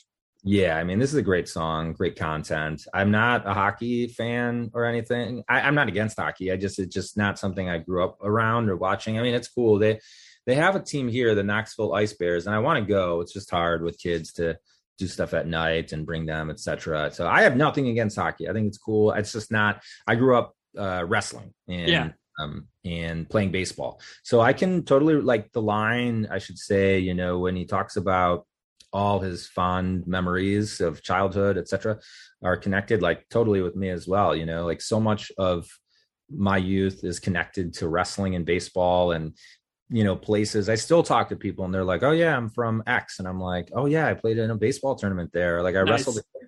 And sports connect you, my son is wrestling now and he's just finished his first T-ball season.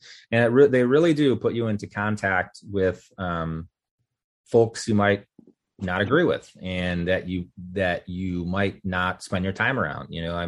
There was at my son's baseball game every weekend, there was a car showing up with like these huge like billboards on it in support of like the freedom truckers, anti-vax, all this type of stuff that was on there, and so you do get put into contact with folks that you would disagree with.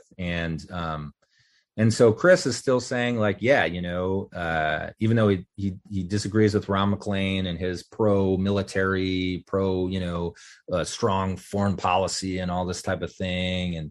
And he's saying like, yeah, we still have this connection because we both are like unreasonably love this game of hockey. And it's a kid's game at the end of the day, but like, we love this shit. And so I totally get that. But, at root, the song is totally Durkheimian. There's a sociologist, one of the founders of sociology, Emile Durkheim from France. And he basically wrestled with the question of what holds society together. And in his book, basically what he argues is that rituals hold us together. And not just what we would normally think of as religious rituals, going to mass, and of course all of that is there.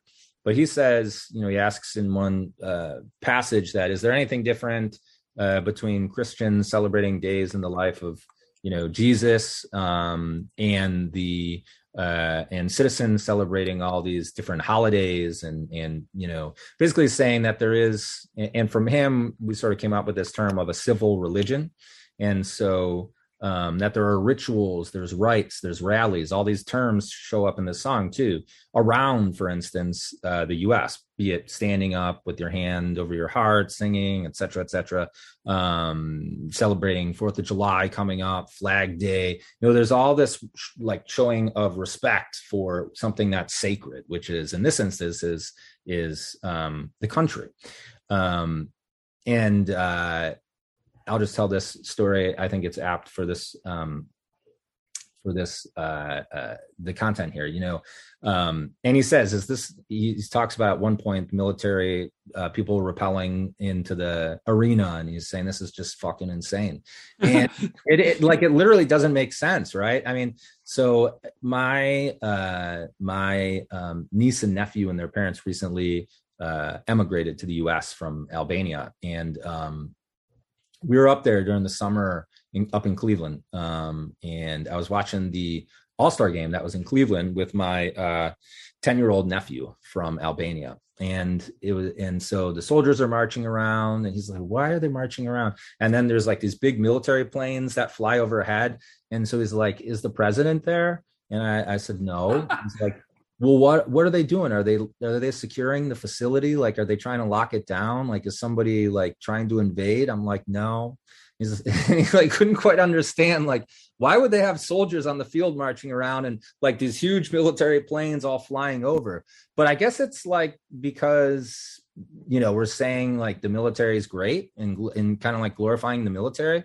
But like from his perspective, it like made no sense. Like he thought that, yeah, it was being secured because the president was there, not as just some like, you know, military parade. It was just basically what it is. It's a miniature military parade. You know, we talk about, you know, how they would do that in the Soviet Union or North Korea, but that's basically what's going on. It's like it's a miniature military parade that's there. And it's like these rituals that we're doing to show reverence for the country. And Durkheim, you know, he says it's not just, you know, in class when we teach about it, I talk about, you know, think about going to, when I was at University of Georgia, going to a UGA game. You got people are getting dressed up, they're getting painted, they're putting shirts on, some are altering their mindset. You know, it's totally like a religious thing. They're doing their dog chants. They got a dog mascot that's you know, someone's dressed up as a dog. People are you know, doing all sorts of things, wearing jerseys of other people. I mean, it's totally ritualistic and religious in many respects. And I mean, concerts have a very ritualistic element, and the solidarity that's generated, birthday parties, even the songs, all these type of things. And so Durkheim was sort of like, this is what, you know, brings people together, these sorts of rituals, and that they generate what he called collective effervescence, that you feel connected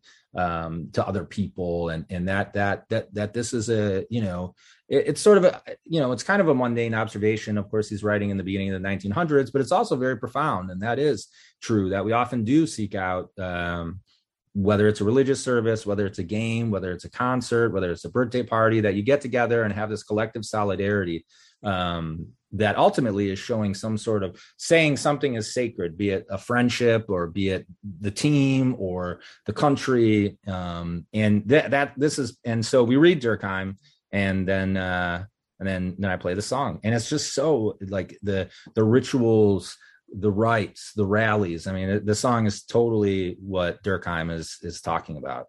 I'm so curious about how your students go from reading that to hearing this, and then what those conversations are like in your classroom. Do any like examples linger in your mind of how those conversations have gone?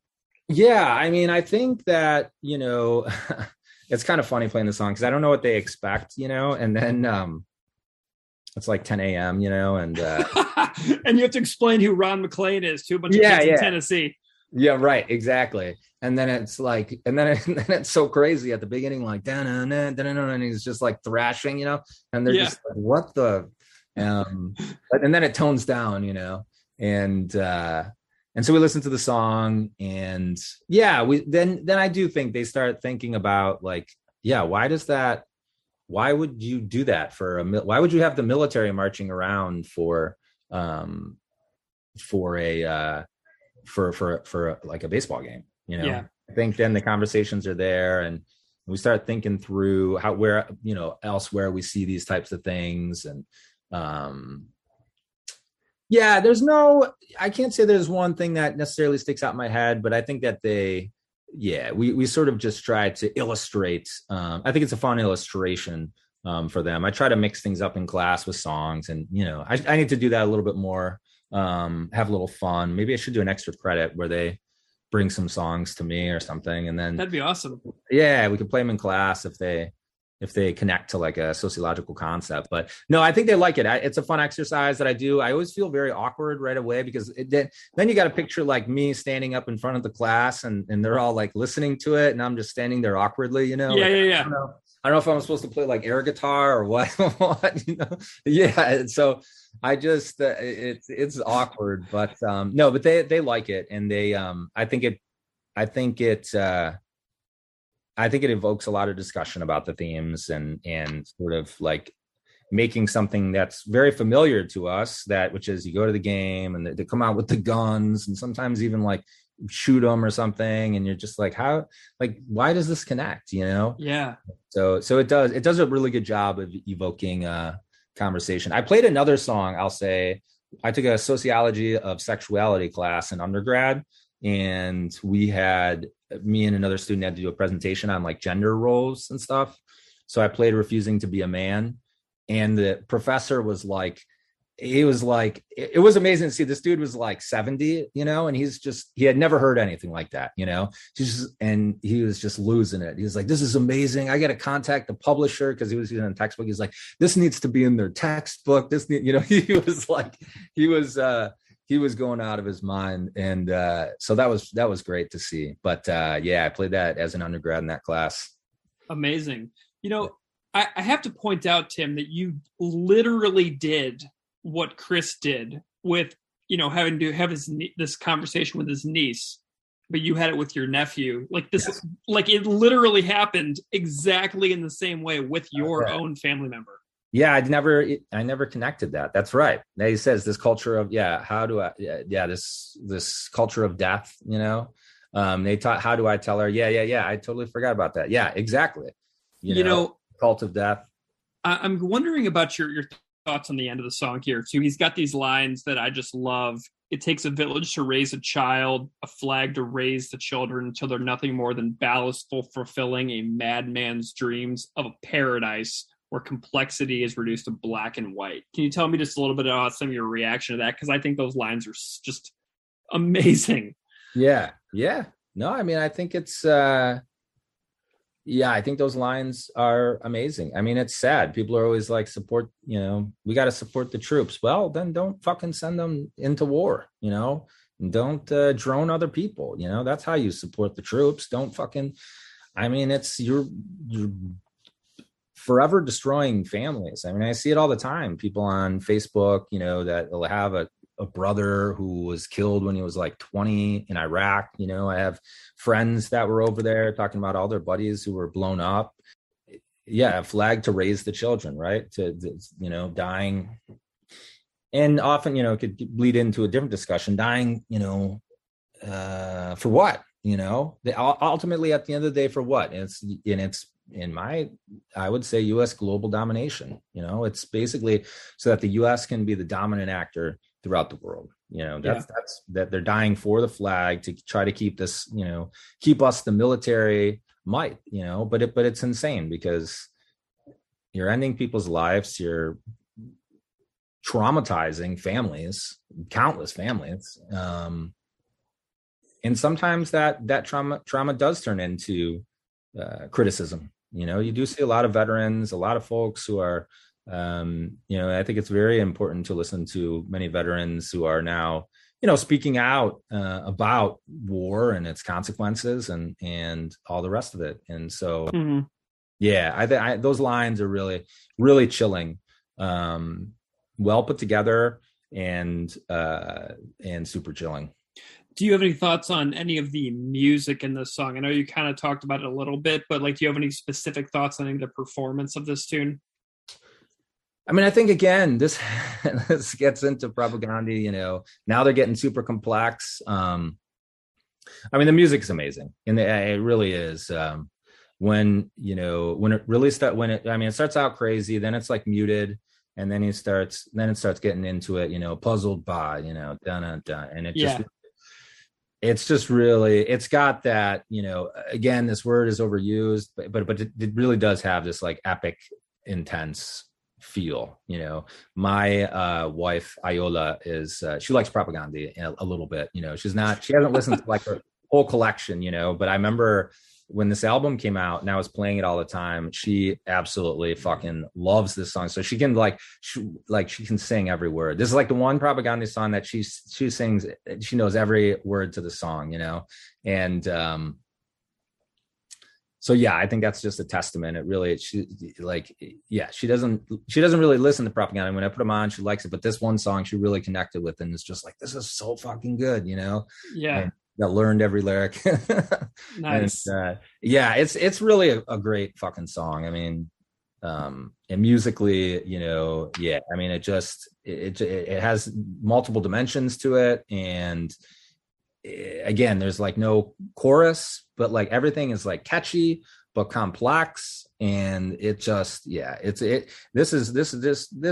one I think should go in the Propagandhi Hall of Fame. So amazing. Well, Tim, let's bring this in for a landing here. We've covered so much ground on a couple tracks from Let's Talk More Rock, Potemkin City Limits, supporting cast, some really awesome stories. I'm just wondering if you have any like summative thoughts or takeaways on kind of like why this band matters to you, like how they kind of fit within the grand scheme of your life, and just any sort of like takeaways for our listeners today. Yeah, I mean, I'm forever grateful, for the band's existence and for what they've done. It's hard to be in a band. I played in a couple to get people together, to get them, on board, to put their life on hold, to make it a priority, and then to have good song content and go out there and put yourself out there. I mean, it's not easy. And so, and they're still doing it. And so I'm so grateful for this band's existence. And as I said at the outset, maybe I would have found my way to Howard Zinn or Chomsky or thinking about vegetarianism. But as it unfolded, Propagandhi was the entity that directed me initially towards those things. I became a vegetarian because I read what they wrote and it made sense. And I had never thought about it before. And so I became a vegetarian because of this band. I did read Zinn and Chomsky at an early age because of this band. I started thinking about the fact that people were using homophobic slurs. I'm like listening to this band when I'm like 12 or 13, and I was using them too. And then I started thinking about that and stopped. And so this band really introduced me into alternative ideas that I wasn't getting anywhere else at that particular point in time. And there really wasn't all that much on the internet. And so, yeah. And the music is great too. The music is excellent too. So they're like the total package, like great music, great messages that still resonate with me. And I can honestly trace where I am today back to Propagandhi, that they were the initial entity that really opened the door for me to looking at foreign policy and all other sorts of inequalities throughout the world. And then when I was in undergrad, I found sociology, I was like, holy shit, this is like people doing scientifically what punk bands like Propagandhi and the Broadways and Operation Ivy and others are talking about, like talking about classism, racism, sexism, and they're studying it scientifically. And I was like, this is like totally like the punk rock discipline. I mean, other disciplines, you can do this stuff too, not just sociology, but that was the one that clicked. I was like, this is like everything that fucking Propagandhi and other punk bands are talking about in college. And so now I'm a political sociologist and writing on these things, and forever grateful for their existence and their continued existence, and being good people and trying to make a better world, better musical world, and all the rest of it. Love it. Well, shout out to the Broadways as well, and past guests of the podcast, Brendan Kelly. Great shout out there, especially because I'm from St. Louis, so the Broadway's just up the road in Chicago. It's kind of a nice little Midwestern connection. But Dr. Tim Gill, real pumped that you took so much time out of your day to come and chat about your work and the music of this incredible band and this batch of 4 songs that you curated for us to chat about.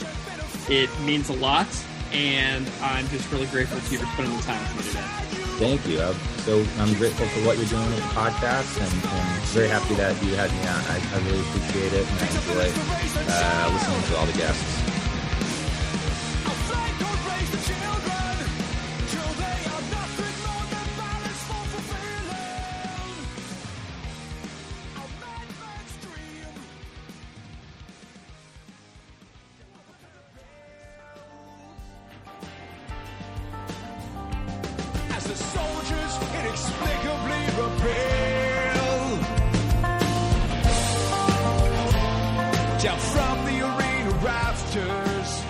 so insane. You are listening to Unscripted Moments, a podcast about Propagandhi. Welcome to the 6th episode of the mini-series on A Catastrophic Break with Consensus Reality, the record featuring Chris Hanna and friends. On this episode, Chris and I discuss the Patreon version of Dear Coach's Corner, originally from Propagandhi's Supporting Cast LP. After that, we'll hear more from guitarist and producer Murray Pulver, who was instrumental in the creation of this alternate version. Remember, there are 3 ways to enjoy this series. First, you can listen to each song individually with Chris and the guests. You can listen to a 1-hour version with just me and Chris with no guests. And you can listen to the full 4.5-hour jumbo edition that includes all of Chris's commentary and all guest interviews in the order of the record. Please enjoy. Chris, let's go back to the next track on the record, which is Dear Coach's Corner.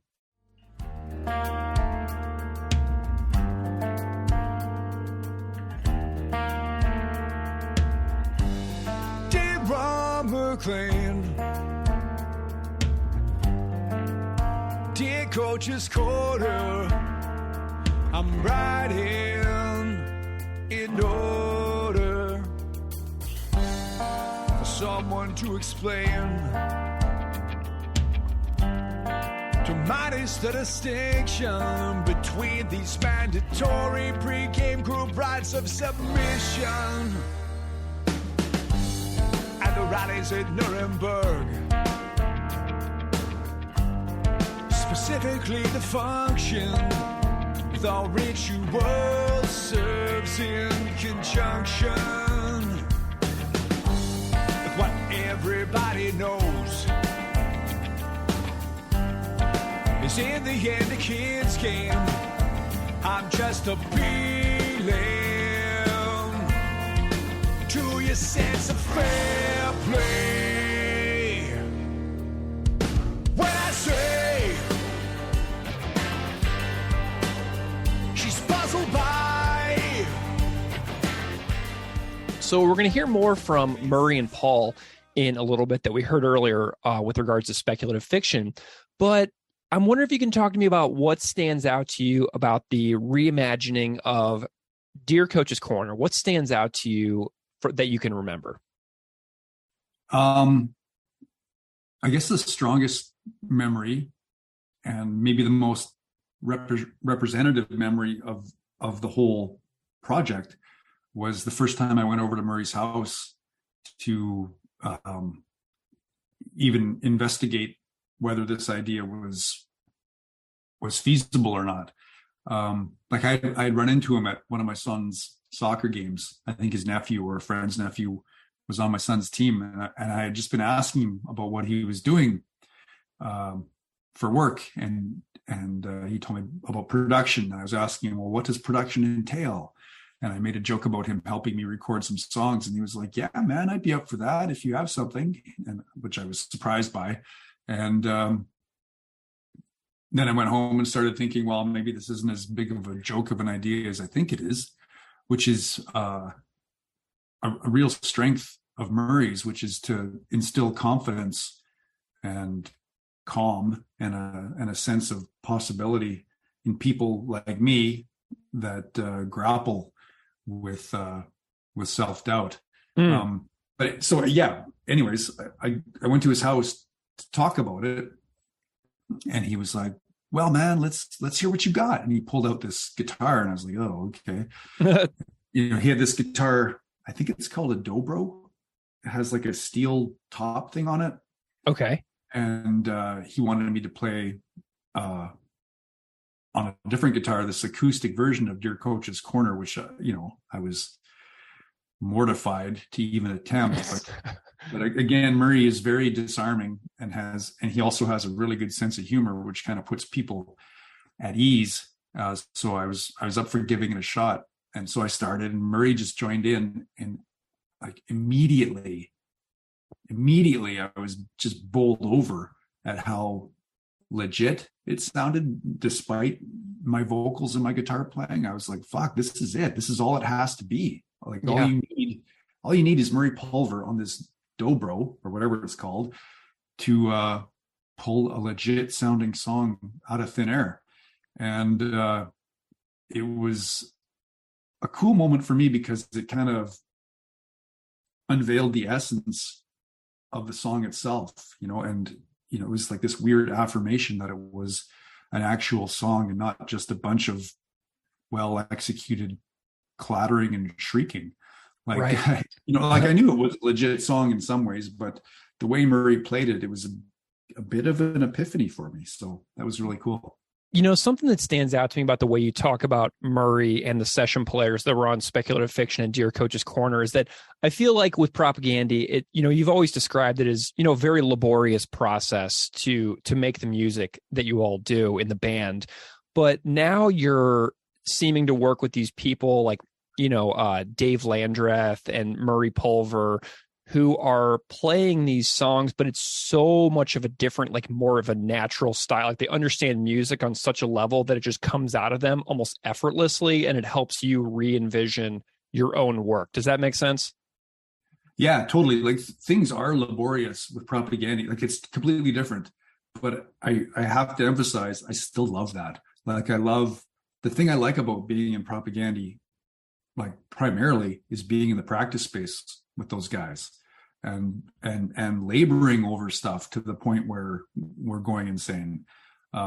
So like, I'm not like, just to be clear, I'm not disparaging that process. It's just, it was so different. And to see how these guys do it. And I think somewhere between those two processes is another, is another level. You can combine the kind of forensic, mind-bending work process in Propagandhi with this completely loose and open vibe of these established studio musicians and make something even better. Do you remember like watching the band play this in the studio while it was being tracked? Yeah, I do. What stands out to you? Like, what do you remember whenever you kind of like close your eyes and remember it? Well, I guess again, like Murray just scribbling down these little charts for the players, moments before Paul pressed record, and these guys just looking at the notes and going, okay. And then he presses record and they start playing, and it's like, what the fuck? It's happening. Like that's all it takes. And, particularly like I have this vision of looking through the studio glass and seeing like Dave Landreth is he's just sitting down on like a cab or something, like in the corner, playing, like, not that he wasn't paying attention, like he didn't need to, like, he wasn't hunched over his bass, like worried about what was coming up next. He's just in the moment, playing with a facility that is not familiar, I think, to anybody in our band. And it was just really impressive to me. Amazing. The vocals, the melody, you've adjusted the melodies, you left out some lyrics at the end, and I'm wondering if you have any reflections on the vocal performance that you kind of went through with the reimagined melody and also the omission of some vocals. Yeah. Yeah, it's not bad. Like, this vocally, I think, did I have more trouble with this one? I think I had more trouble with this one because it was a little more naked, a little less to hide behind. Maybe it was a touch less or touch more out of my wheelhouse. But I think I pulled it off good enough, like, for who I am. And I actually think at the end of this song, did we make a mistake in the studio with the structure? I can't remember if this was born out of a mistake that we missed a part, but at some part, like the lyrics you're talking about that are missing, I I think it was because we made a mistake in the structure. We were like, oh, how do we fix this? And I was like, well, wait a minute. I think actually the idea of the song is actually over there. Like in the song on the Propagandhi record, maybe those didn't need to be there. So I was like, okay, well, let's end it there. And I thought that was, I really enjoyed that. Like I was like kind of excited by that. Oh, wow, we're changing this and we're editing it and it works better. Which is, I mean, that's subjective obviously, but I thought it was cool. I love it. Well, we're going to hear from Murray. Murray's got more comments on Dear Coach's Corner. So we're going to throw to Murray Pulver, who played guitar on this track. So let's hear this side of the story from Murray. We'll be back in a bit. As the soldiers inexplicably repel down from the arena rafters, if not so insane, will be grounds for. Do you want to chat about Coach's Corner for a little bit? Sure. Yeah, sure. Tell me. Yeah, go ahead. No, go ahead. Tell me your thoughts on the original Coach's Corner from supporting cast. Well, I feel like it's so, being Canadian and with a title like that, I don't know if you've ever seen an episode of Coach's Corner. Absolutely. You have. Yeah. I lived in Saskatoon for a couple years, and so I never knew about Don Cherry or Ron McLean until 2007. I think was when they kind of came onto my radar. But yeah, I definitely have taken in the spectacle of the Don Cherry jacket selection. Yeah. So the title is such a. Man, it's such a cool title. And Chris being such a hockey fan, he's just, it really, clearly was like, oh, I better listen to this song. This is going to be pretty cool. And lyrically, like it could mean to me a few different things. And I've seen chats where people are like, coming up with their own versions of what it's all about. But I just thought the song was fantastic. And again, I listened to the original a bunch of times. I was like, how the hell am I going to do this? Like, I really don't know where to take this and what he's talking about, like, how are we going to make this so he can sit and play this at a comfortable volume? And because I was picturing Chris at some open mic night playing these songs. And then again, I hate to say it, but I really, no, I don't hate to say it. I'm happy to say that Jen's version really made me pick it apart a little bit and get into the lyric a little more. And maybe because I play with so many or produce so many singer-songwriters, it was just an easier way for me to take it in and then sort of, throw some ideas at Chris. He just came over and I'd reworked some chords and thought of a little riff and stuff on the dobro. Actually, he goes, "Oh, I like the sound of that," but it's all I had at home right then to play. And he was like, "Yeah, that's what it should be." And I'm like, "Really? This is too easy, man!" Like, but the original song is just so fantastic and incredible performances by that band. Yeah. What I'm feeling about whenever you say something like this is too easy, like your musical instincts are, different than his. Your experiences are so different than his. So what comes totally second nature and quote unquote obvious to you would be something that may be completely brand new to him. So like while it feels easy to you, I'd say it's your years and years of experience in that his years of experience in something totally different that makes you feel that it's easy, but him feel that it's like, whoa, this is amazing. That's and that's a very good observation. And like, cause I would play certain voicings on the guitar. He's just like, what, how the hell do you do that? Like, what is that? And then we'd get into guitar nerddom, and like, I could never play what he does. Like, it's like, so actually like, he just was super excited about, playing something differently. I don't know if he's ever tried to play these like they are, but yeah, well, and I guarantee you he got to learn new stuff with you, which is awesome. For sure. Yeah. I love that. It was a sharing. So you mentioned that you kind of used Jen's video sort of as like a picking apart starting point. Any other memories that stand out to you about kind of really when you like honed in on like the new version? No, like I said, it's a long time ago, but I don't really, nothing stands out to me as being like, oh, I gotta do this. I think once I had the initial, like kind of verse and thought and the form together, I kind of ran that by Chris, just kind of almost played him the first verse. I'm like, what do you think of this? And if he was excited about that, then I'd run with the rest. Sure. And say, okay, well, I can do this then. And I, because to be honest, when this started, I was like, holy shit, I'm out of my realm or league here. I really don't know how the hell I'm going to do this.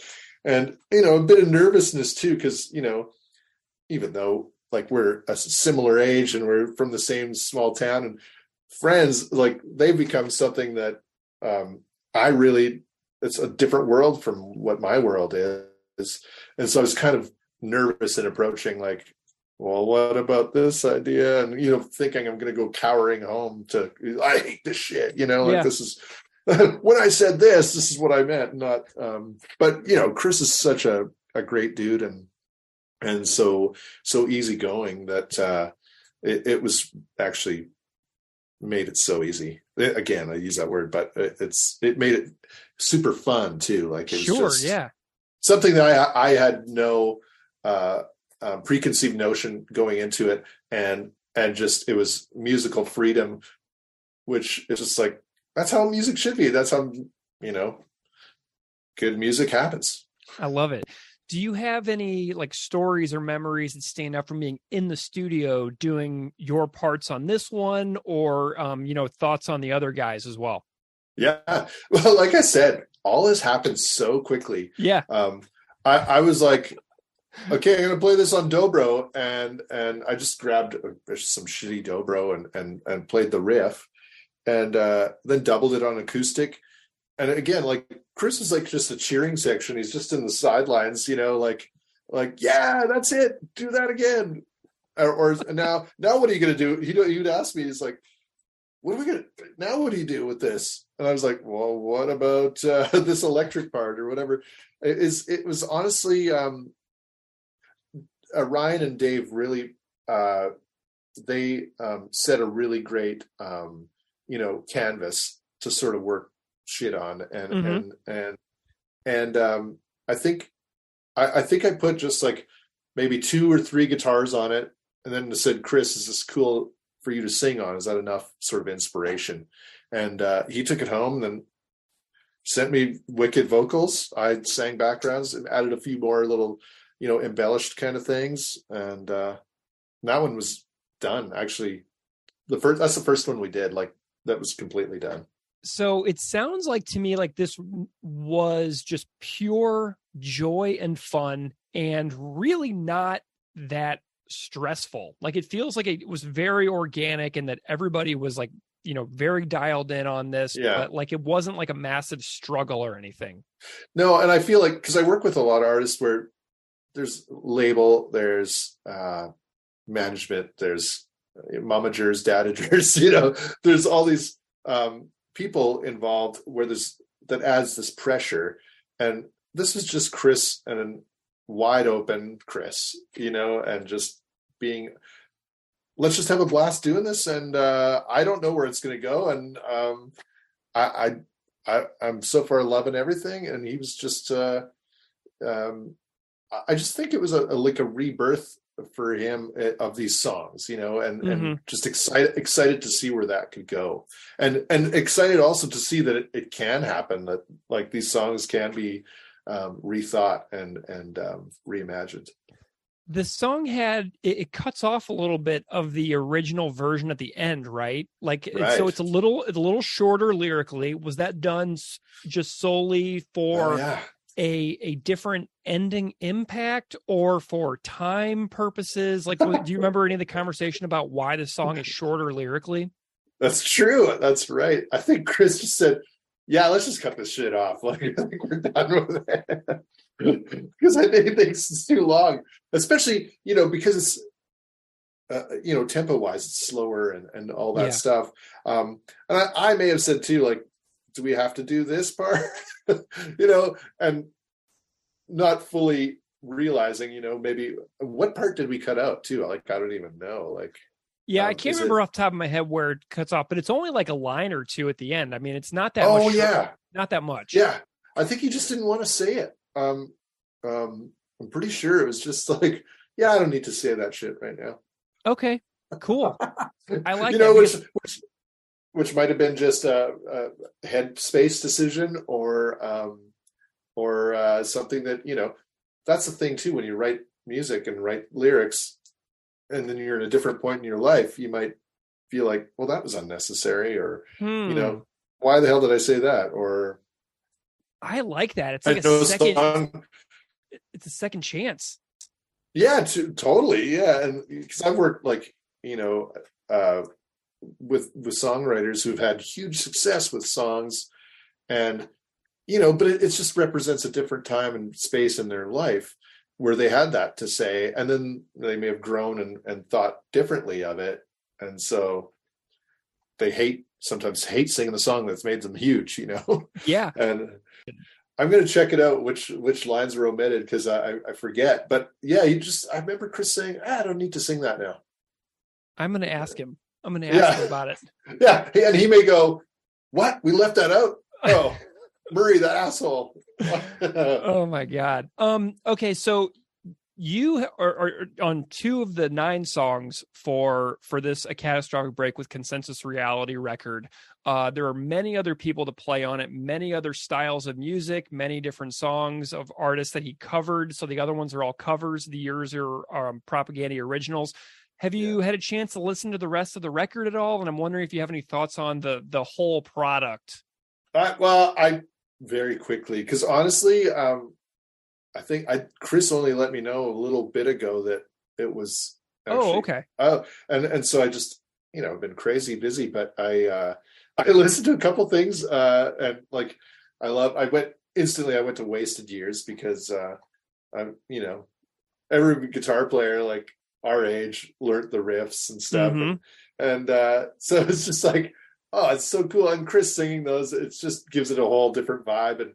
And so actually, I think Paul played on that. Paul played bass. Darren Acorn as well. Oh, okay. Darren Acorn. Yeah.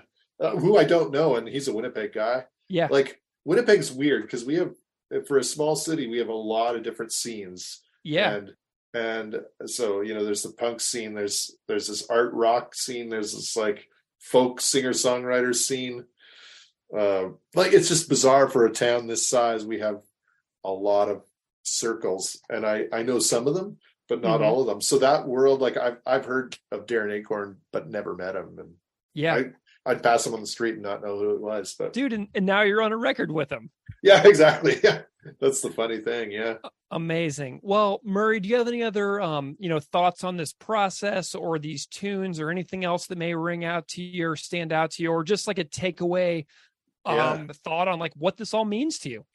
Yeah. Well, to be honest, just a takeaway from it is I was just thankful to be, just for that run-in with Chris where we could sort of chat, and we just caught up basically. And I was thankful that he was like, trusting in me to rework some of these, iconic Propagandhi songs that were just like, I know how much that music means to prop fans. And so for me to take on that responsibility was kind of like, oh my God, like my brother, my ex-brother is one of the best, like biggest prop fans. And so, I just realized through him what this band means to so many people. And, and so I was just, I felt this pressure, but also was honored that Chris thought we might be a good pairing, to do this. And I was just, and I'm thankful how they turned out too. Like they really have a life of their own, and they could stand alone as something else, a different project even, like, so that's exciting too. And now when he sings the songs live, he even alludes to these new versions with, some vocal change up. So they live on, even though these versions aren't the performed versions. Like for people that are in the know, they're like, there's that part. Yes. That is wild. That's so cool to me. It's an exclusive little club. Well, Murray Pulver, thank you so much for joining me to chat about these tunes. I hope that people will check out some of your other work, but I'm just really delighted that you took some time to hang out and talk about these Catastrophic Break with Consensus Reality tunes. Thank you so much for being here.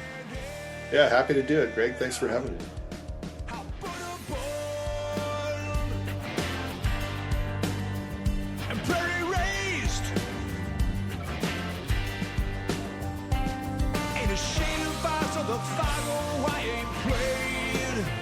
From pedal to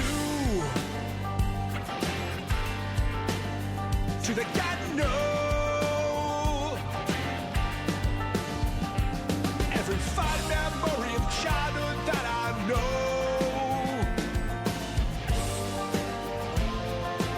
Somehow connected to the culture of this game I just can't live.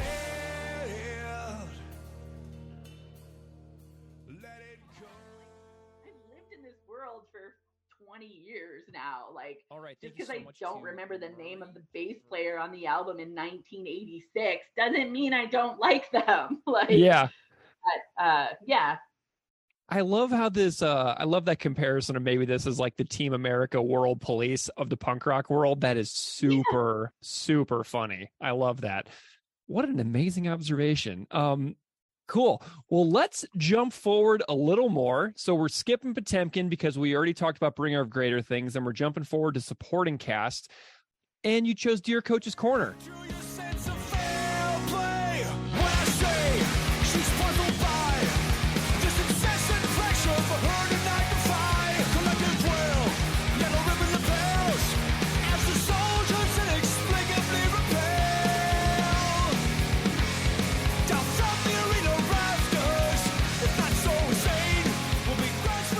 Tell me why you chose it. Oh man. This one's a tough one to talk about. So I think for me, so I did listen to part. It was quite a long episode that you folks did on Coach's Corner. I think it was like over 3 hours. Mm-hmm. But I'm assuming most of your audience has sort of the background to like who Don Cherry is, who Ron McLean is, who Grapes is. Like that's kind of all a part of this conversation. And I grew up in a hockey home where we watched every Saturday night Hockey Night in Canada.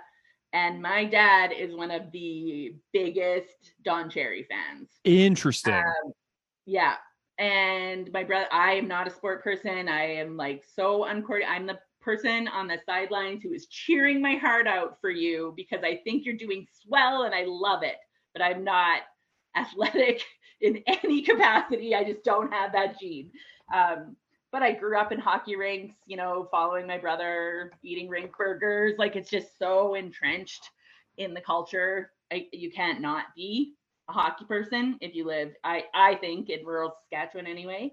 And I think for me, it just didn't, like, all along I didn't fit, you know, like, and I thought there was like something wrong with me. Like, I was like, why are all these people thinking this guy is great? Like, why is this culture so like gross? Like, but everybody's doing it, like everybody loves it, so like there must be something wrong with me, you know what I mean? Like I must not understand it. Maybe it's because I'm not good at sports, maybe it's because I don't know, right? Like so for a really long time I think I thought the problem was me not fitting in, just being the weird one, you know. I was always like the black sheep, the weird one, like all whatever name you want to call it. And so then as I started sort of thinking and being more critical and reading and opening up to like different ideas and seeing more things and all of this stuff, I was like, oh, like this is why I don't fit in. Like there are other people who think like me. There are other people who don't agree with this sort of, I call it bro culture or like toxic masculinity, whatever you want to call it. But like I said, I grew up with it. Like, it's just, you know, and like, there's a really awful derogatory term that I don't know if it's still being used, but in high school, we called girls puck fucks. Because they just wanted to go and sleep with hockey players because that's what you did in small towns. You know what I mean? Yeah. Which is just so gross. Like, it's just so disgusting. But it's just like, it was just so normalized to the point where if you did try and call it out or like kind of rub up against it or bump up against it, like, you were alienated and ostracized and like left to the margins. You know what I mean? And so I think in the same way that like Showdown, I was saying, is sort of like a battle of my own two selves. Yeah. I feel like Coach's Corner is like that, like friction of the relationship with my dad, you know, and like growing up with him. And I adore my dad. We are so close. I love him. You know, he's fixing my minivan today for me because that's what good dads do. You know what I mean? But, you know, we are politically and philosophically on very opposite ends of the spectrum, to the point where there have been times where my mom, who's kind of a very lovely peacekeeping mediator between the two of us, of like, we aren't talking about politics at the table anymore. Like, this is over. I'm not having Raylee leave in anger anymore because you two are fighting about policy or government or whatever, right? Yeah. And so when I think, I'm just going to pull up the lyrics here for Coach's Corner, like, when I think of that relationship growing up with my dad and all of the wonderful things he's taught me, as well as all of the things he taught me that I needed to unpack and untrench and undo almost, right? And I say my dad is sort of like the royal dad, royal we, like that culture of men in small town Saskatchewan. Like, it could be my dad, it could be any of my uncles. Like I was saying, my own kid was kind of calling out my uncle this week. You know what I mean? Like, that sort of generation of men as like my dad is sort of representative of that royal we, right? Yeah. And I just think like the song itself is like, if we just want to talk like not the lyrics, it's just like a totally different vibe. It's so like, it's longer, it's more introspective, it's more it's not a banger. Like, this isn't one of my banger songs, you know what I mean? Yeah. And he just you can really hear it in Chris's voice that he's just like, he's trying to make peace with, again, like how I was trying to reconcile the two selves of myself. Like, I feel my interpretation of his thoughts, and I don't want to speak for you, Chris, is that he's trying to reconcile loving these two things that are counterproductive to each other. Like, how can I be this human and also want to do these things, but this culture is so awful for this thing? You know what I mean? Yeah.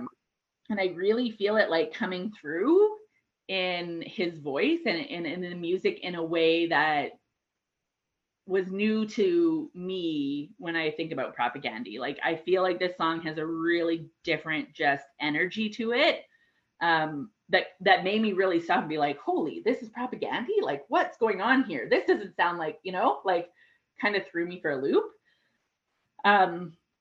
So then when I think about that, like I said, I like, there was a contest. I don't know if it was an official contest or just some media click yes and no, do a voter poll or whatever for like world or best Canadian, you know, like, yeah, to try and vote for who you think should represent Canada as like the best Canadian, right? Yeah.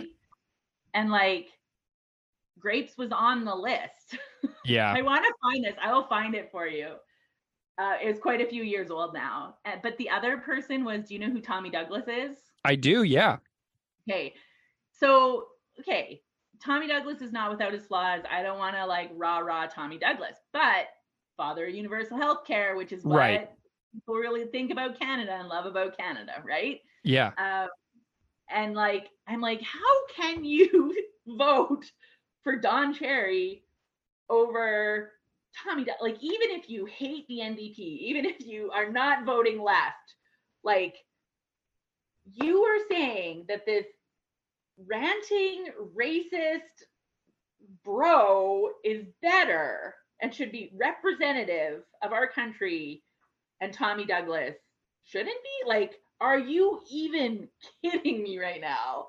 Like, and a lot of people voted for Grapes. Like, a lot of people really, because of the hatred of the NDP here, Tommy Douglas you can't separate Tommy Douglas. Sorry, NDP is one of our political parties here for some of your listeners who might not be familiar.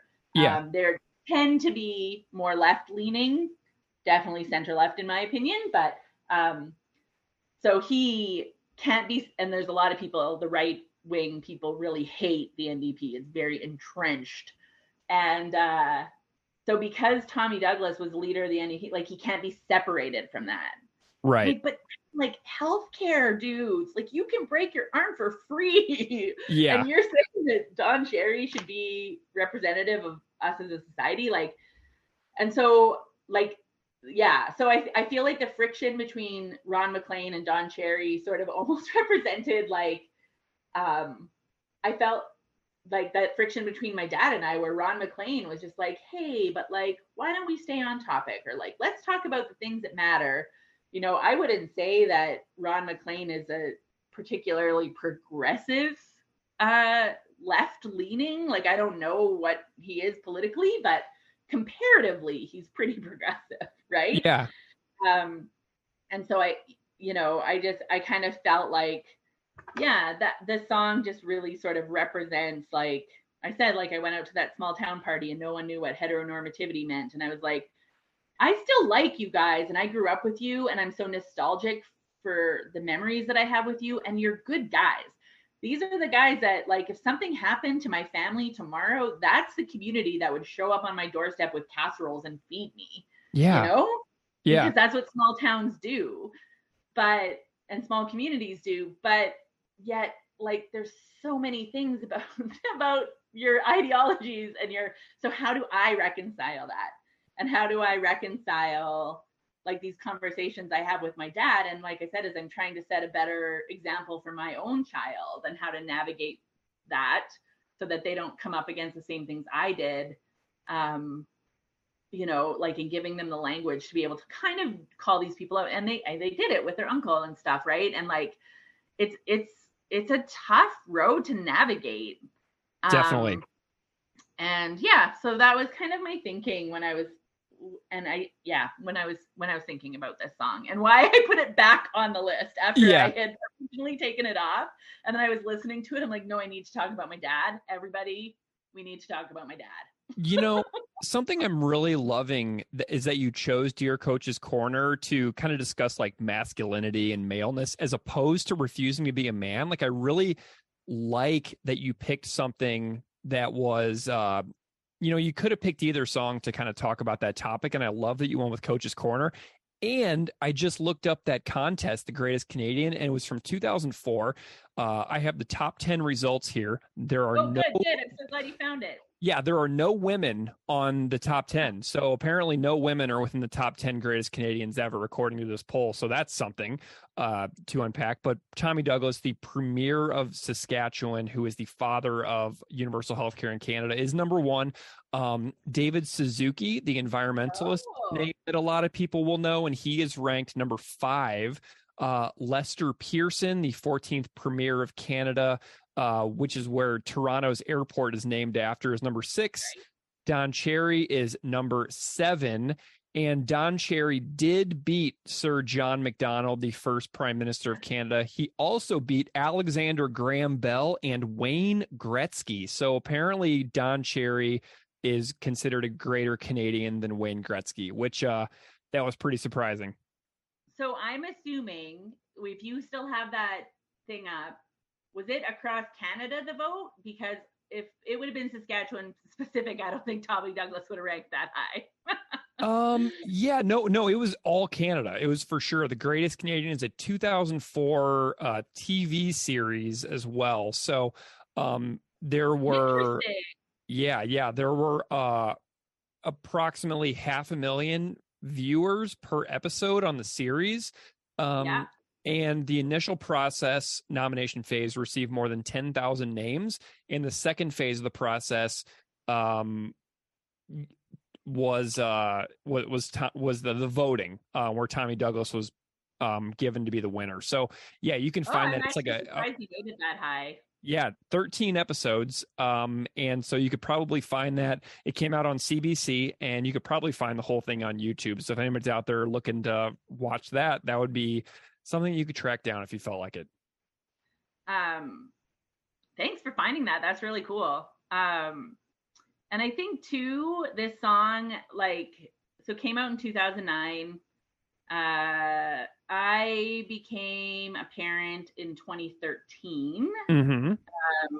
And at the end, when it's talking about it takes such a village to raise a child, but just a flag to raise a child. And I think now, as I'm seeing again, my own child who takes after their mother, sports, not their strongest, best feature, they're not going to be, and they don't want to be. They're not interested. They love drawing and art and comic books and reading, and they want to be a mycologist when they grow up. Cool. You know what that means? Like a mushroom specialist. Yeah. That's the kind of kid that I have, and I love them, and they're just amazing. But so now they're trying to kind of navigate that sort of bro patriarchy culture. And, my dad has softened a bit after years of conflict with me. And he knows now that I can put up with it because I can hold my own. I have my own sort of thoughts, and but he knows that if he starts saying that stuff around my kid, we're done. We're gone, we leave. I'm like, they don't need to hear this. No, not okay. So he has sort of started kind of biting his tongue a little bit more because he loves us and he wants us to hang out. And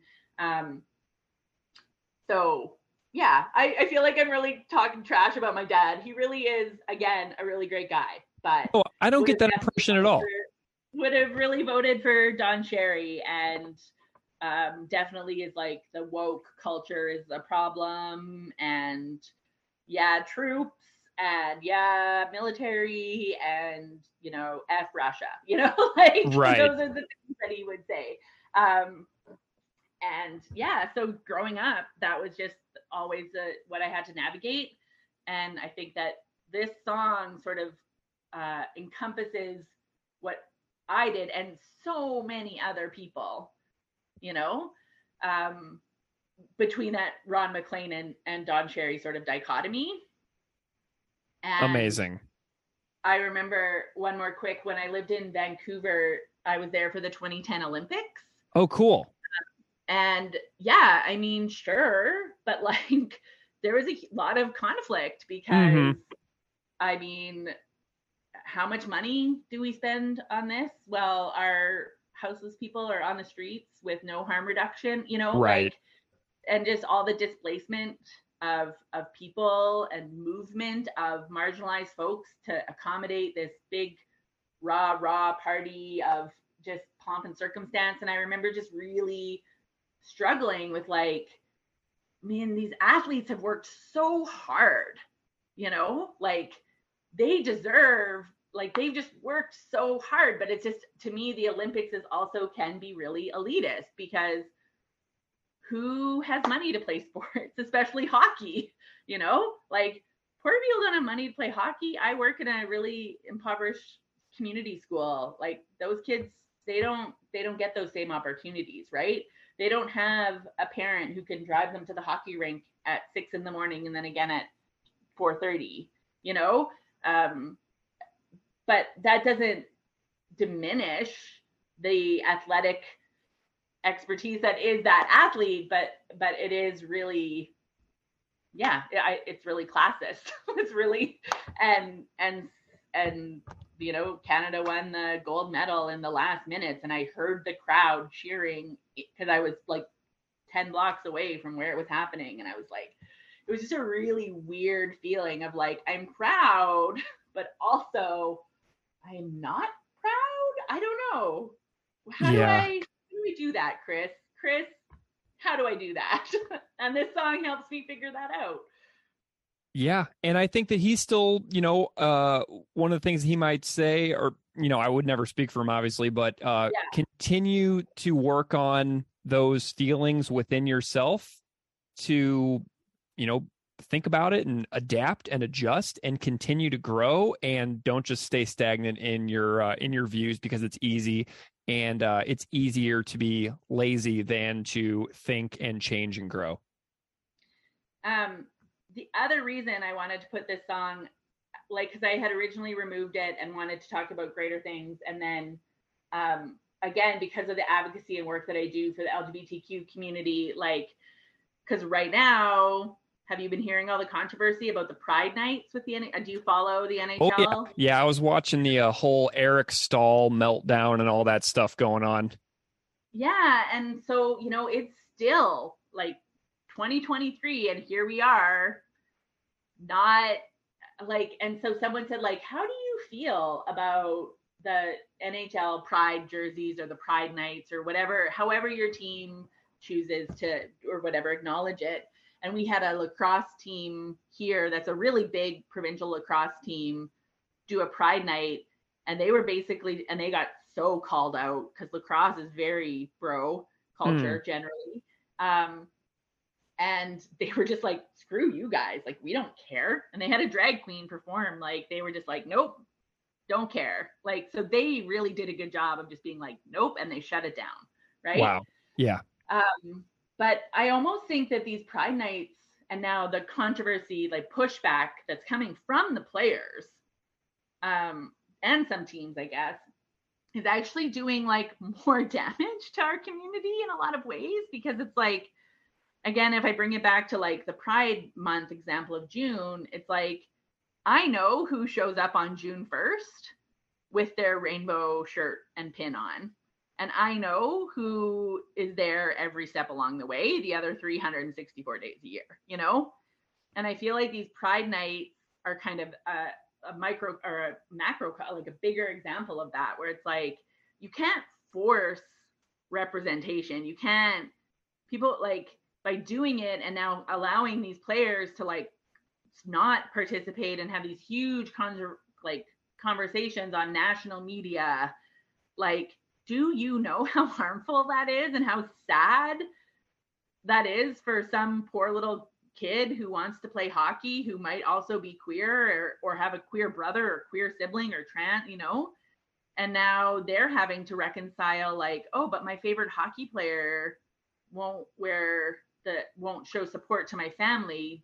Do I have to choose? And I think that spontaneous representation is much more meaningful. I'm going to sit there and notice some hockey player who put rainbow tape to tape up their hockey stick.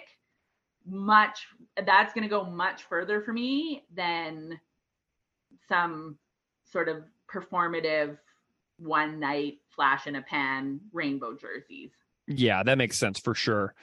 The controversy around it has been really interesting to watch, especially on social media, watching all the teams put out their statements and things like that has been, and then scrolling through the comments, really interesting. And I know that people always say never read the comments, but I always do, because I find it to be important to see what people are thinking and hearing and talking about. So I don't even mind reading the comments, because I think that it's important to see what's going on.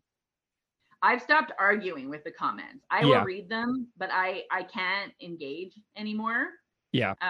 It's too much. It's too harmful. I would be up all night and all day, and angry all the time. I don't want to be an angry person all the time, Yeah.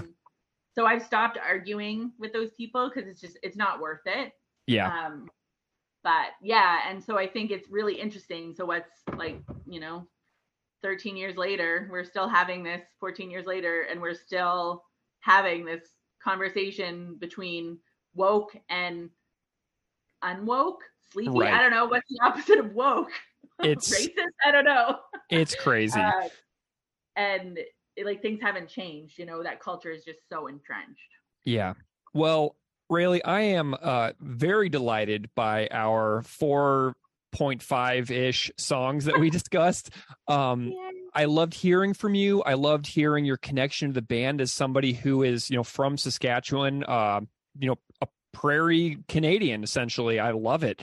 I love the perspectives that you've brought in and the personal stories that you've told. And I'm wondering if you can just send us out here on a note to the listeners on where they can find you, what to follow, and any concluding thoughts that you may have as far as like bringing this in for a landing. Yeah, like I said, just wanted to thank you for inviting me to come on. You're so welcome. Banter back and forth on Twitter really paid off in this conversation.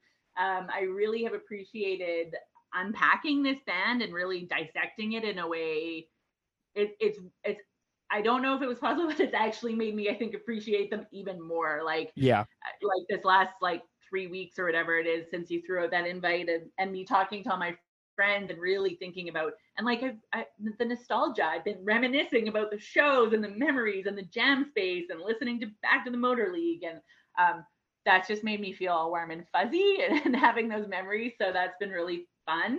I didn't know that Propagandhi and their angry lyrics could make me feel so warm and fuzzy, but it does. So you can find me on Instagram and Twitter at queered or queered_podcast.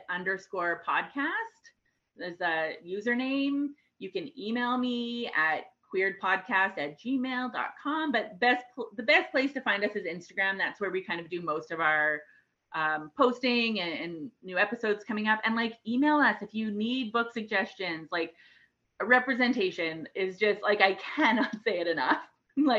If you need help finding a book about a specific topic or a specific character, or just to spark a conversation, please reach out. Brendan and I would love to chat with you and help, or just have a conversation with you about what that could look like in your classroom, in your learning space, or your family. Because sometimes it's happening in your kids' school and you want to know how to talk about it with your kids at home, and maybe that's a new conversation for you. And just know that representation is just so important if we want to help these kids grow into cool punk adults. Amazing.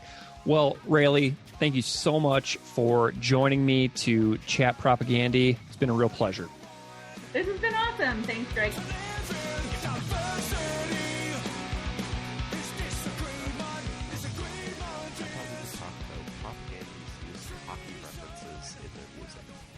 Today's guest and hockey rock expert is Dave Zamboni from the world-famous all-hockey rock band, the Zambonis. In this conversation, we touch on the songs Resisting Tyrannical Government and Dear Coach's Corner. We talk about the history of the Zambonis, hockey references in music, our love of organ music at sporting events, and of course, hockey. I've known Dave since the 90s and always loved hearing him tell stories. I hope you enjoy listening to this as much as I enjoyed having this conversation. Okay, enough of me. Here's my conversation with Dave Zamboni.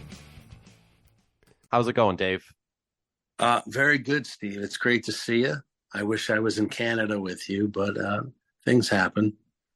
They happen. So for those listening who may not be familiar with the Zambonis, I'll give a brief kind of background on the Zambonis.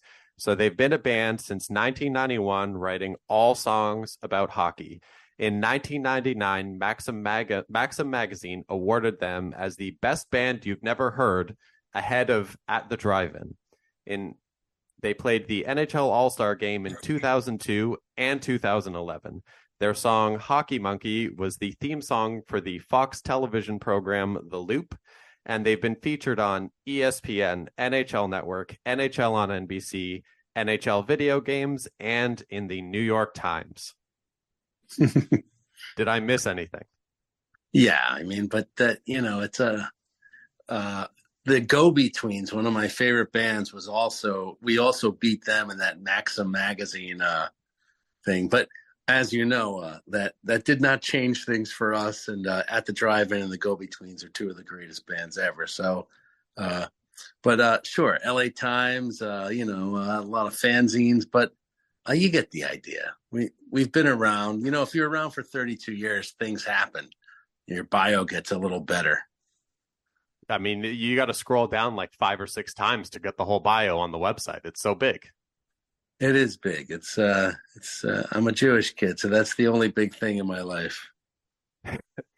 Sorry, is that all right? Oh, that's absolutely all right. I mean, you guys have been doing this for a very long time. I mean, I kind of, my first experience with you guys was, I believe I want to say 1997. I came down to Burlington, Vermont with some buddies to see you guys play at Higher Ground. We brought all of our road hockey stuff, and we set up some road hockey in the parking lot of the venue after the game, and like the cops chased us out of town. It was this big ordeal. Yeah, that was great.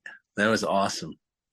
So, and since then, I've had you guys come up and play in Canada. You guys have been killing it down in the US. So, and when I decided that I wanted to kind of, with the hockey season kind of coming up, and to have this little hockey season preview to try and, because Propagandhi are a band that love hockey, and they've used hockey metaphors in their songs to try and talk about more serious subjects. I thought, who better of a person to have on to talk hockey and music than you, the person who pretty much champions hockey rock.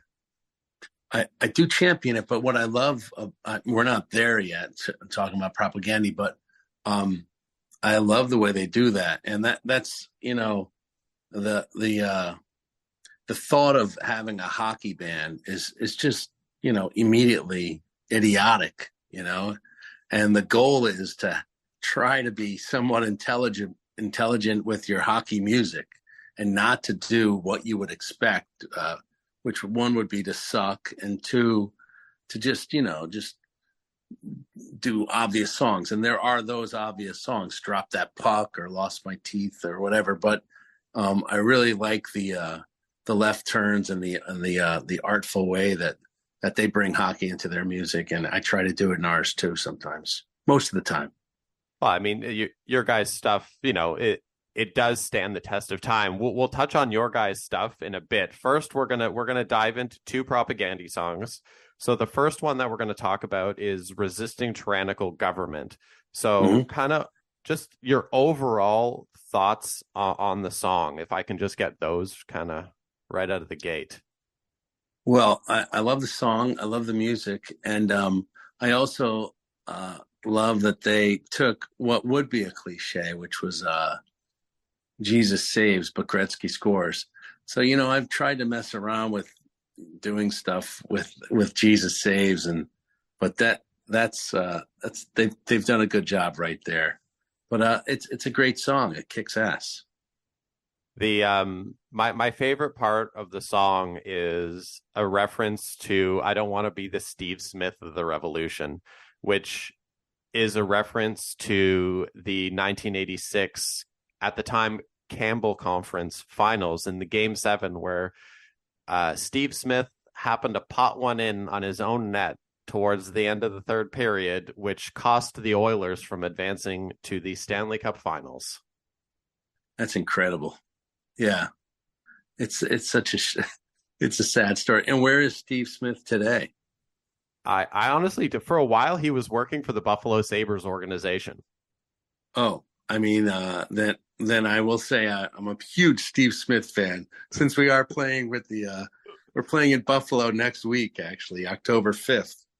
So huge Steve Smith fan. I mean, Steve Smith, he did well for himself after he popped that one in, 3-time Stanley Cup champion. Yeah. Well, let me tell you a little bit about my Steve Smith. When I looked through the lyrics of that song, and I stand by this, my whole life I've done this. I've gotten in arguments with really popular rock critics and rock writers, not arguments, but I've had debates. There's a band called The Vapors, which I'm sure you know, Turning Japanese. Yeah. But besides Turning Japanese, every song of theirs, every single song is an amazing song. And they put out 3 records, 2 records back in the day, and then they put out a brand new record about 4 years ago. And Steve Smith was the bassist, and he's one of my favorite bassists ever. Such a great bassist. Played the Rickenbacker bass way back Rickenbacker, however you want to say it over there in Canada. But so there's Steve Smith. I have two favorite Steve Smiths now. But yeah, that story about him scoring on his own that's a tough one. You know, it's, and like to relate it back to the song being that, you know, if people are gonna about like riding your bikes to the G7 meeting and blowing up all the leaders, and is really that is, you know, what you think may be the solution to your problems, like immediately is maybe not the long-term outcome that you're looking for. You know, you get instant gratification, but is it really the long-term solution that you're looking for? Because, you know, as we know in politics, if you have a problem with one leader, that leader can easily be replaced with a better, with a possibly worse version of themselves, essentially. Right. Well, let's remind you that in the song, it's not a meeting, it's a picnic. Yes, it's a G7 picnic, because nothing ever happens at the G7 meetings. It's just them getting together to stroke each other's egos, and nothing ever happens. So that's kind of, you know, based off of that, you know, you can kind of see how the trajectory of that would go. Well, sadly, I mean that it's the G7. It's really 95% of all politics. Nothing happens. So it's in this country, it's just at a dead standstill. So it doesn't. Yeah, we need more propaganda out there. That's true. And in terms of like going back to like the musicality of the song, like, so Chris Hanna, the primary songwriter and singer and guitar player, he's an unbelievable guitar player. And this song here, I really like the kind of the little leads he throws into the song throughout it. But as being a guitar player yourself, kind of what's your just general thoughts on the guitar work in the song? I mean, it's a great tune. The drum, everything. It's if you're gonna, it works perfectly for that sort of tune. For just with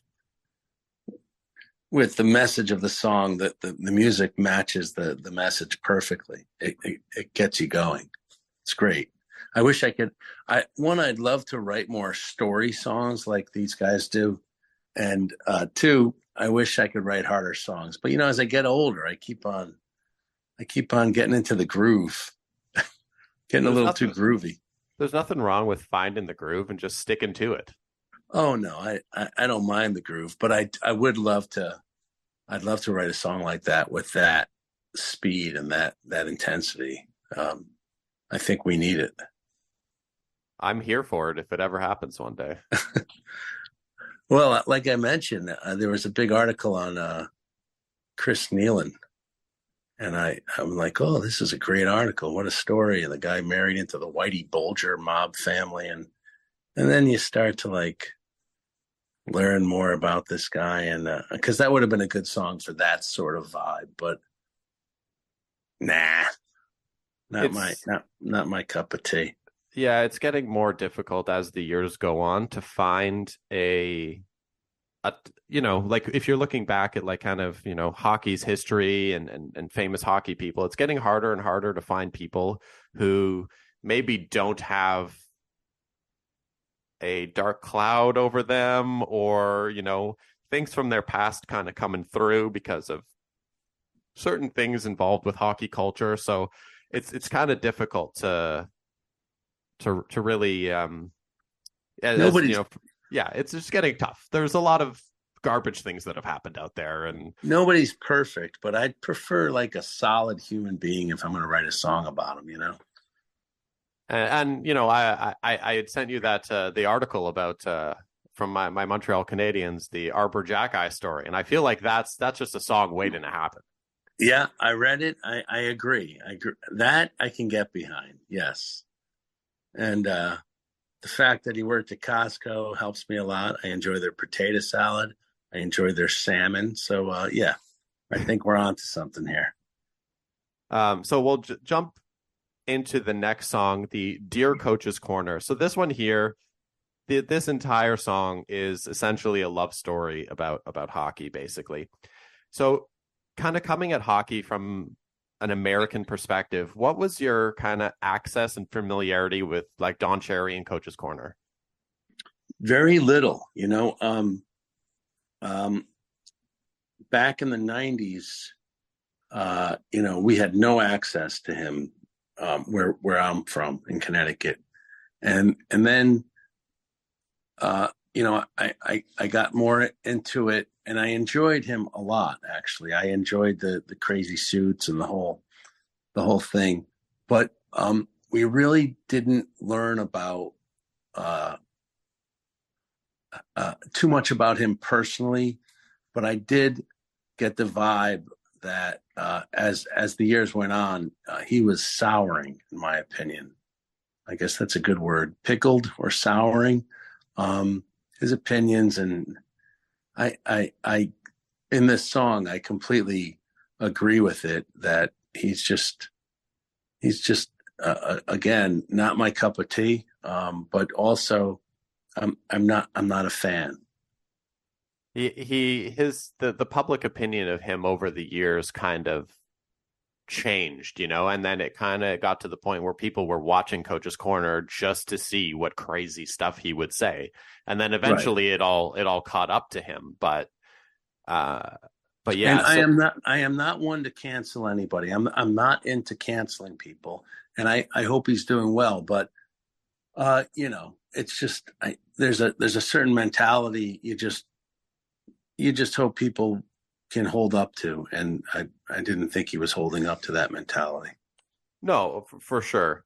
So, and maybe this is a question you can kind of touch on it to whatever level you're comfortable with, but coming from being in the U.S. and coming at sports from an American perspective, and how the song references the military kind of coming down on Appreciation Night, dropping in from the rafters. How do you kind of view the integration of like military culture into sports and like in hockey in general? Because every team in the league has like Military Appreciation Night.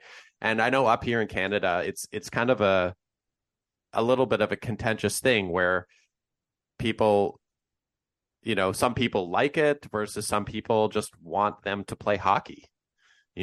And yeah. I just kind of wondering based off, because I know like, you watch a football game every week, there's military flyovers, you watch NASCAR, like it's military everywhere. So the NHL is definitely on the lighter side with regards to it. But I was just kind of wondering, based off of what the song is talking about, what do you think of that? I think the level of fake patriotism is involved in it. They're putting on a show, and no one's going to criticize that. And I'm completely thank you for your service to all my military guys out there. But when it comes to a team presenting this, I think it's more, it just to look good, to look great. And it's great marketing for them. You can't go wrong. I prefer Star Wars Night. I'm a big fan of the Star Wars Night. I'm a big fan of all other clever promotions, but it seems to always fall back on that, and the teams just cherish that moment. And I've known a couple guys that work for these teams, and I think it's a little forced. Oh, I agree. It's one of those things where I look up, like I go to the game and I find out it's like, oh, it's military night at the game, because I actually went to a game in January of this past year. I went to the Leafs Red Wings game here in Toronto, and it just happened to be military night, I believe. And I was like, oh boy, how did this happen? I go to one game of the year and it's military night. If you're the marketing man for said hockey team, they do it in every league, then I get it. It's an easy win.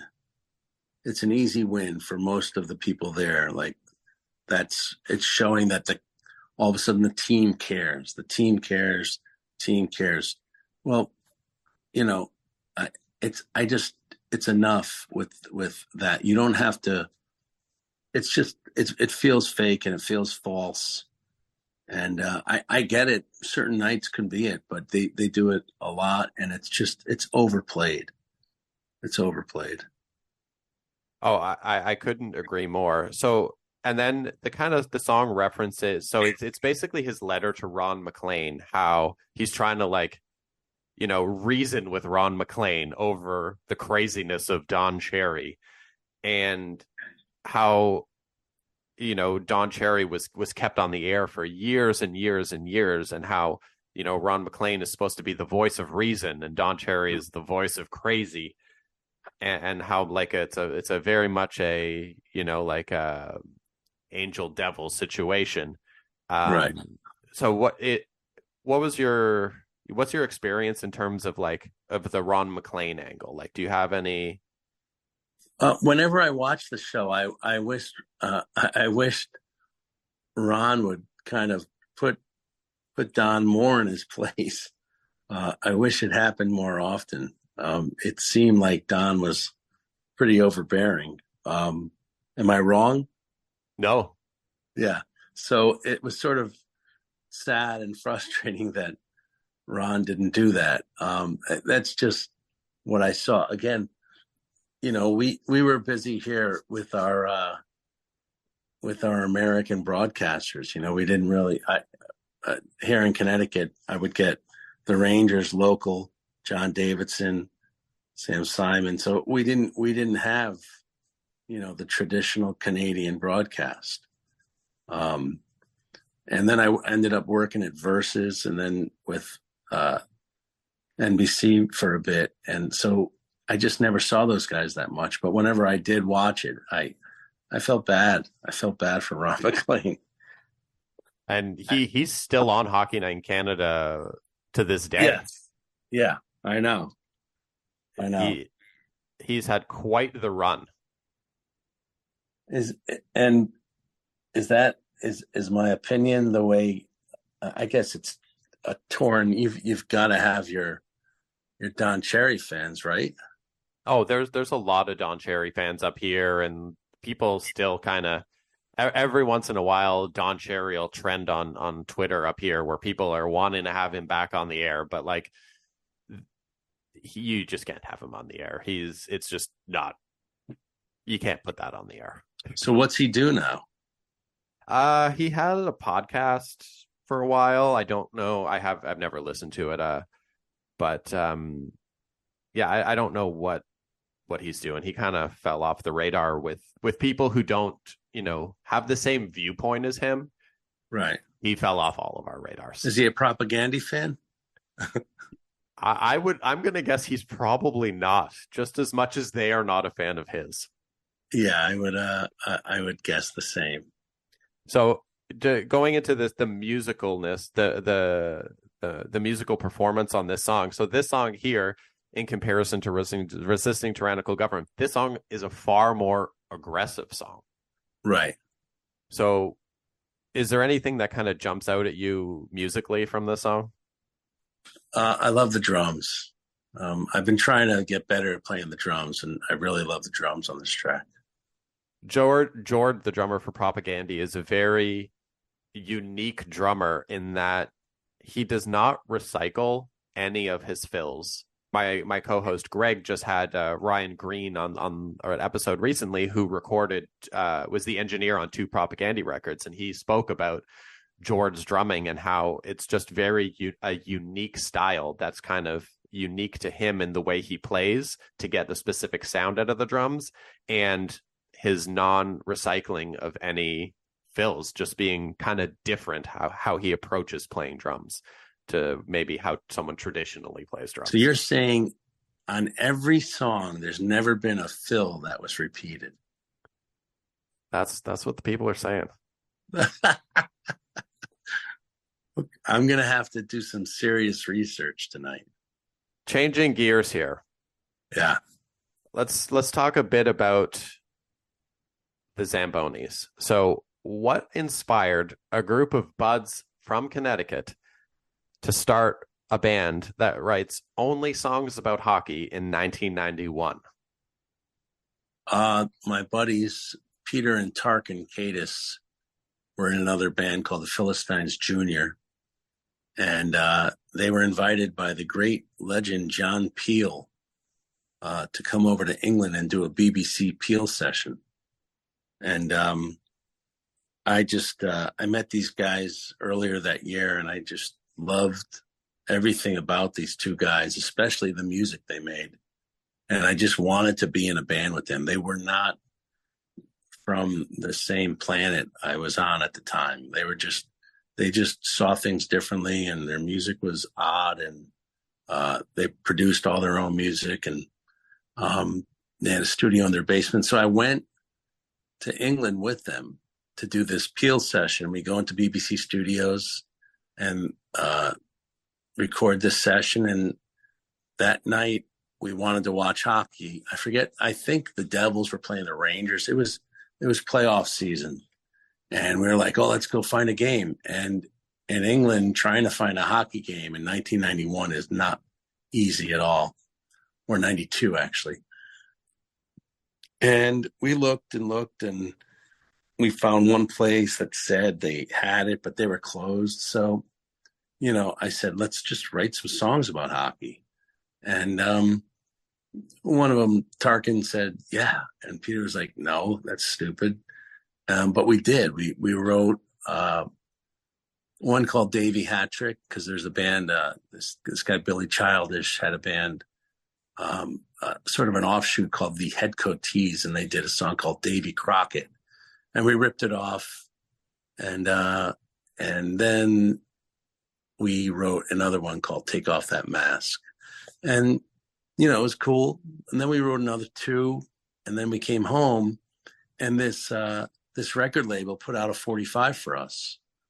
And it was immediately on the college charts. It was crazy. And we were the name was easy, the Zambonis, because everybody loves the Zamboni, unless you're working for the Olympia brand resurfacer machine. But so that started it, and we made the college charts. And we're like, oh shoot, we got to make a record.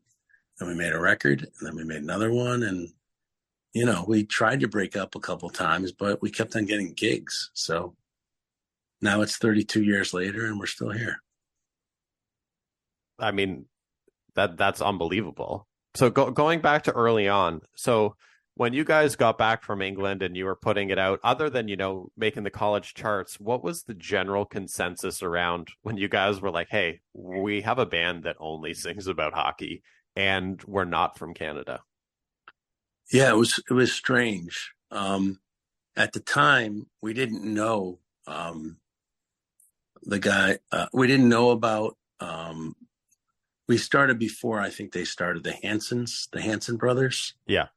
So we didn't know about that. We didn't, and that's the influence of Peter and Tarkin. We didn't even think about it. You're so young and dumb. You just do it. You're not thinking like, oh, like this doesn't make sense. We're not from Canada. Those guys they have a dual citizenship because their mother came from Latvia and then moved to Canada. So they actually have dual citizenship in Canada and here.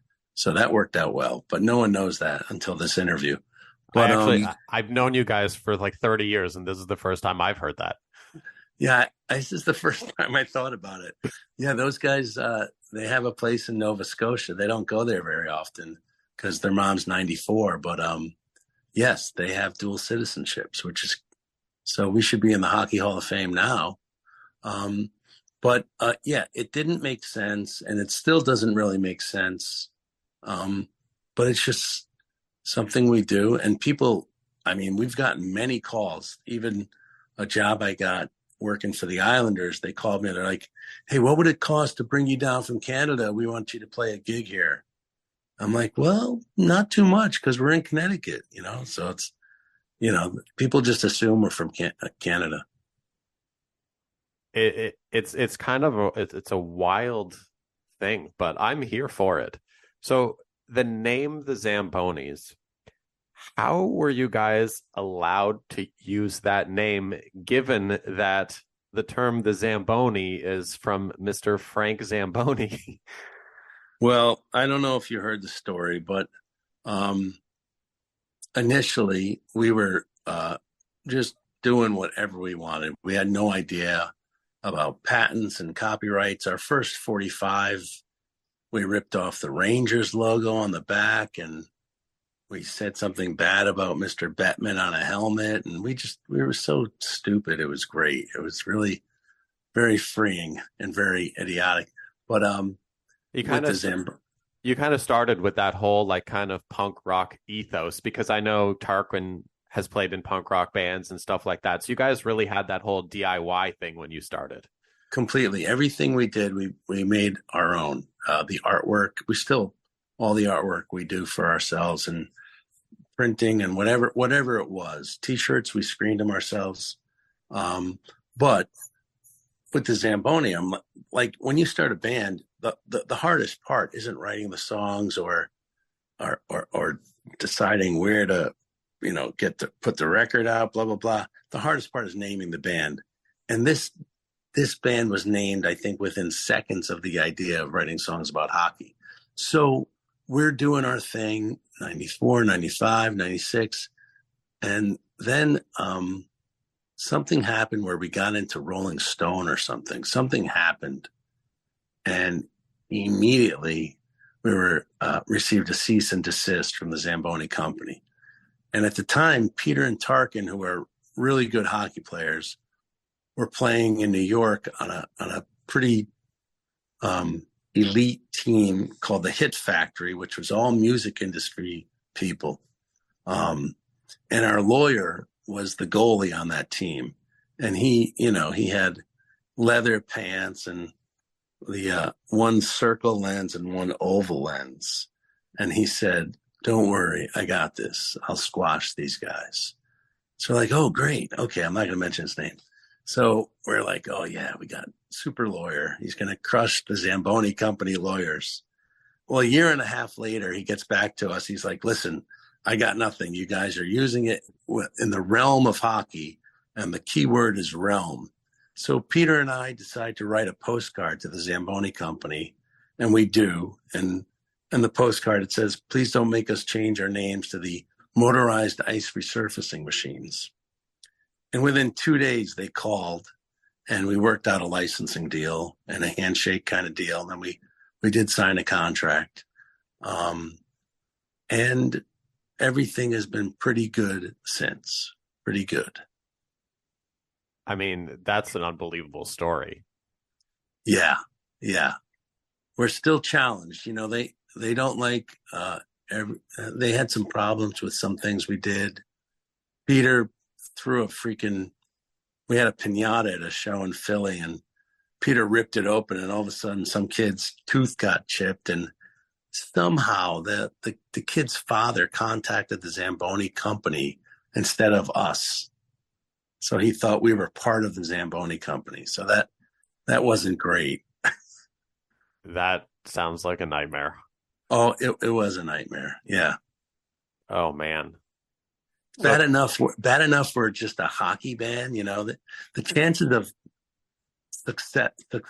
succeeding as an all hockey band is hard enough. But once you have to purchase liability insurance for each show because your friend ripped open a piñata, it's not great white problems, but it's not fun. No, that sucks. I was doing a bit of research into the Zamboni company in general, and what I found was, I'm not sure how familiar you are with the Zamboni and the history of the Zamboni, but guess where they delivered their 10,000th Zamboni? Where? Their 10,000th Zamboni is property of the Montreal Canadiens and the Bell Center. Oh, okay. That's a good answer. I thought it'd be some obscure. I didn't know what was going to happen. Maybe in like my hometown or something. No, that's amazing. It's a milestone Zamboni at the home of NHL hockey. It's the right place to deliver your 10,000th. I agree. I'm sure it was electric too. This was back in 2012, so I'm not sure if it was electric back then, nor am I sure if it's even in use anymore. But well, then cancel my comment. Yeah, I'm not even sure if they even still use Zamboni ice surfacing machines at the Bell Center. It's been a few years since I've been to a game at the Bell Center, but we need to look into that, because that would not be good. The other brand, I say. I wonder if arenas, they pit the Zamboni company against the Olympia company? Is that like a big thing? Is there a rivalry there? Only in my brain, but I mean, I know which one I'm a fan of. I know which one you're contractually obligated to be a fan of. No, but I'm still a fan. I mean, anybody using the Z, and it is the machine. It is the ice resurfacing machine. It's the original. So, I mean, every time a kid goes to a hockey game, they're just mesmerized by the Zamboni. It's half of the attraction for little kids when they go to a hockey game. It's not just little kids. My stepfather, may he rest in peace, he would go to games just to see the Zamboni. It was pretty impressive. That's amazing. He loved it. He started telling me things about it. I'm like, yeah, no, I know what it does. He loved it. Oh, that's awesome. Yeah, have you ever driven a Zamboni? Once, yeah. How was that? It was nerve-wracking. Did you actually get to clean the whole sheet? No, I started to do I started to do some stuff, but then I stopped. I didn't want to mess up anything. So I should go back and do it again. I have many invites to do so. I think you should just get out there and start cleaning sheets. I think I could do it. I can multitask. I'm good at video games. It's got to be just like a video game, right? Because, coming from playing hockey and, playing in beer leagues and hockey growing all through up junior hockey and stuff, the one thing that every hockey player complains about is, man, those Zamboni drivers really screwed up the ice. Look at that puddle in front of the net. Right. Well, let's see them do it themselves. Then do it yourself. Hop up there and let's see what you can do. My whole life, I think I've been training to be a Zamboni driver, but obviously when I get a step up to the big moment like that, I know I'm going to screw it up. Yeah. Hey, shout out to my friend Renee, who's now working for the Carolina Hurricanes. She's driving the Zamboni. Oh, that's awesome. Yeah, I probably should go down there. They reached out to us a couple times, and now that I know the Zamboni driver, geez, come on, we should get down there. Tell me about your NHL on NBC 3 songs in 24 hours that aired on TV 24 hours after writing and recording them. Oh, for a little while, we had people at NBC that knew the Zambonis and would just call us like, hey, we need a song for this, like now. And I was like, okay. And again, this guy, Tim Walsh, was in the Zambonis for 10 years, and it's one of my best friends. He's in my other band, the Levies, and he fills in for the Zambonis once in a while. I said, Tim, let's go. And that's fun because you get paid to do that too, which is kind of silly. You get stupid money. It's great. So 24 hours, I'll write it in 7 hours. But yeah, so they just gave us like, we need this, we need this, we need this. And it's cool. One of the songs, oh no, that was a football song. Sorry. I only wrote one football commercial, but Don Ho ended up in the commercial. But yeah. I love that stuff. I love writing quick and turning it around. And if you give me a subject, that's even easier. Writing a song for myself with the Zambonis, you have to think about, what's the song going to be about? What am I going to do here? What's this? But they're saying, hey, we need a song about this guy, this team, and it needs to mention this and this. So it's much easier. It's like a scripted process for the beginning. They give you some bullet points. One of my favorite kind of quick hit / jingle of yours is your kind of punk rock tune you guys wrote about deodorant. Yes, Tarkin. That's all Tarkin. Tarkin only wrote 2 songs in this band in the last 32 years. He has helped a lot in every way, but Tarkin sitting and writing a song.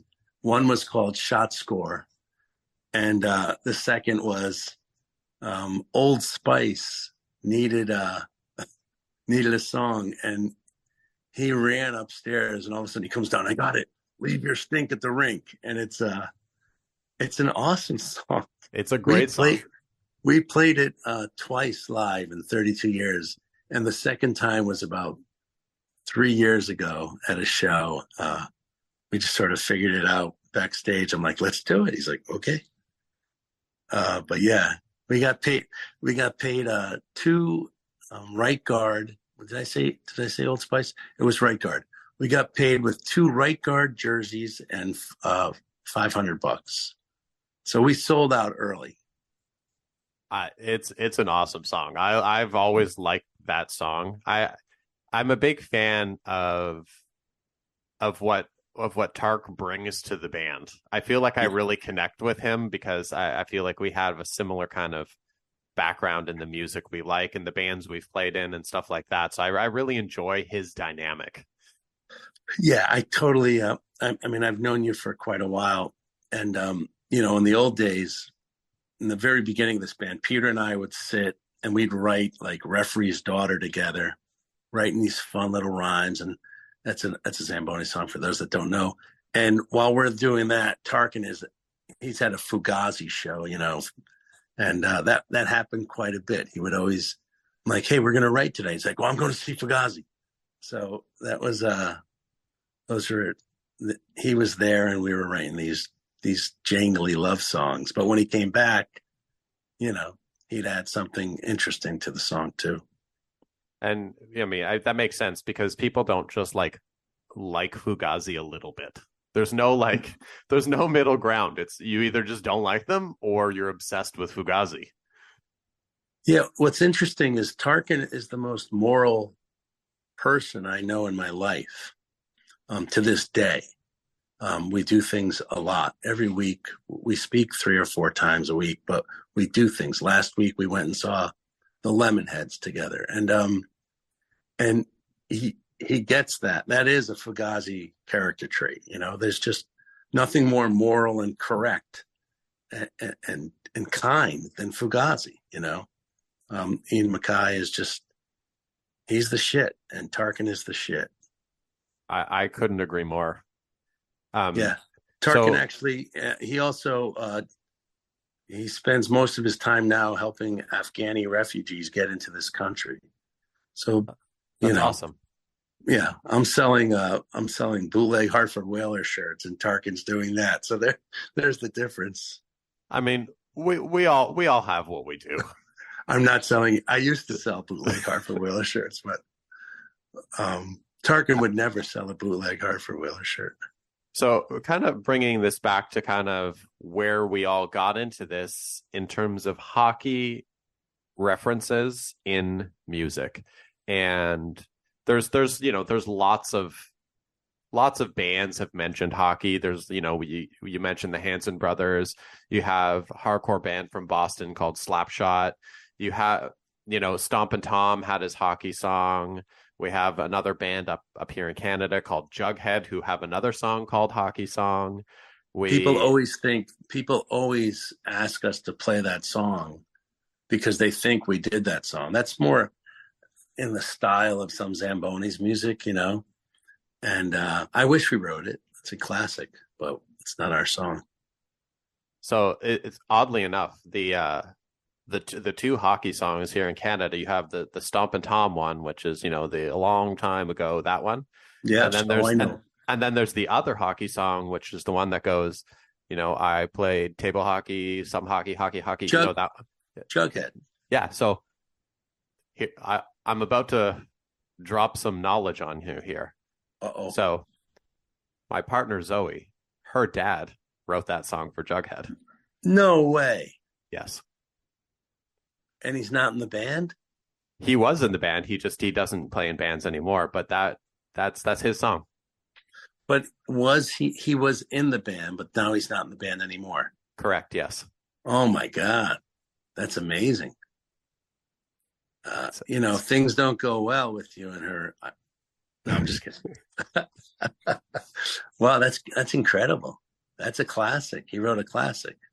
Yeah. So he was big.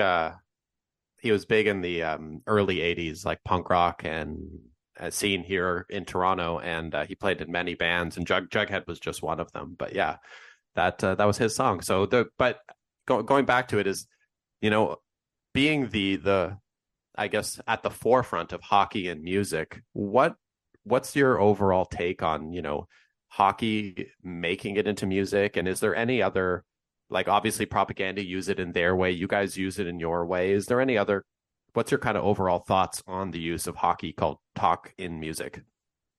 Well, the sad part is, and I don't know about what's going on in your NHL arenas, but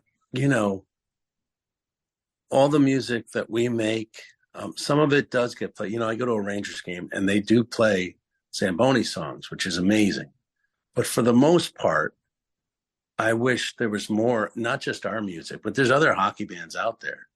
And I just feel like it's kind of like it would be an honorable mention to just play some of these songs. I mean, those Puck Rock Volume 1, that CD? Yep. Actually, that's the CD with Jughead on it. That's how I heard that song. There's so many great songs on that record, and barely one of them is played at a hockey game. And there's so many great songs about hockey. Good Lord, there's so many great songs about hockey, but none of them are really played at hockey games.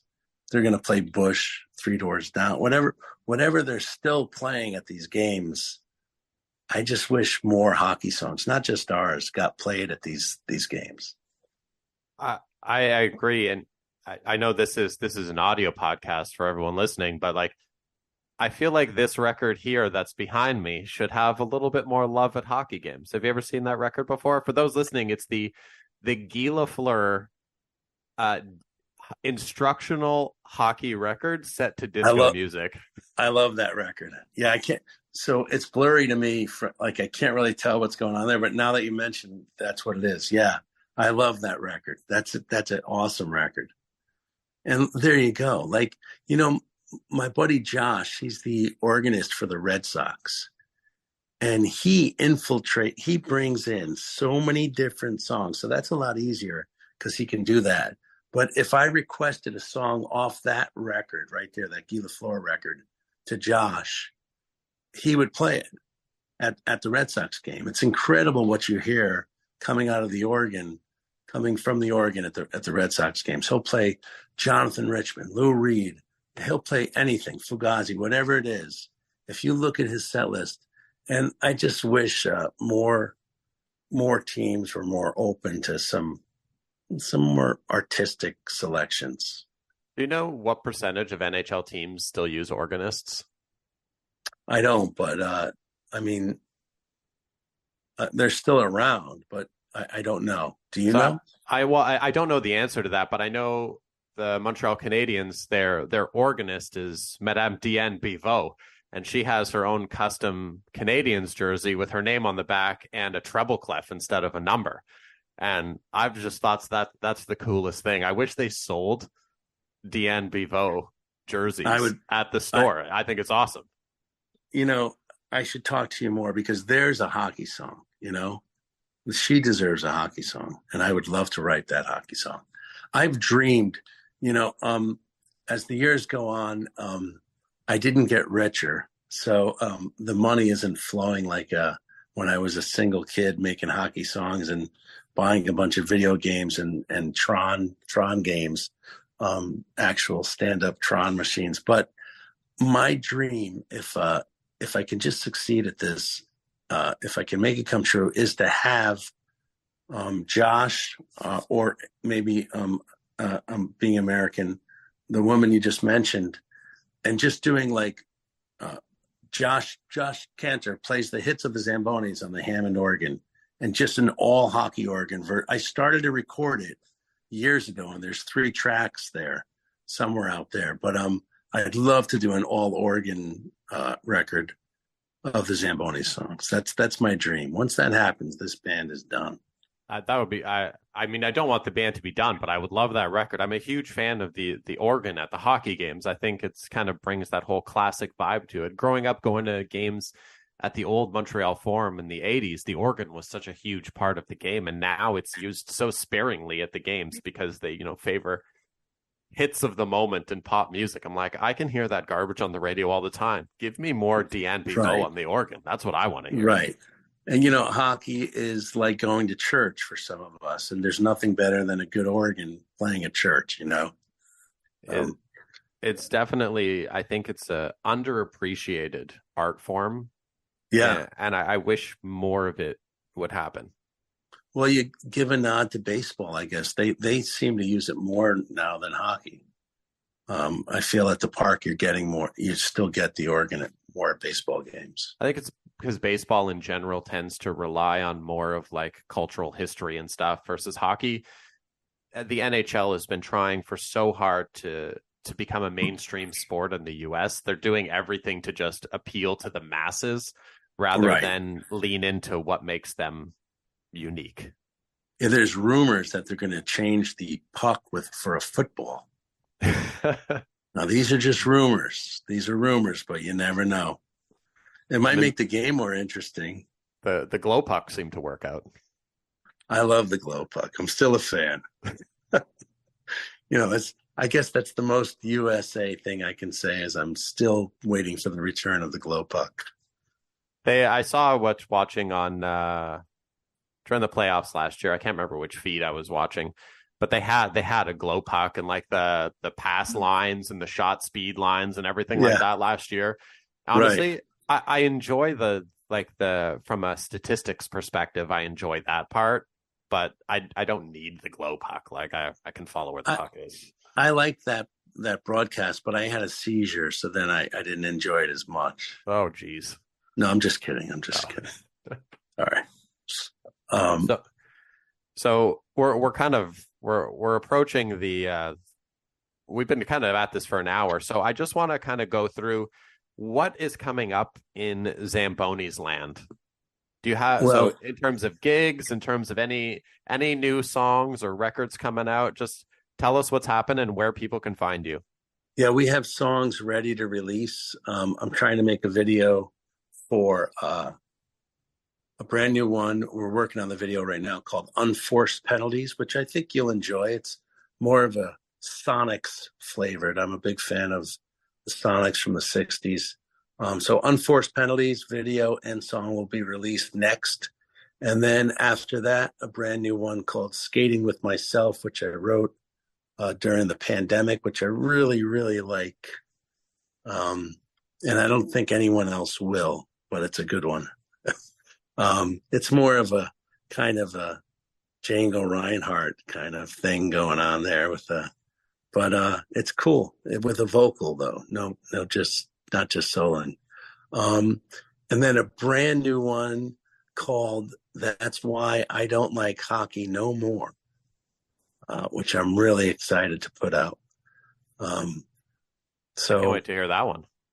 That's got a twist. If you don't twist your hockey songs, you're just a pretty bad hockey band. That one is a fictional tale of going to the game and going to get a beer and your girlfriend's kissing another dude. And that's why I don't like hockey no more. And so it's a full 3-period story. Oh, awesome. It's a good one. And then most importantly, near where you are, Zambonis are playing in Buffalo on October 5th for a big Sabres pregame. They open their season the next night, but we're playing at Pearl Street Grill and Brewing Grill. I'm horrible with names, but you got it. Pearl Street. And October 5th, we're playing for 2 hours. So you'll get all the hits and more. Including Russian pop song. Which one? Russian pop song. My favorite Zamboni song, which never gets played ever. It's crazy that we brought that up last night. Oh, really? Yeah. Listen, I'll play it. We're not playing that night, but I'll play it for you in back. And you don't have to do anything for that in the backstage area. I remember I think it's one of it's our top 3 best songs ever. I remember sitting in a hotel room in North Bay, Ontario in 2007. It was myself, you, and Sean Fogel picking out a set list for the Zamboni show that night in North Bay. And we were all writing songs on pieces of paper and putting them in a hat because we were picking out songs out of a hat for the set list. And Yes. I wrote in Russian Pop Song as the song I wanted.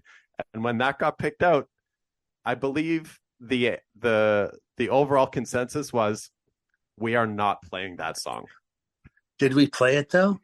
No.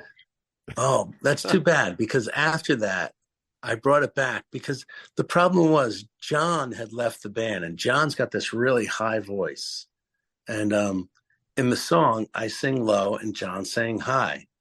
But then Sean could sing that part. So I brought it back. Listen, I'm going to go, when we hang up, it's one of my favorite songs, that and Hockey on the Moon and Andy Moog meets Robert Moog. Those are my top 3 Zamboni songs ever. So I'll learn it. But we're learning so much. I had to relearn Hockey Party, which was a song I wrote for the Buffalo Sabres in 2002. So there's a lot of learning going on right now for this gig. But hopefully all of Montreal will cross over the border, bring us bagels, smoked meat, and come see us in Buffalo. Well, straight up, I can pretty much guarantee that no one from Montreal is going to be there because it's about a 7-hour drive for them. But people from Toronto might be there, and I'm in Hamilton, so it's a 45-minute drive for me. I always mix it up with you because you're a Canadian fan, right? Yeah, and I'm from Montreal, so when you guys played Montreal, you stayed with my parents in Montreal, right? And what high school jersey or what the Royals? What team is that? The West Island Royals. That was my midget AA jersey growing up. Well, I haven't washed it since I got it from you. Amazing. Did you wash it before I got it? Unlikely. And that was from when I was 16. So nice. Yeah, that probably stinks, man.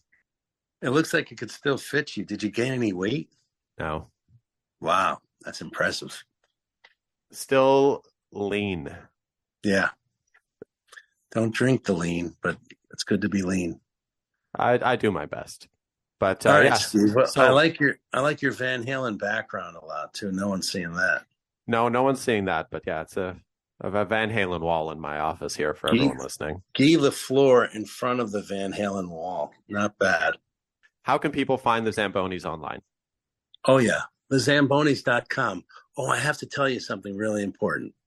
So thezambonis.com is how you get in touch with us. We're on Facebook and Instagram and the other stuff we're on, but I don't really pay attention to it. But, it's not easy being an all hockey band, as I mentioned before. And yesterday, starting at 11 p.m. last night, we sold 123 CDs on our website, which is astounding.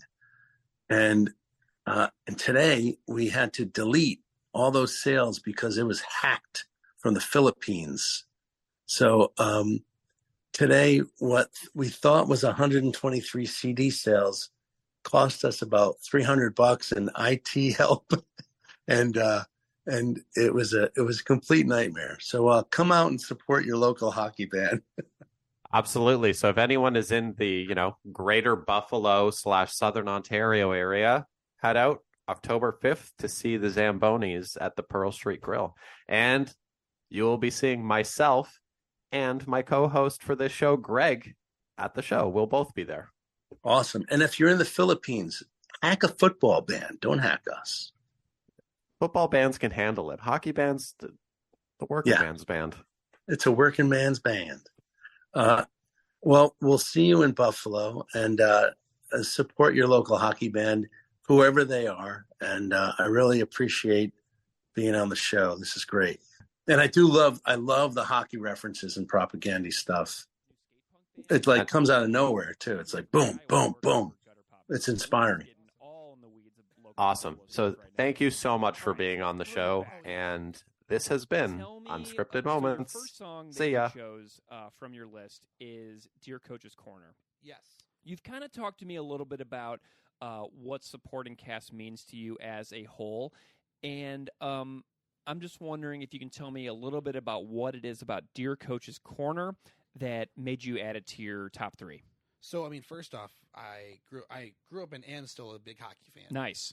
Despite the turmoil that the Sabres are. They are having a hard time right now. Yes. Yeah. They've almost always.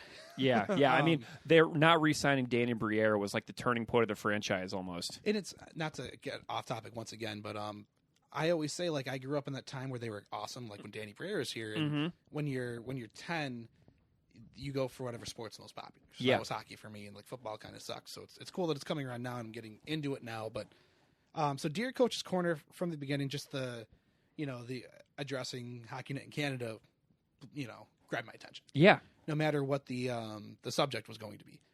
But from there, just the story about taking his niece, I think, right, to the hockey game.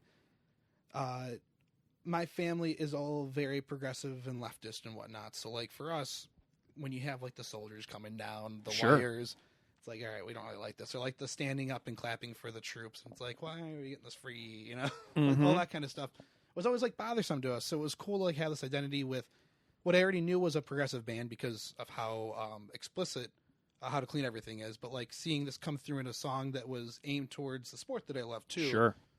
From a fellow fan. Was awesome. But it's so funny, like, I was an English major in college, and there's a lot of competition to be, like, correct about, like, this book and this interpretation and stuff. And for me, music was always something that was very personal. So I wasn't a big, like, lyric explorer. I listened, and I came up with my own lyrics sometimes when I, like, couldn't hear it. Yeah. So this song, I had them marked down, but I didn't bring it with me. I have 3 instances of misheard lyrics that I think are love funny. this. So if I'm going through... So what we have with what everybody knows in the end a kid's game, I always heard King's Game. Ooh. And for me, I had this like identity because growing up how we did, like I couldn't afford to play ice hockey. Like it's so out of reach for anyone who doesn't have that sort of access. Yeah, the gear is crazy. Right. And I mean, I'm sure that Propagandhi does come from a similar background in that regard. Maybe not with hockey because it's, a wider spread thing up there. But for me, it's like, yeah, hockey is like an unreachable thing, even though we enjoy it. So that was a cool like identity thing for me. Which, of course, in a kid's game is also a great lyric too. Right. What's the other great one? Well, and another thing about the Kings, while you're looking for the next one, is that the huge controversy of Wayne Gretzky leaving the Edmonton Oilers and going to play in Los Angeles for the Kings is a nice little thing, too, because Propagandhi is well known as having seen Wayne Gretzky at the airport when they went to Los Angeles to record How to Clean Everything. So we're just going to go ahead and throw that little tidbit in there as well. I didn't hear that until I watched that Fat Records documentary, and that was awesome, yeah. It's streaming for free. Like, is it? Yeah. Yeah. So I actually put it on the other day. I was like, you know what? I was kind of sick. I was not feeling well, and I was like, I'm going to watch a Fat Rec again. So I did, and it was a great time. It's awesome, and I love that the way he addresses the call out from Propagandhi. I mean, which I just realized I'm saying it wrong. No, you're not. I'm not. Okay. Say it however you want. I always whenever it's come up on the show so many times and it cracks me up every single time. That's what's throwing me off. Yeah. Yeah. Don't worry about it. Don't worry about funny. it. Just say it how it naturally comes off your tongue. So the next one I had in here is we both love this game so much we can hardly fucking stand it. I always heard we both follow the script so much we can hardly fucking stand it. Interesting. And I was like, okay, because I knew like that there's like an interesting relationship between Chris and playing live, right? He does not like it. Right. So in my head, I always process that as like, okay, he doesn't like this process of having to play the songs in a certain order, in a certain way for like people to make them like it. Interesting. And I also thought about the same thing for the producers of the show because, I mean, with the lapel thing and all that, which I cannot stand. Yeah. Not to, I don't know what. I'm sure we have a similar feeling amongst the audience, but who knows. I just thought, there's all these compulsory things that they have to do as producers of this huge, producers and commentators on this huge sport there. Right. So this like identity thing where it's like, okay, we have these things we have to go through that are mundane. But also, you both love this game so much we can hardly look fans. That also makes sense. Just, but it's also an odd unity point between two people who are so, opposed, I guess. Yeah. Awesome. Yeah, and then the last one, I gotta find this here too. Something that's so interesting about you mentioned like the being in a progressive family and watching soldiers come down and processing that. Because so many times people will say to sports players, just shut up and play. You know what I mean? Yeah. And so the people who say that seem to be the exact same people that would be infuriated if you didn't stand up while the troop thing was happening. Yep. And I'm just like, you can't have it both ways. No. You know what I mean? And so that's one of the things like that really jumps out to me about the way that your family watching hockey as politically progressively minded people, seeing this like military thing and being like, man, if the players express their opinions on what is happening right now, a huge portion of the people would be they would be very disappointed in the players' opinions on what was happening. And they would be the exact same kinds of people that would tell you to stand up and, be respectful and things like that, which is a really fascinating conundrum when you think about the NHL doing things that will inherently create the crowds to be angry at each other. Yes. You know what I mean? The Pride Tape thing recently. Yeah. They're just jumping back and forth, and it's something that's so simple. Like, for me, like social rights are non-political, right? Like why can't you have rainbow tape on your stick? Yeah. Why is this a thing? Yeah, and then there was like huge arguments about like Marc-Andre Fleury's like goalie mask that he came into, and I'm like, man, the NHL is uniquely good at getting people in their fan base to fight with each other, right, and be angry at the league. It's really an interesting trend that they keep pursuing. And it's as a Sabres fan, a few years ago when Leonard was on the team, I don't know where he's from, but he's not from the United States, and he got like a God bless Trump or something like that painted on his mask. I remember that being a big thing for me, but I'm like looking online and I'm like, oh, nobody else agrees with me here. Like, we're in the minority here. Interesting. Yeah, so that was another bothersome thing from there. But I remember watching, I don't remember who recorded it, but it was that Fast and Propagandhi played, and he introduced Resisting Tyrannical Government was saying like, this song goes out to my my favorite jock. And he's like, there's not many of them. Yeah. But for Colin Kaepernick. Yeah. And I remember like so many people like still to this day with him talking about how terrible he was and all this stuff. And I'm like, I don't know. I thought he was pretty good until you didn't like him kneeling. Yeah. Until you don't like the one thing, and then all of a sudden he's complete trash. Yes. And I love that whole situation too, because not that this really matters to me, but like he got permission from, I don't know if you've ever heard this, like he got permission from a veteran. He said, well, I fought for you to have the right to do that. So the most respectful thing you could do is just kneel and move on with your day. Interesting. So it's funny that these people are like, oh, you're disrespecting the veterans. It's like, no, I actually cleared it with one of them. And, Yeah, selective outrage. Yes. And there's so much to be mad about all of the time, and then we find our one hill that we're going to die on. Absolutely. Did you have a third misheard lyric? I did. I just got it. So, how do I protect her from this cult of death? Oh. I heard cultural death. Oh. And that drove my perspective on sports for 5 years until I reread this lyric, and I'm like, oh, cult of death, which also lands up. But cultural death, I mean, we are spending all this money and all this time sitting and watching other people be active, and as much as I enjoy doing it too, it is to such a degree a cultural death. Like we're just, it's complacency. Yeah. Or like it takes up your energy, your feelings, especially here. Like we've had so much heartbreak. It's like, why am I letting this affect my day? Which it doesn't anymore. I don't really care at the end of the day. But but there's definitely times where it's like you really get bothered, and like you have these high strung emotions here based off sports. Mm-hmm. Buffalo is a pretty unique place in that regard, because like being from St. Louis, like the St. Louis Cardinals have won the World Series the second most amount of times in the entire major leagues.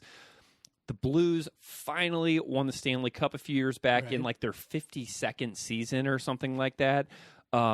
So the place that I'm from has a little bit less of a sports, like, and then the Rams won the Super Bowl like the second year they were in the city or something like that in the 90s. And so it's like where I'm from has a little bit different of a feel as far as like sporting tragedy. You know what I mean?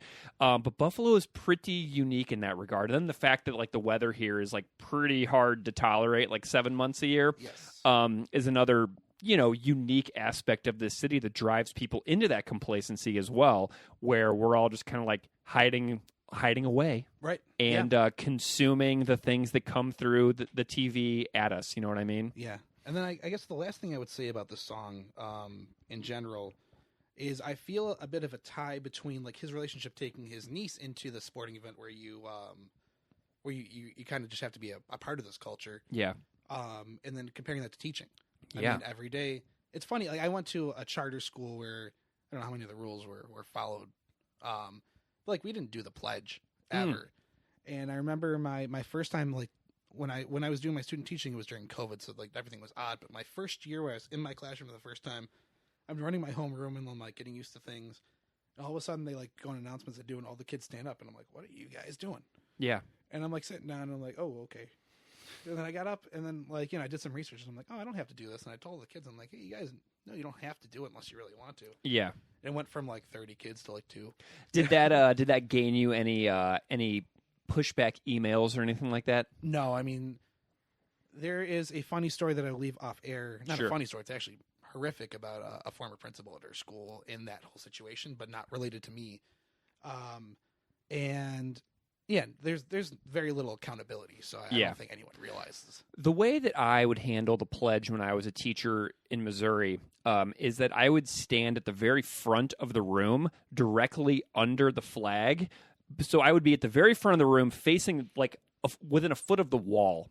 Right? So I can't see what any students are doing behind me. Whatever they did is completely private to them. They can't see my face. They can't see my hands. I would just kind of like put my hands like in front of my stomach here. So they really couldn't see what I was doing, other than the fact that I was standing at the very front of the room staring at the wall. Yeah. And I couldn't see what they were doing at all. So it was completely personal to them, and I had no idea what they were doing. That's so funny. So my current class, I have an AP class first period, which is a blessing. Because, the best. Yes. Yeah. But we have a very strong JARA OTC program at our school, which I know a lot of people think is great because it helps the kids with their structure and whatnot. I personally opposed to that sort of, structure. So we have some kids on Wednesdays, they have to dress up. Mm-hmm. And so these kids will not stand anywhere. You are listening to Unscripted Moments, a podcast about Propagandhi. On this episode, I am delighted to welcome Sunaya Sapurji. Sunaya Sapurji is a senior editor for The Athletic in Canada. Previously, she has worked as a junior hockey reporter and editor for the Toronto Star and Yahoo Sports. Sunaya and I found each other because of her article, How Hockey Became Hardcore, the often complex relationship between the game and punk rock, from The Athletic, in which Chris Hanna is interviewed. On this episode, we discuss that article in depth, talk about how Sunaya's niche as a writer weaves her love of punk and hardcore with her love of sports in general. Then we discuss Dear Coach's Corner, Night Letters, and Back to the Motor League. Go find Sunaya's writing at The Athletic. It is awesome. Without further delay, please enjoy my conversation with Sunaya Sapurji. Sunaya Sapurji, welcome to Unscripted Moments, a podcast about Propagandhi. I'm super happy to be here. I'm super happy that you're here too. And I'm a big fan of your work, a new fan, but I am so delighted to bring attention to your work to the listeners of this podcast. So why don't you just go ahead and start off and introduce yourself a little bit to the listeners out there so they know who you are and what you do. So right now I'm a senior editor at a place called The Athletic, which is a subscription sports site. right now I'm working on the NBA side. I take care of 4 writers who cover a bunch of different markets. I cover the Boston Celtics, the Raptors, the Spurs, Memphis Grizzlies, and the Houston Rockets. So it's kind of all over the place. But before I moved over to basketball, I was a hockey writer for a very long time, specifically junior hockey, which is like the CHL, the Canadian Hockey League. So it was like the Ontario Hockey League, the Quebec Hockey League, the Western Hockey League. And then sometimes I would do a little bit of NCAA stuff, not too much, but like the CHL was mostly my focus. So hockey background, though, working in the NBA now. How did you get into sports as like an area of interest in general? I don't want to say I always loved sports, but when I was growing up, I was surrounded mostly by boys, like all of my cousins and things like that. You know, when you're a kid, they were mostly boys. And so in order to kind of survive, I had to learn about sports, particularly hockey.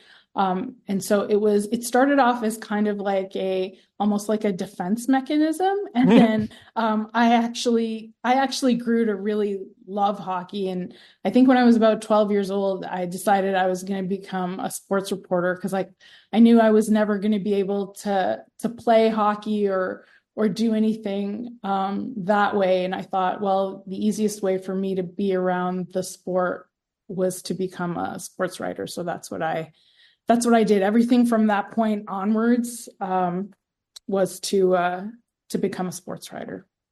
That is super cool. So the life of a sports writer, I'm super curious about your day-to-day life. Do you watch a ton of sports? Like, how do you even go about processing like this many teams and games and different sports? Like, what is your kind of day-to-day life like in your job? Yeah, so it's watching, like right now it's watching a lot of basketball. Thankfully I have League Pass, so I'm able to watch multiple games when they're on. It's also being on social media, just making sure, you know, nothing crazy is happening or no one's saying anything, you know, controversial or whatever that we're going to need to write on. When I was still a reporter, I was going to games. And, you know, being a junior hockey reporter, a lot of it is going to, you know, small play, you know, like Owen Sound or Sudbury, you know, like that's Peterborough, you know, those are kind of the regular destinations. It's not really like a glamorous kind of, you're not going to LA or, you know, New York or those kinds of things. So a lot of the time is spent on the road, you know, navigating snowstorms and whatnot and watching junior hockey games. And thankfully, you know, the junior leagues now have packages where you're able to watch streaming wherever you are. So that's been helpful, even though I no longer cover junior anymore. I still try and keep tabs somewhat on what's going on. You've got this, do you miss covering hockey? Are you happy doing the NBA stuff right now? I'm happy doing the NBA stuff right now. I don't know. I have a weird relationship with hockey at the moment, with some of the stuff that's going on right now that I think we'll probably get into. I believe we will, yeah. Later. But yeah, not that basketball doesn't have its problems, but yeah, I'm happy doing something new. I have been loving exploring some basketball stuff recently. I just finished the Last Dance series about the Chicago Bulls. I just watched Winning Time about the LA Lakers from HBO. So I have personally been on a little bit of a basketball kick myself, but I've just been really loving some sports stories to kind of my decompression in the evenings. You know what I mean? Yeah. The Last Dance was great. Like that was just such a good, well done documentary. Yeah. I loved it. Really well done. Yeah. Okay. I haven't seen Winning Time yet. Oh, you're gonna love it. I would watch it as soon as you possibly can. Obviously, there are critiques about the ways that the characters are depicted, so definitely like be paying attention, like the statements from some of the players that are depicted, and see what their thoughts are on it, because it varies pretty widely. Yeah, like I think Jerry West actually sued them at one point. So it did not go well for some of the feedback. Yeah. But as far as TV goes, it's good TV. Okay, so we got some journalism covered. Let's tie in some other stuff. Let's talk about music. Tell me a little bit about your background as far as like your musical interests go, because our tastes overlap so much, and I'm just so excited to hear about this. Yeah, so I grew up, I guess, listening to Top 40 or whatever was on the radio at the time. Growing up kind of really before the peak of the internet, like it was really hard to find different genres of music. If it wasn't really played on the radio, it was hard to find out what else was going on. But I remember in high school, one of my friends had a Metallica tape. It was Master of Puppets. And I just became a heavy metal fan like the moment I heard it. And so that was kind of my gateway into harder or heavier music. The other thing that was so influential for me growing up was Much Music, which was our version of MTV.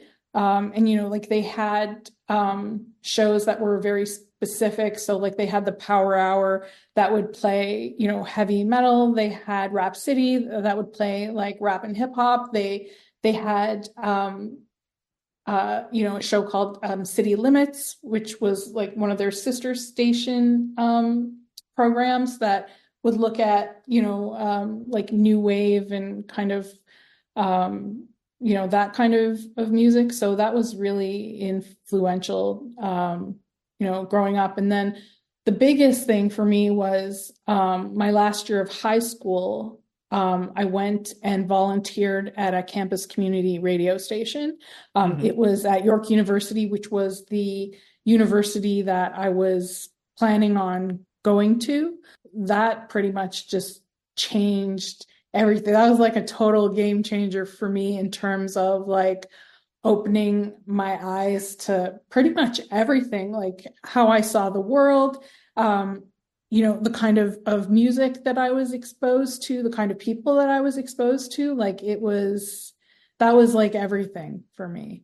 Did you grow up going to shows at all? Or like when did you start getting into like seeing live music? Probably a little bit later. The first show I ever went to with like that I paid for with my own money was Faith No More in Mississauga, Ontario, at this club. And I remember just being so stupid. Like I went right to the front, right in front of the wall of speakers there, and I think I probably lost my hearing for like a good 2 weeks almost. Yeah. Do you remember what era of Faith No More that would have been? That was with Mike Patton. I think it must have been when Epic came out. So that it was that era of Faith No More. We're like 89, 90, like that early? Yeah, I guess. I don't know. Did they tour like right after that? I'm not sure. Yeah, so but maybe I don't think it was 90. It might have been like a little bit later than that, because I don't know if I had my driver's license at that time. My math is really bad. I probably didn't have my driver's license at that time. I think. Gotcha. I have to. Well, I came to Faith No More way later. I only saw Faith No More for the first time in 2015, and just absolutely fantastic as always.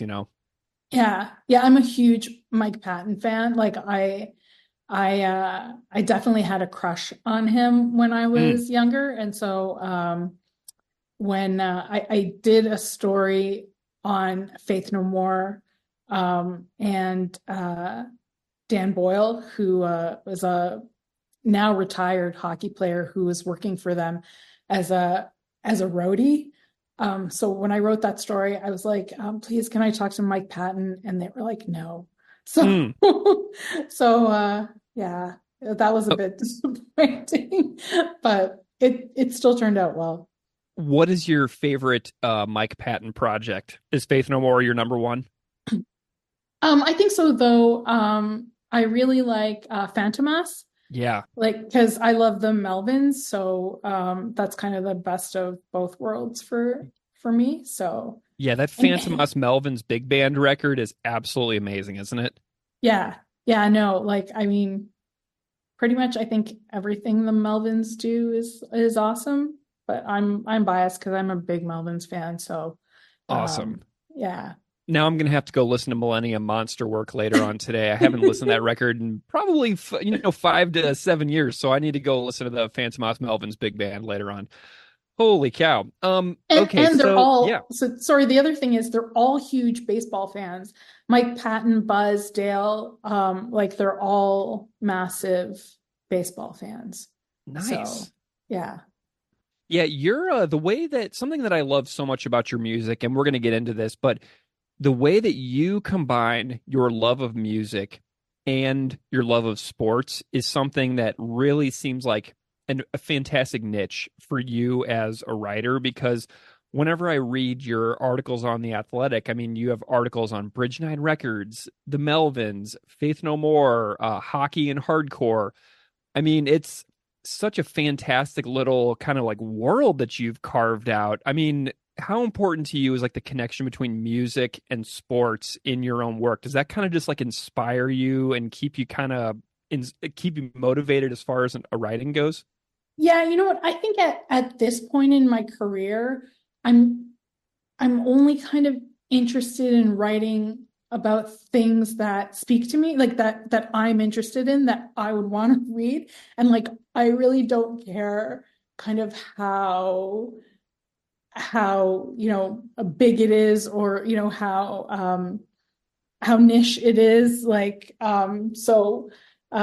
yeah, like I like the Melvins, so I want to write a sports story about the Melvins because I know that they love baseball. I like Faith No More, so let me write this story about Dan Boyle. Like, I love hockey and I love hardcore, so let me write about that. So it's kind of things that I would like to read, and at this point I don't care how many other people want to read it. Like, at this point, I'm writing for myself, which is kind of selfish, but I've been pleasantly surprised by the number of people who also are interested in these stories too. So that's been awesome. I mean, that's exactly my motivation for doing this podcast. Like, I don't do this for a living. This is just a hobby for me. But like, when we first started the show, our listenership was like really, really big at first. And then it has declined tremendously over the last 3 years or so, but I'm still working just as hard on it now with, even though the numbers are different than they used to be, because it's just like an obsessive project that I have to finish. There has to be a beginning, a middle, and an end to this project, regardless if nobody hears it or at all. It's just one of those things that I just am compelled to do, regardless of how many people actually consume it. Yeah. Like, I mean, but I think I've always been that, like, just thinking about it now, like I used to have a shitty zine, and it was a junior hockey zine, and like maybe 10 people read it, like, you know what I mean? But I didn't care. I put out like probably 50 issues, and I didn't care. And it would take me, this is back in cut and paste days. Yeah. Like it would take me forever to put together, but I honestly, like, I didn't care because I was just doing it for myself. Yeah. Really. And if somebody else liked it, then that's awesome too. But yeah, I think, I don't know, I've always felt that way. And I think that's probably why I got into junior hockey too. Like, not too many other people really give a shit about junior hockey unless it's the World Juniors. So at least in Canada anyway. So yeah. like, it's a very, again, it's like a very small segment of the population that's actually interested in it, but that doesn't really matter to me. It never has. Well, let's chat about a piece of writing that you did, which is very good, very in depth, and it's a long piece with so much detail and research that went into it. And it's called How Hockey Became Hardcore, the Often Complex Relationship Between the Game and Punk Rock. how did the idea for this article begin to percolate for you as you put this piece together? So I think that idea actually started years and years and years ago when I was at the radio station. And so when I was at the radio station, I was a volunteer there, but I eventually became the sports director at the radio station. And that was like a paid job. It was like $50 a week, I think was or every 2 weeks was my paycheck. And I just, in the story, it mentions, that one of the posters at the radio station that was up in the sports department was of Slapshot. And it's that iconic Slapshot varsity jacket, the Boston varsity jacket. And so I knew there was like a correlation there. And I had done a radio show where I interviewed some people about their love of hockey. The Zambonis were like one of the, I'm literally wearing a Zambonis t-shirt right now. And I just have to say that because listeners out there can't see this shirt. So, I interviewed two of the brothers in the Zambonis. And then, I knew that there was another guy who was in a band, also on Fat Records. And he did a hockey zine called Blood on the Ice. And so I had interviewed him for it. And so growing up and watching much music, one of the first, I think, punk rock things I ever saw was a video for DOA's cover of Taking Care of Business. And so like I knew that they were into hockey too. And so there were kind of all these different things that were kind of flags like, hey, this is a thing. And so when I was at the Athletic, I kind of really wanted to explore that in depth. I actually didn't know how in depth it was going to be. Like that article is 6,000 words, which is it's amazing, crazy. Yeah. It's the fact that my editor let that go is like nuts. Like I cannot believe I got away with that, but I'm happy I did. But I cannot believe I got away with that. So, do you ever see yourself doing like a book collection of sports music essays? I would love that, but I feel like you have a compilation, like it's in the works. I feel like you could almost like pull these pieces and just like, put it out as a collected edition of a book. I don't know if there is a publisher like crazy enough to want something like that, but I would love to do that because it's two things that I really do love. And it's basically written. You know what I mean? Like yeah. you gotta start doing it because there is a publisher that is willing to do anything. You just got to find the right person. Well, maybe somebody is listening right now. Yeah. Hey, publishing people, do a sports punk rock and hardcore book essay compilation. Okay. So, tell me about some of your favorite experiences of like interviews that you got to do while you put together this particular piece. Cause there's so much music in this, from the most well-known people to people that I have never heard of in my entire life. And like, just tell me a little bit about the experience of putting this all together. Cause it's so wonderfully thorough. So the first thing I did when I knew I was going to do the story, or I wanted to do the story, was reach out to Steve Perry. Steve is like a wealth of knowledge. So Steve used to be the station manager at the radio station when I was there. He was also in a couple of hardcore bands. He was in One Blood and Countdown to Oblivion. And he's been doing a radio show focused on underground punk and hardcore for decades now. He was doing a show at CHRY when I worked there. He's still doing a show at CIUT. It's called Equalizing X Distort.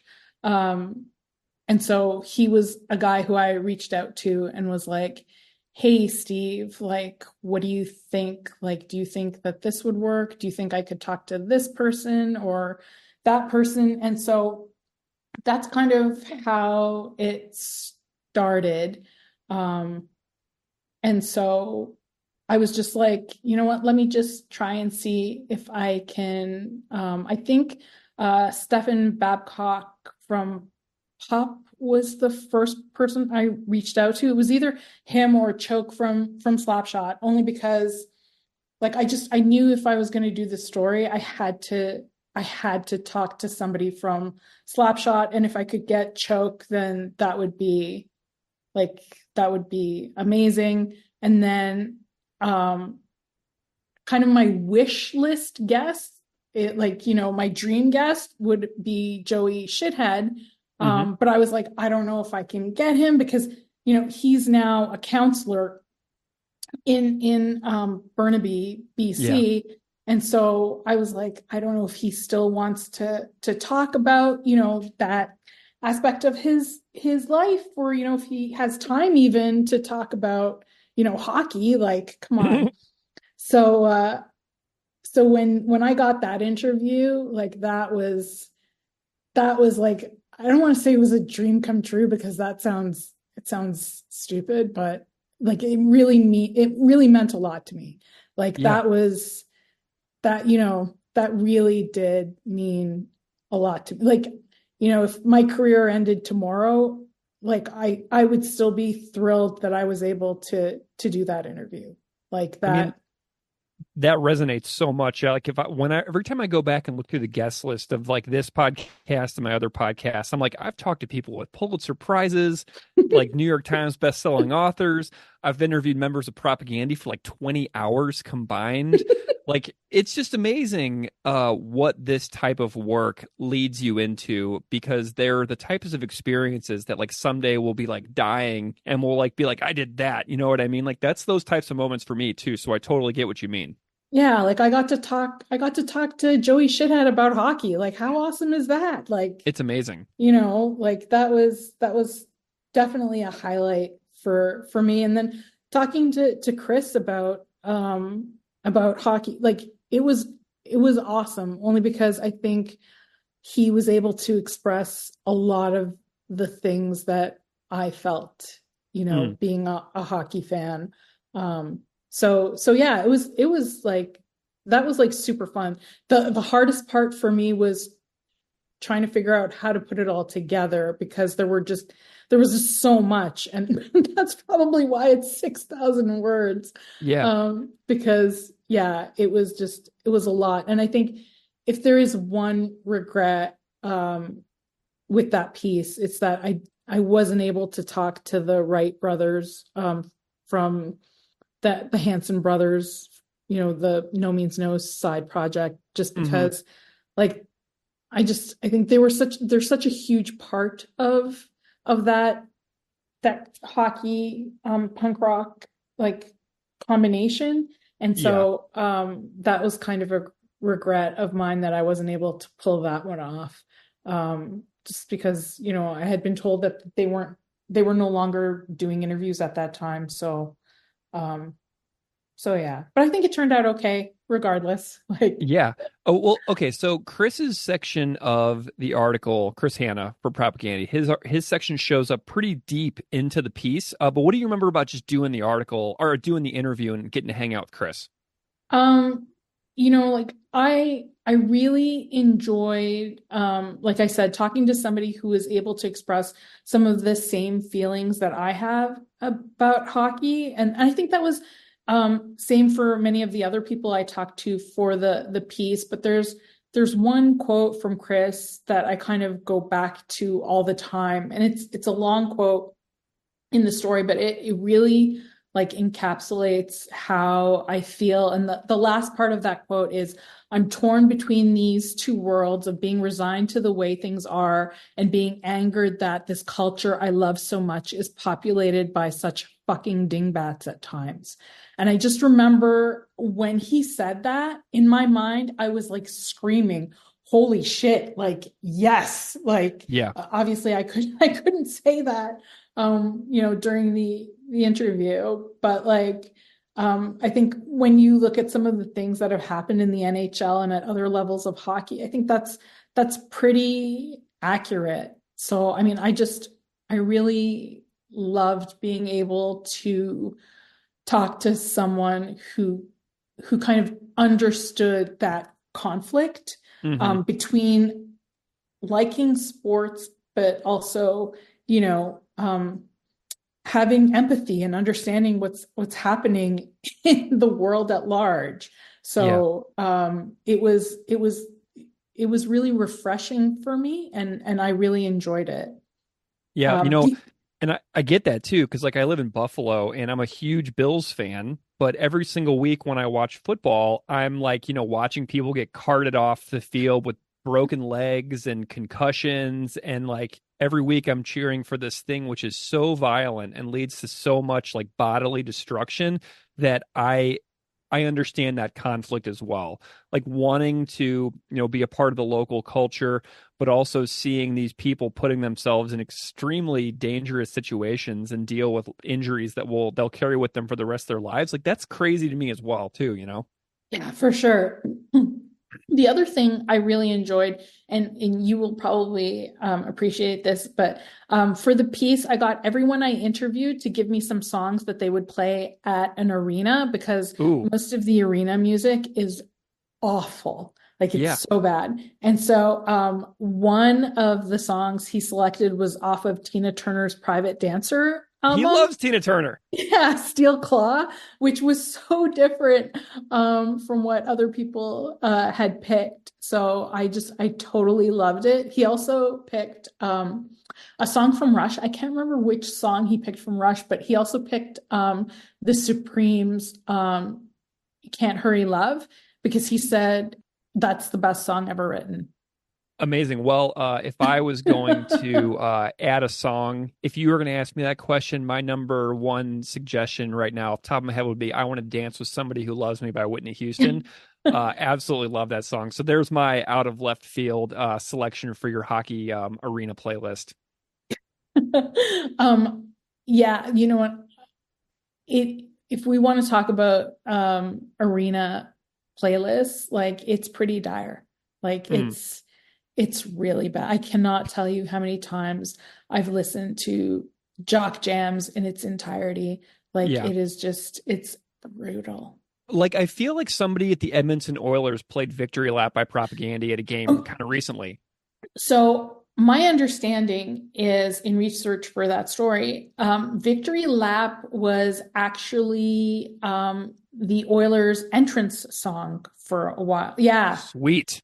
Yeah. So okay. So there you go. So I have an idea for a podcast as well. Or maybe this could be a series. So I'm totally just going to blow it on the air here. And if anybody out there wants to do this, or if you want to do it yourselves, but I have a vision that someone out there will interview all of the organists in the NHL about their musical trajectories and put it out as a podcast. Like I just want to listen to interviews with every single organist that plays for the NHL about like their lives in music and sports. So that is my idea for a podcast that I'm putting into the world.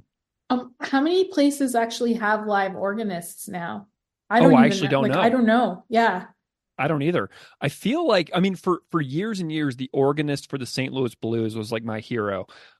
I would go to the games and just love the organ music that was playing in the arena at the Kiel Center and the old barn in St. Louis. That was one of my favorite things about going to the game. So I hopefully that still exists in a lot of cities, but I actually have no way of knowing. Yeah, I don't know either. Like I remember the Leafs used to have an organist, but I don't know. I don't know if maybe that's changed and so much stuff is done on computer now. Ugh. Like I don't know if they're just using organ music off of a computer now. Well, let's chat about a couple of songs. So whenever I have folks like you on to chat about music on the podcast, I always ask guests to choose some songs, and your three selections are Dear Coach's Corner, Night Letters, and Back to the Motor League. And since we're already talking about hockey, let's start with Dear Coach's Corner. Okay. You, in the article, you called Dear Coach's Corner, quote, arguably one of the most poignant songs featuring the sport, end quote. I would love for you to elaborate on your thoughts on Dear Coach's Corner. Yeah, I think the majority of hockey songs, songs that are actually about hockey, aren't that serious subject matter wise. It's fun, it's a kid's game, but I think this song is different to me. Like, I think there's almost a sadness there because it's looking at the big picture. Like, yes, it's something you love, but it's something that is also being used to promote destruction and militarized worldview. So, like, how do you reconcile that?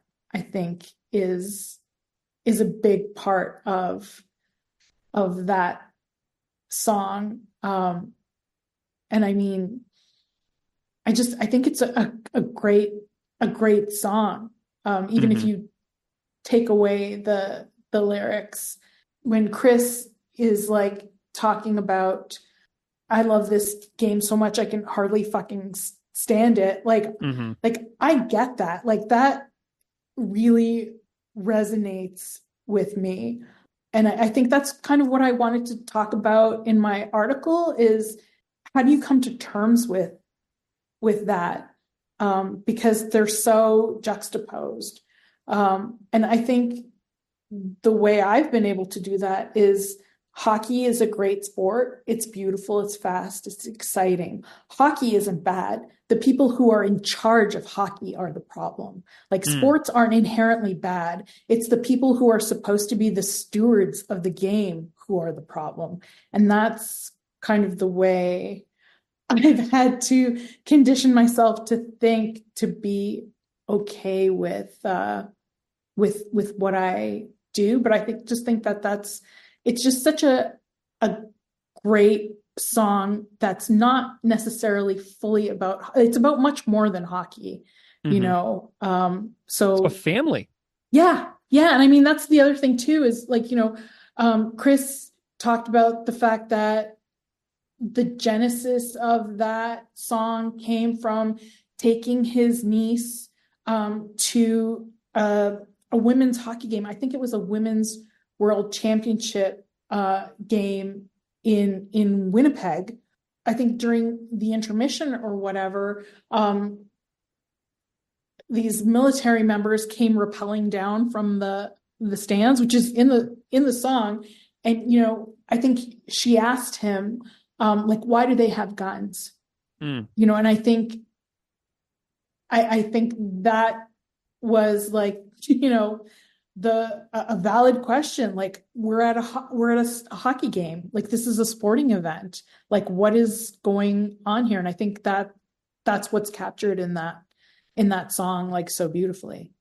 Because whenever I think about how beautiful the performance of hockey actually is, if you picture an outside lake of like people playing hockey outside together, or on like an outdoor rink in like a city park, I mean, it's so fantastic and wonderful in the ways that it can bring people together. But you mentioned the stewards of the game, right? So you're talking about like, the organizations like Hockey Canada, but you're also thinking about like the leaders like the NHL. And every time I look at the NHL, it seems that the fans are enraged at how the league has, like, in their view, bungled something, right? And that critique comes from across the entire political spectrum, from the far left to the far right. I feel like everybody's got a lot to gripe about whenever it comes to the NHL's stewardship. And, there's been things that professional sports have tried to deal with, such as like certain social causes, like gay rights and fighting racism. What are your thoughts on that? Because for me, it's like I'm an outsider who only tangentially pays attention, but it feels like the NHL draws special amounts of ire from fans. And I'm wondering if you had any thoughts and comments on that.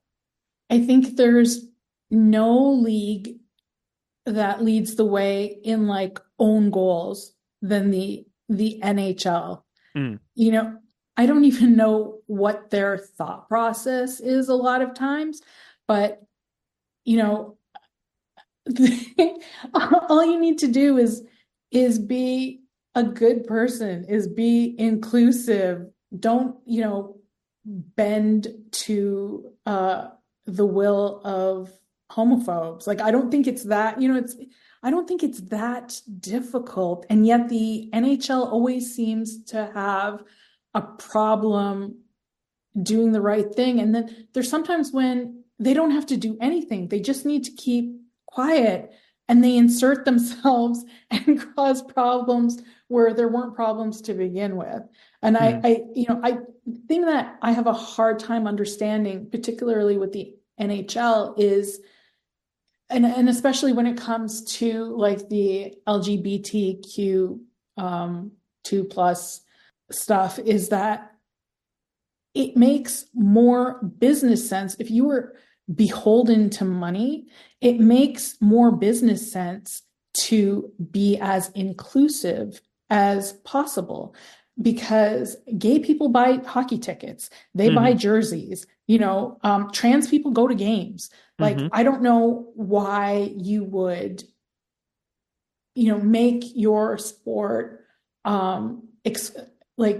exclude those people from, and not only those people, but people who support those people, like allies. Why would you do that? You're just cutting off, if you're so beholden to money, like you're cutting off revenue streams.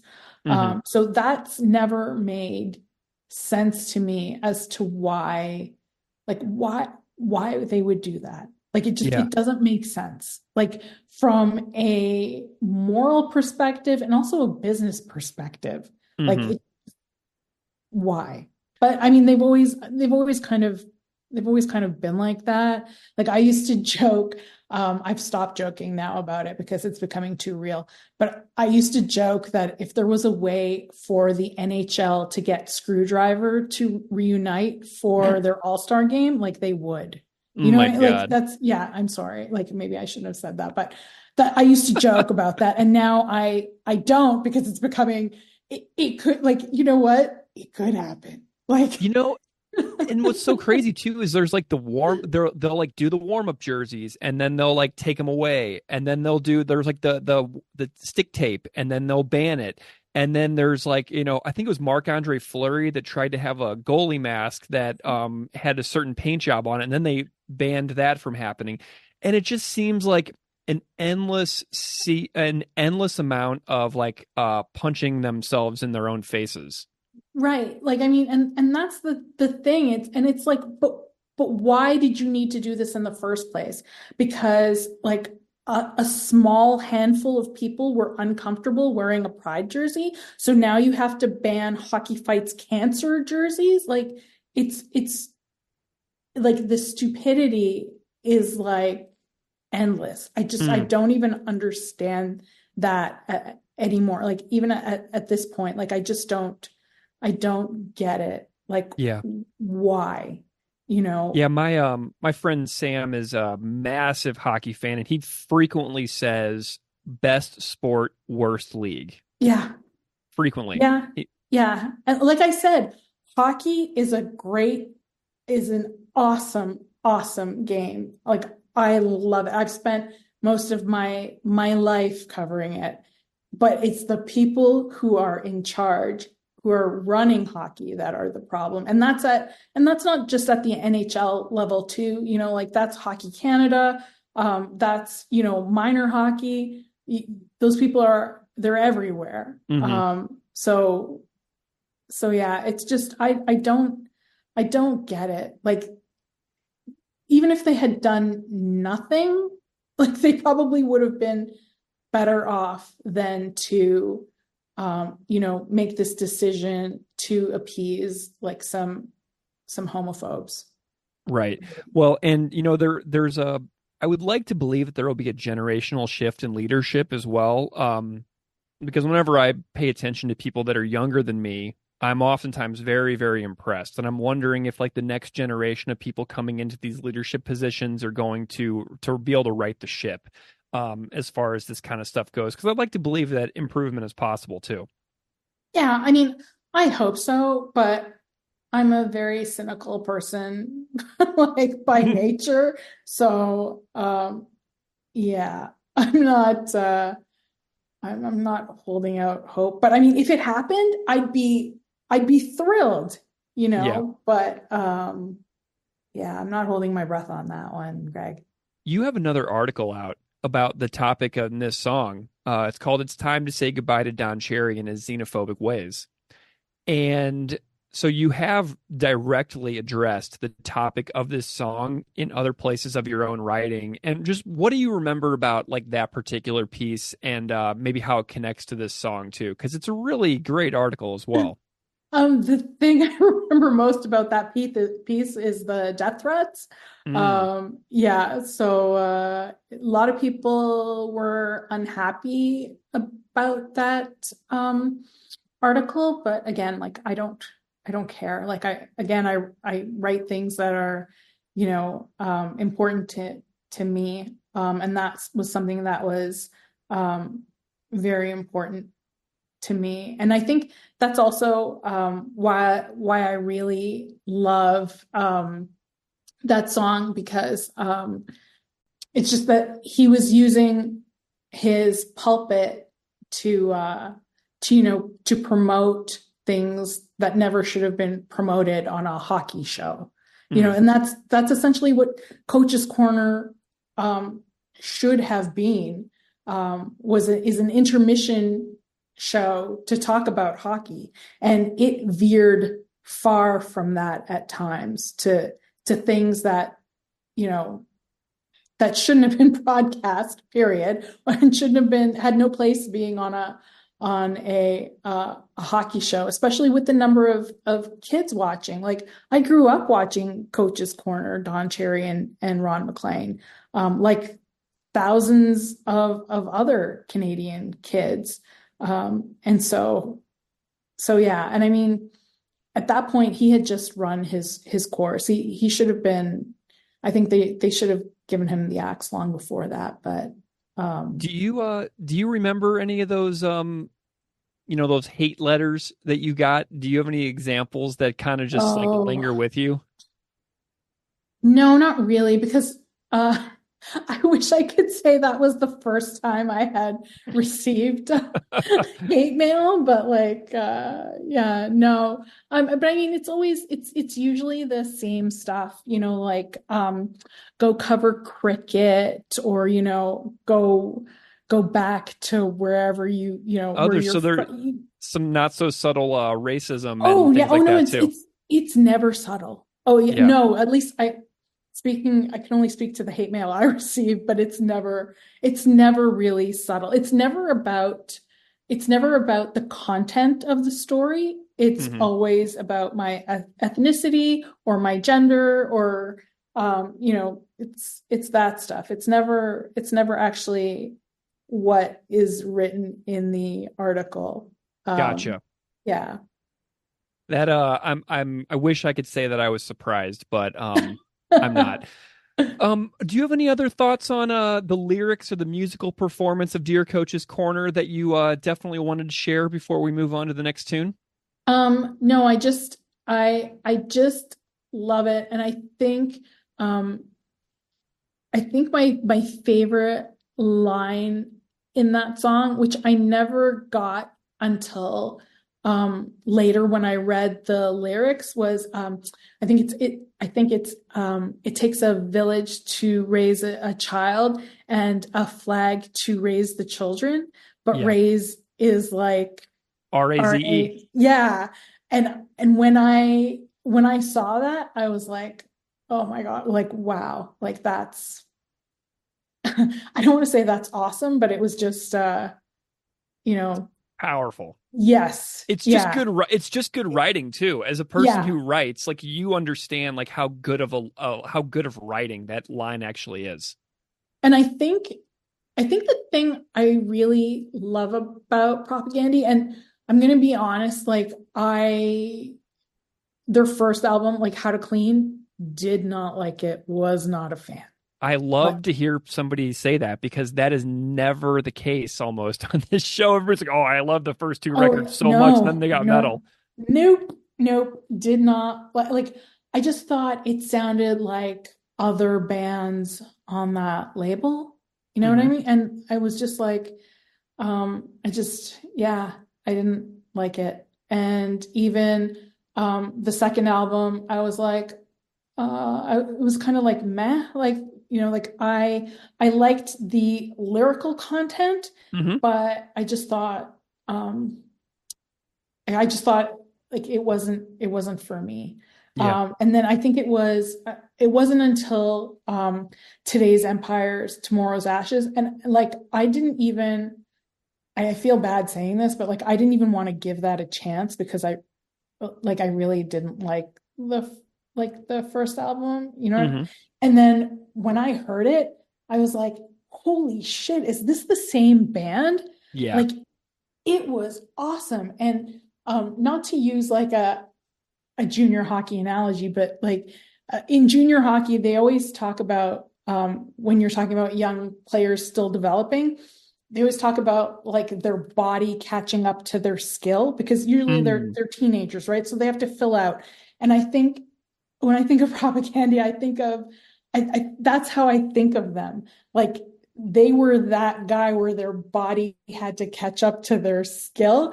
And like today's Empires, Tomorrow's Ashes is where I think like you started to see them fill out, and I don't want to say they became more mature, but I just think they got a better handle of maybe who they wanted to be. And I think now they're all stars. Now I love like supporting cast, like just everything they've done since today's Empires, Tomorrow's Ashes. Like I've loved it. Like, yeah.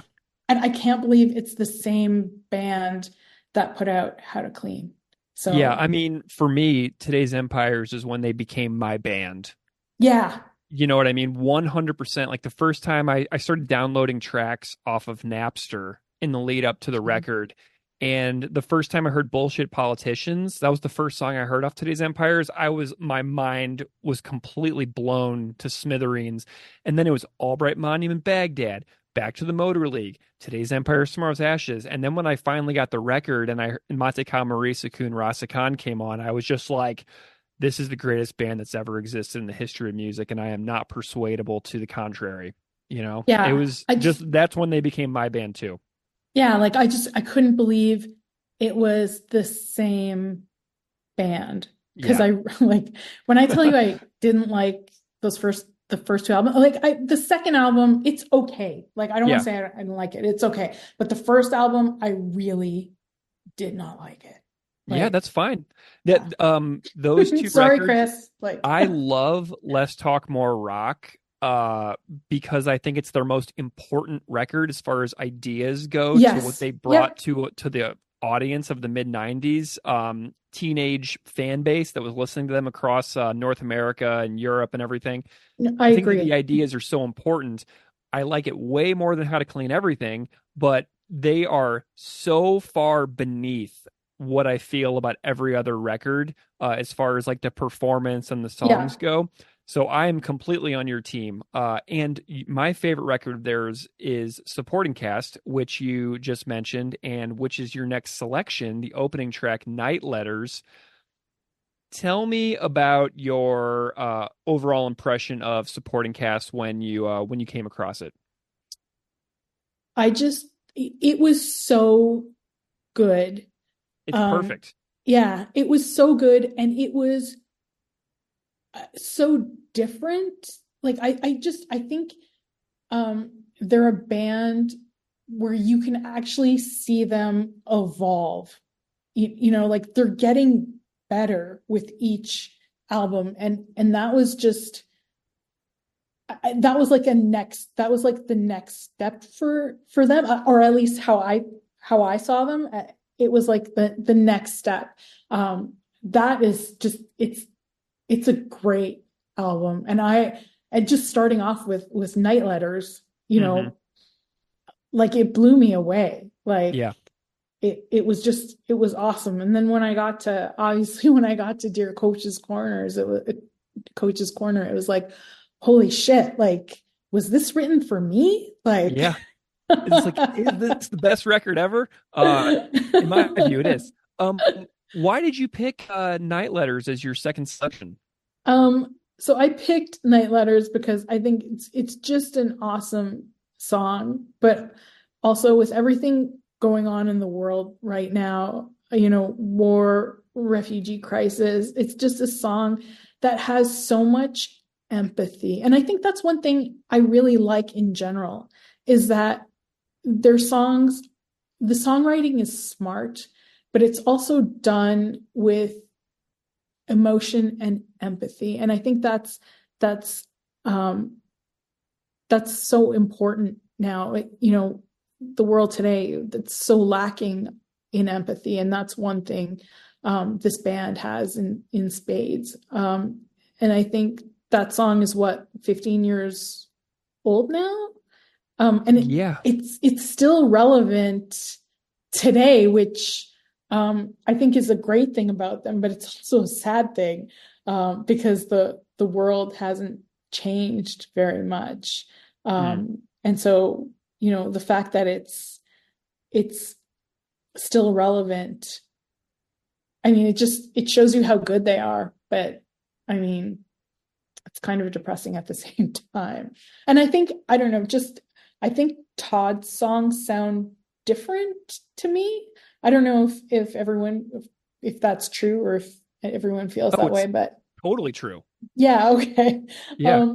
And as someone who kind of likes hardcore, I think there are elements in that song that really resonate with me, just musically at that level.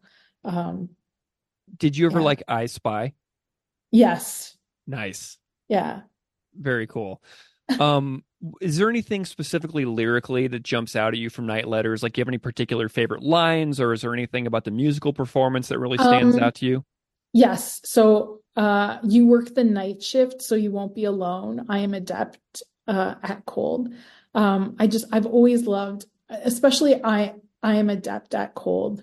I think being Canadian, I really resonate with that. And you work the night shift, so you won't be alone. I mean, yeah, I love that. And then near the end where he says, you were being crushed by the world, I've gotten lucky so far. I just think that I don't know who that song is about, but you can feel the care in that song. Yeah. Yeah. It sounds weird to say it's a beautiful song because it's so driving and hard, but it really is yeah. Yeah, I love this. I love this one too. And it's a very complicated song too. I love the episodes that we made on this particular one. And as you talk about being adept at cold, I think about the different places that I've lived in my life as well. I grew up in St. Louis, which, gets a little cold, but its summers are also blazing hot, 40 Celsius in the summertime. And then I lived in Hawaii for a while, and Mexico in the middle of the desert. And now I live in Buffalo. And as I'm looking out the window right behind my computer, it's been snowing for 3 straight days. We're on the tail end of having that Buffalo Bills Pittsburgh Steelers playoff game postponed because they had to dig out the entire stadium. And it very well may happen again this weekend against the Kansas City Chiefs. So it's definitely something that resonates with me as well. When I think about the variety of climates that I've lived in within my lifetime, I love that. Yeah, and I also think about how jarring it is for people who have never dealt with snow, who have never seen snow, who have never dealt with cold. How jarring that must be, how outer worldly that must be for them. Oh, yeah. When I used to live in Saskatchewan. I did my master's degree at University of Saskatchewan in Saskatoon, and one of my classmates was in a PhD program, was from Nigeria, and he would tell me stories about exactly that, how jarring this experience was for him. And for me, it was jarring too. And I grew up seeing snow in Missouri, but for him, it was a very jarring experience. It's like he had lived in Edmonton and Saskatoon after coming from Nigeria. And it was a really insane experience. And he was doing it on voluntary good terms, not because he was trying to flee from anything like the characters in the actual Song of Night Letters too. So it's just wild to think about migration in general and what people go through. People like me who are, totally doing it for different reasons, and then people who are forced to and they have no real say in the matter, and what that must be like. So I love this song for its commentary on just migration and human movement in general too. Yeah. No, it's a great song. I really love that song. Well, let's talk about your last song. You chose Back to the Motor League, and you told me this is your favorite Propagandhi song. And so I just am wondering why you picked Back to the Motor League and why it's your favorite tune. I fucking love this song. Yeah. I think this song, I feel like I know those guys. Like, I've been to shows with those guys. I've been at junior hockey games with those guys. Like, I feel like, I definitely know, the guys in that song. And I also had a shitty zine. So, like I mentioned earlier, so, maybe I was part of the problem too. I don't know. But yeah, I love the way it starts. Just that reminds me very much of just some of the people I know in junior hockey, that is definitely like a Sudbury Saturday night, clientele. Like, I know those people. So yeah, that's why it resonates with me. And I love this song. It was on my morning, wake up, get ready playlist for a long time. But then when I have an 8-year-old, and when he, got a bit older, I had to take it off, which made me really sad, only just because it wasn't really appropriate for an 8-year-old, because I would blast it throughout the house. So it kind of made me sad that I had to take it off my playlist. Maybe Chris can re-release a radio kid-friendly version of that song. Well, and you get to think about when your kid is a teenager, you get to introduce them to the greatest song ever. I am seriously, I have thought about that day. Yeah, because it's hard to, a lot of the songs I like, it's hard to introduce to kids.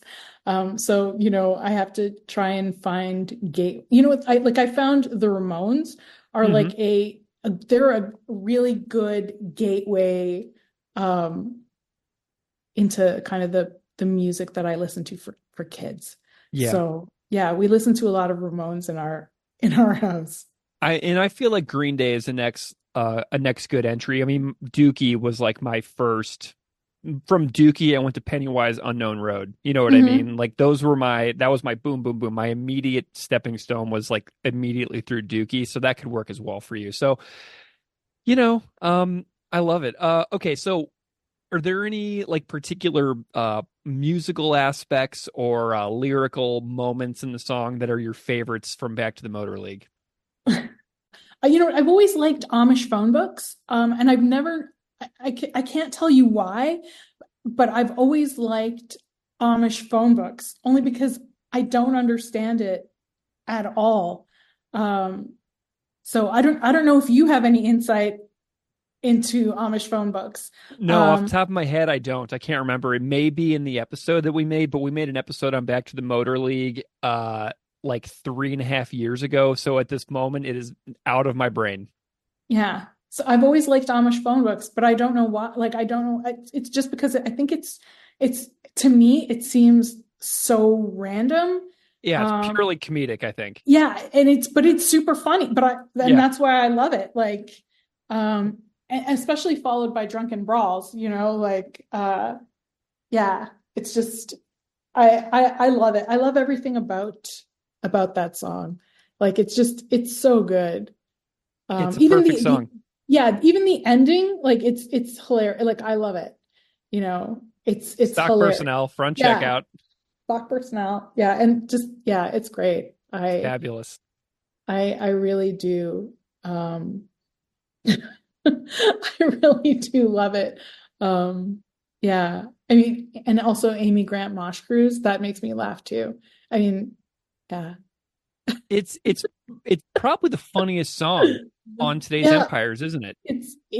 I think so. Like it's great though. Like, I mean, it's also very good at what it's doing, which is like poking fun at certain segments of like the punk community. Oh man. So when I did an episode with Adam Russell, who plays bass in the band Story of the Year, I don't know if you ever heard them, but they have that song Until the Day I Die. Huge hit single in like the early 2000s, 2003, 2004, 2005. Like that whole like emo and like emo hardcore, like sing scream music era that kind of yielded bands like Silverstein and Story of the Year and like My Chemical Romance. From First to Last, that kind of stuff. So I had Adam on the podcast because he is a huge Propagandhi fan, and he picked Back to the Motor League as one of his songs because he's like, that song is about my band. And I thought that was so funny that he picked a song that just spoke directly to what he and his own bandmates were doing in like 2003. And he loved it. And we had such a good chat about it. So I love the fact that people can find themselves within this song and kind of just like point the mirror at themselves and have a little laugh about, our own goofball proclivities, you know? For sure. Like I So said, I fun. had a shitty zine. Like that song is about me. It's you know? amazing. Do you, have you ever seen the band live? No, I have not, Darn. sadly. I know.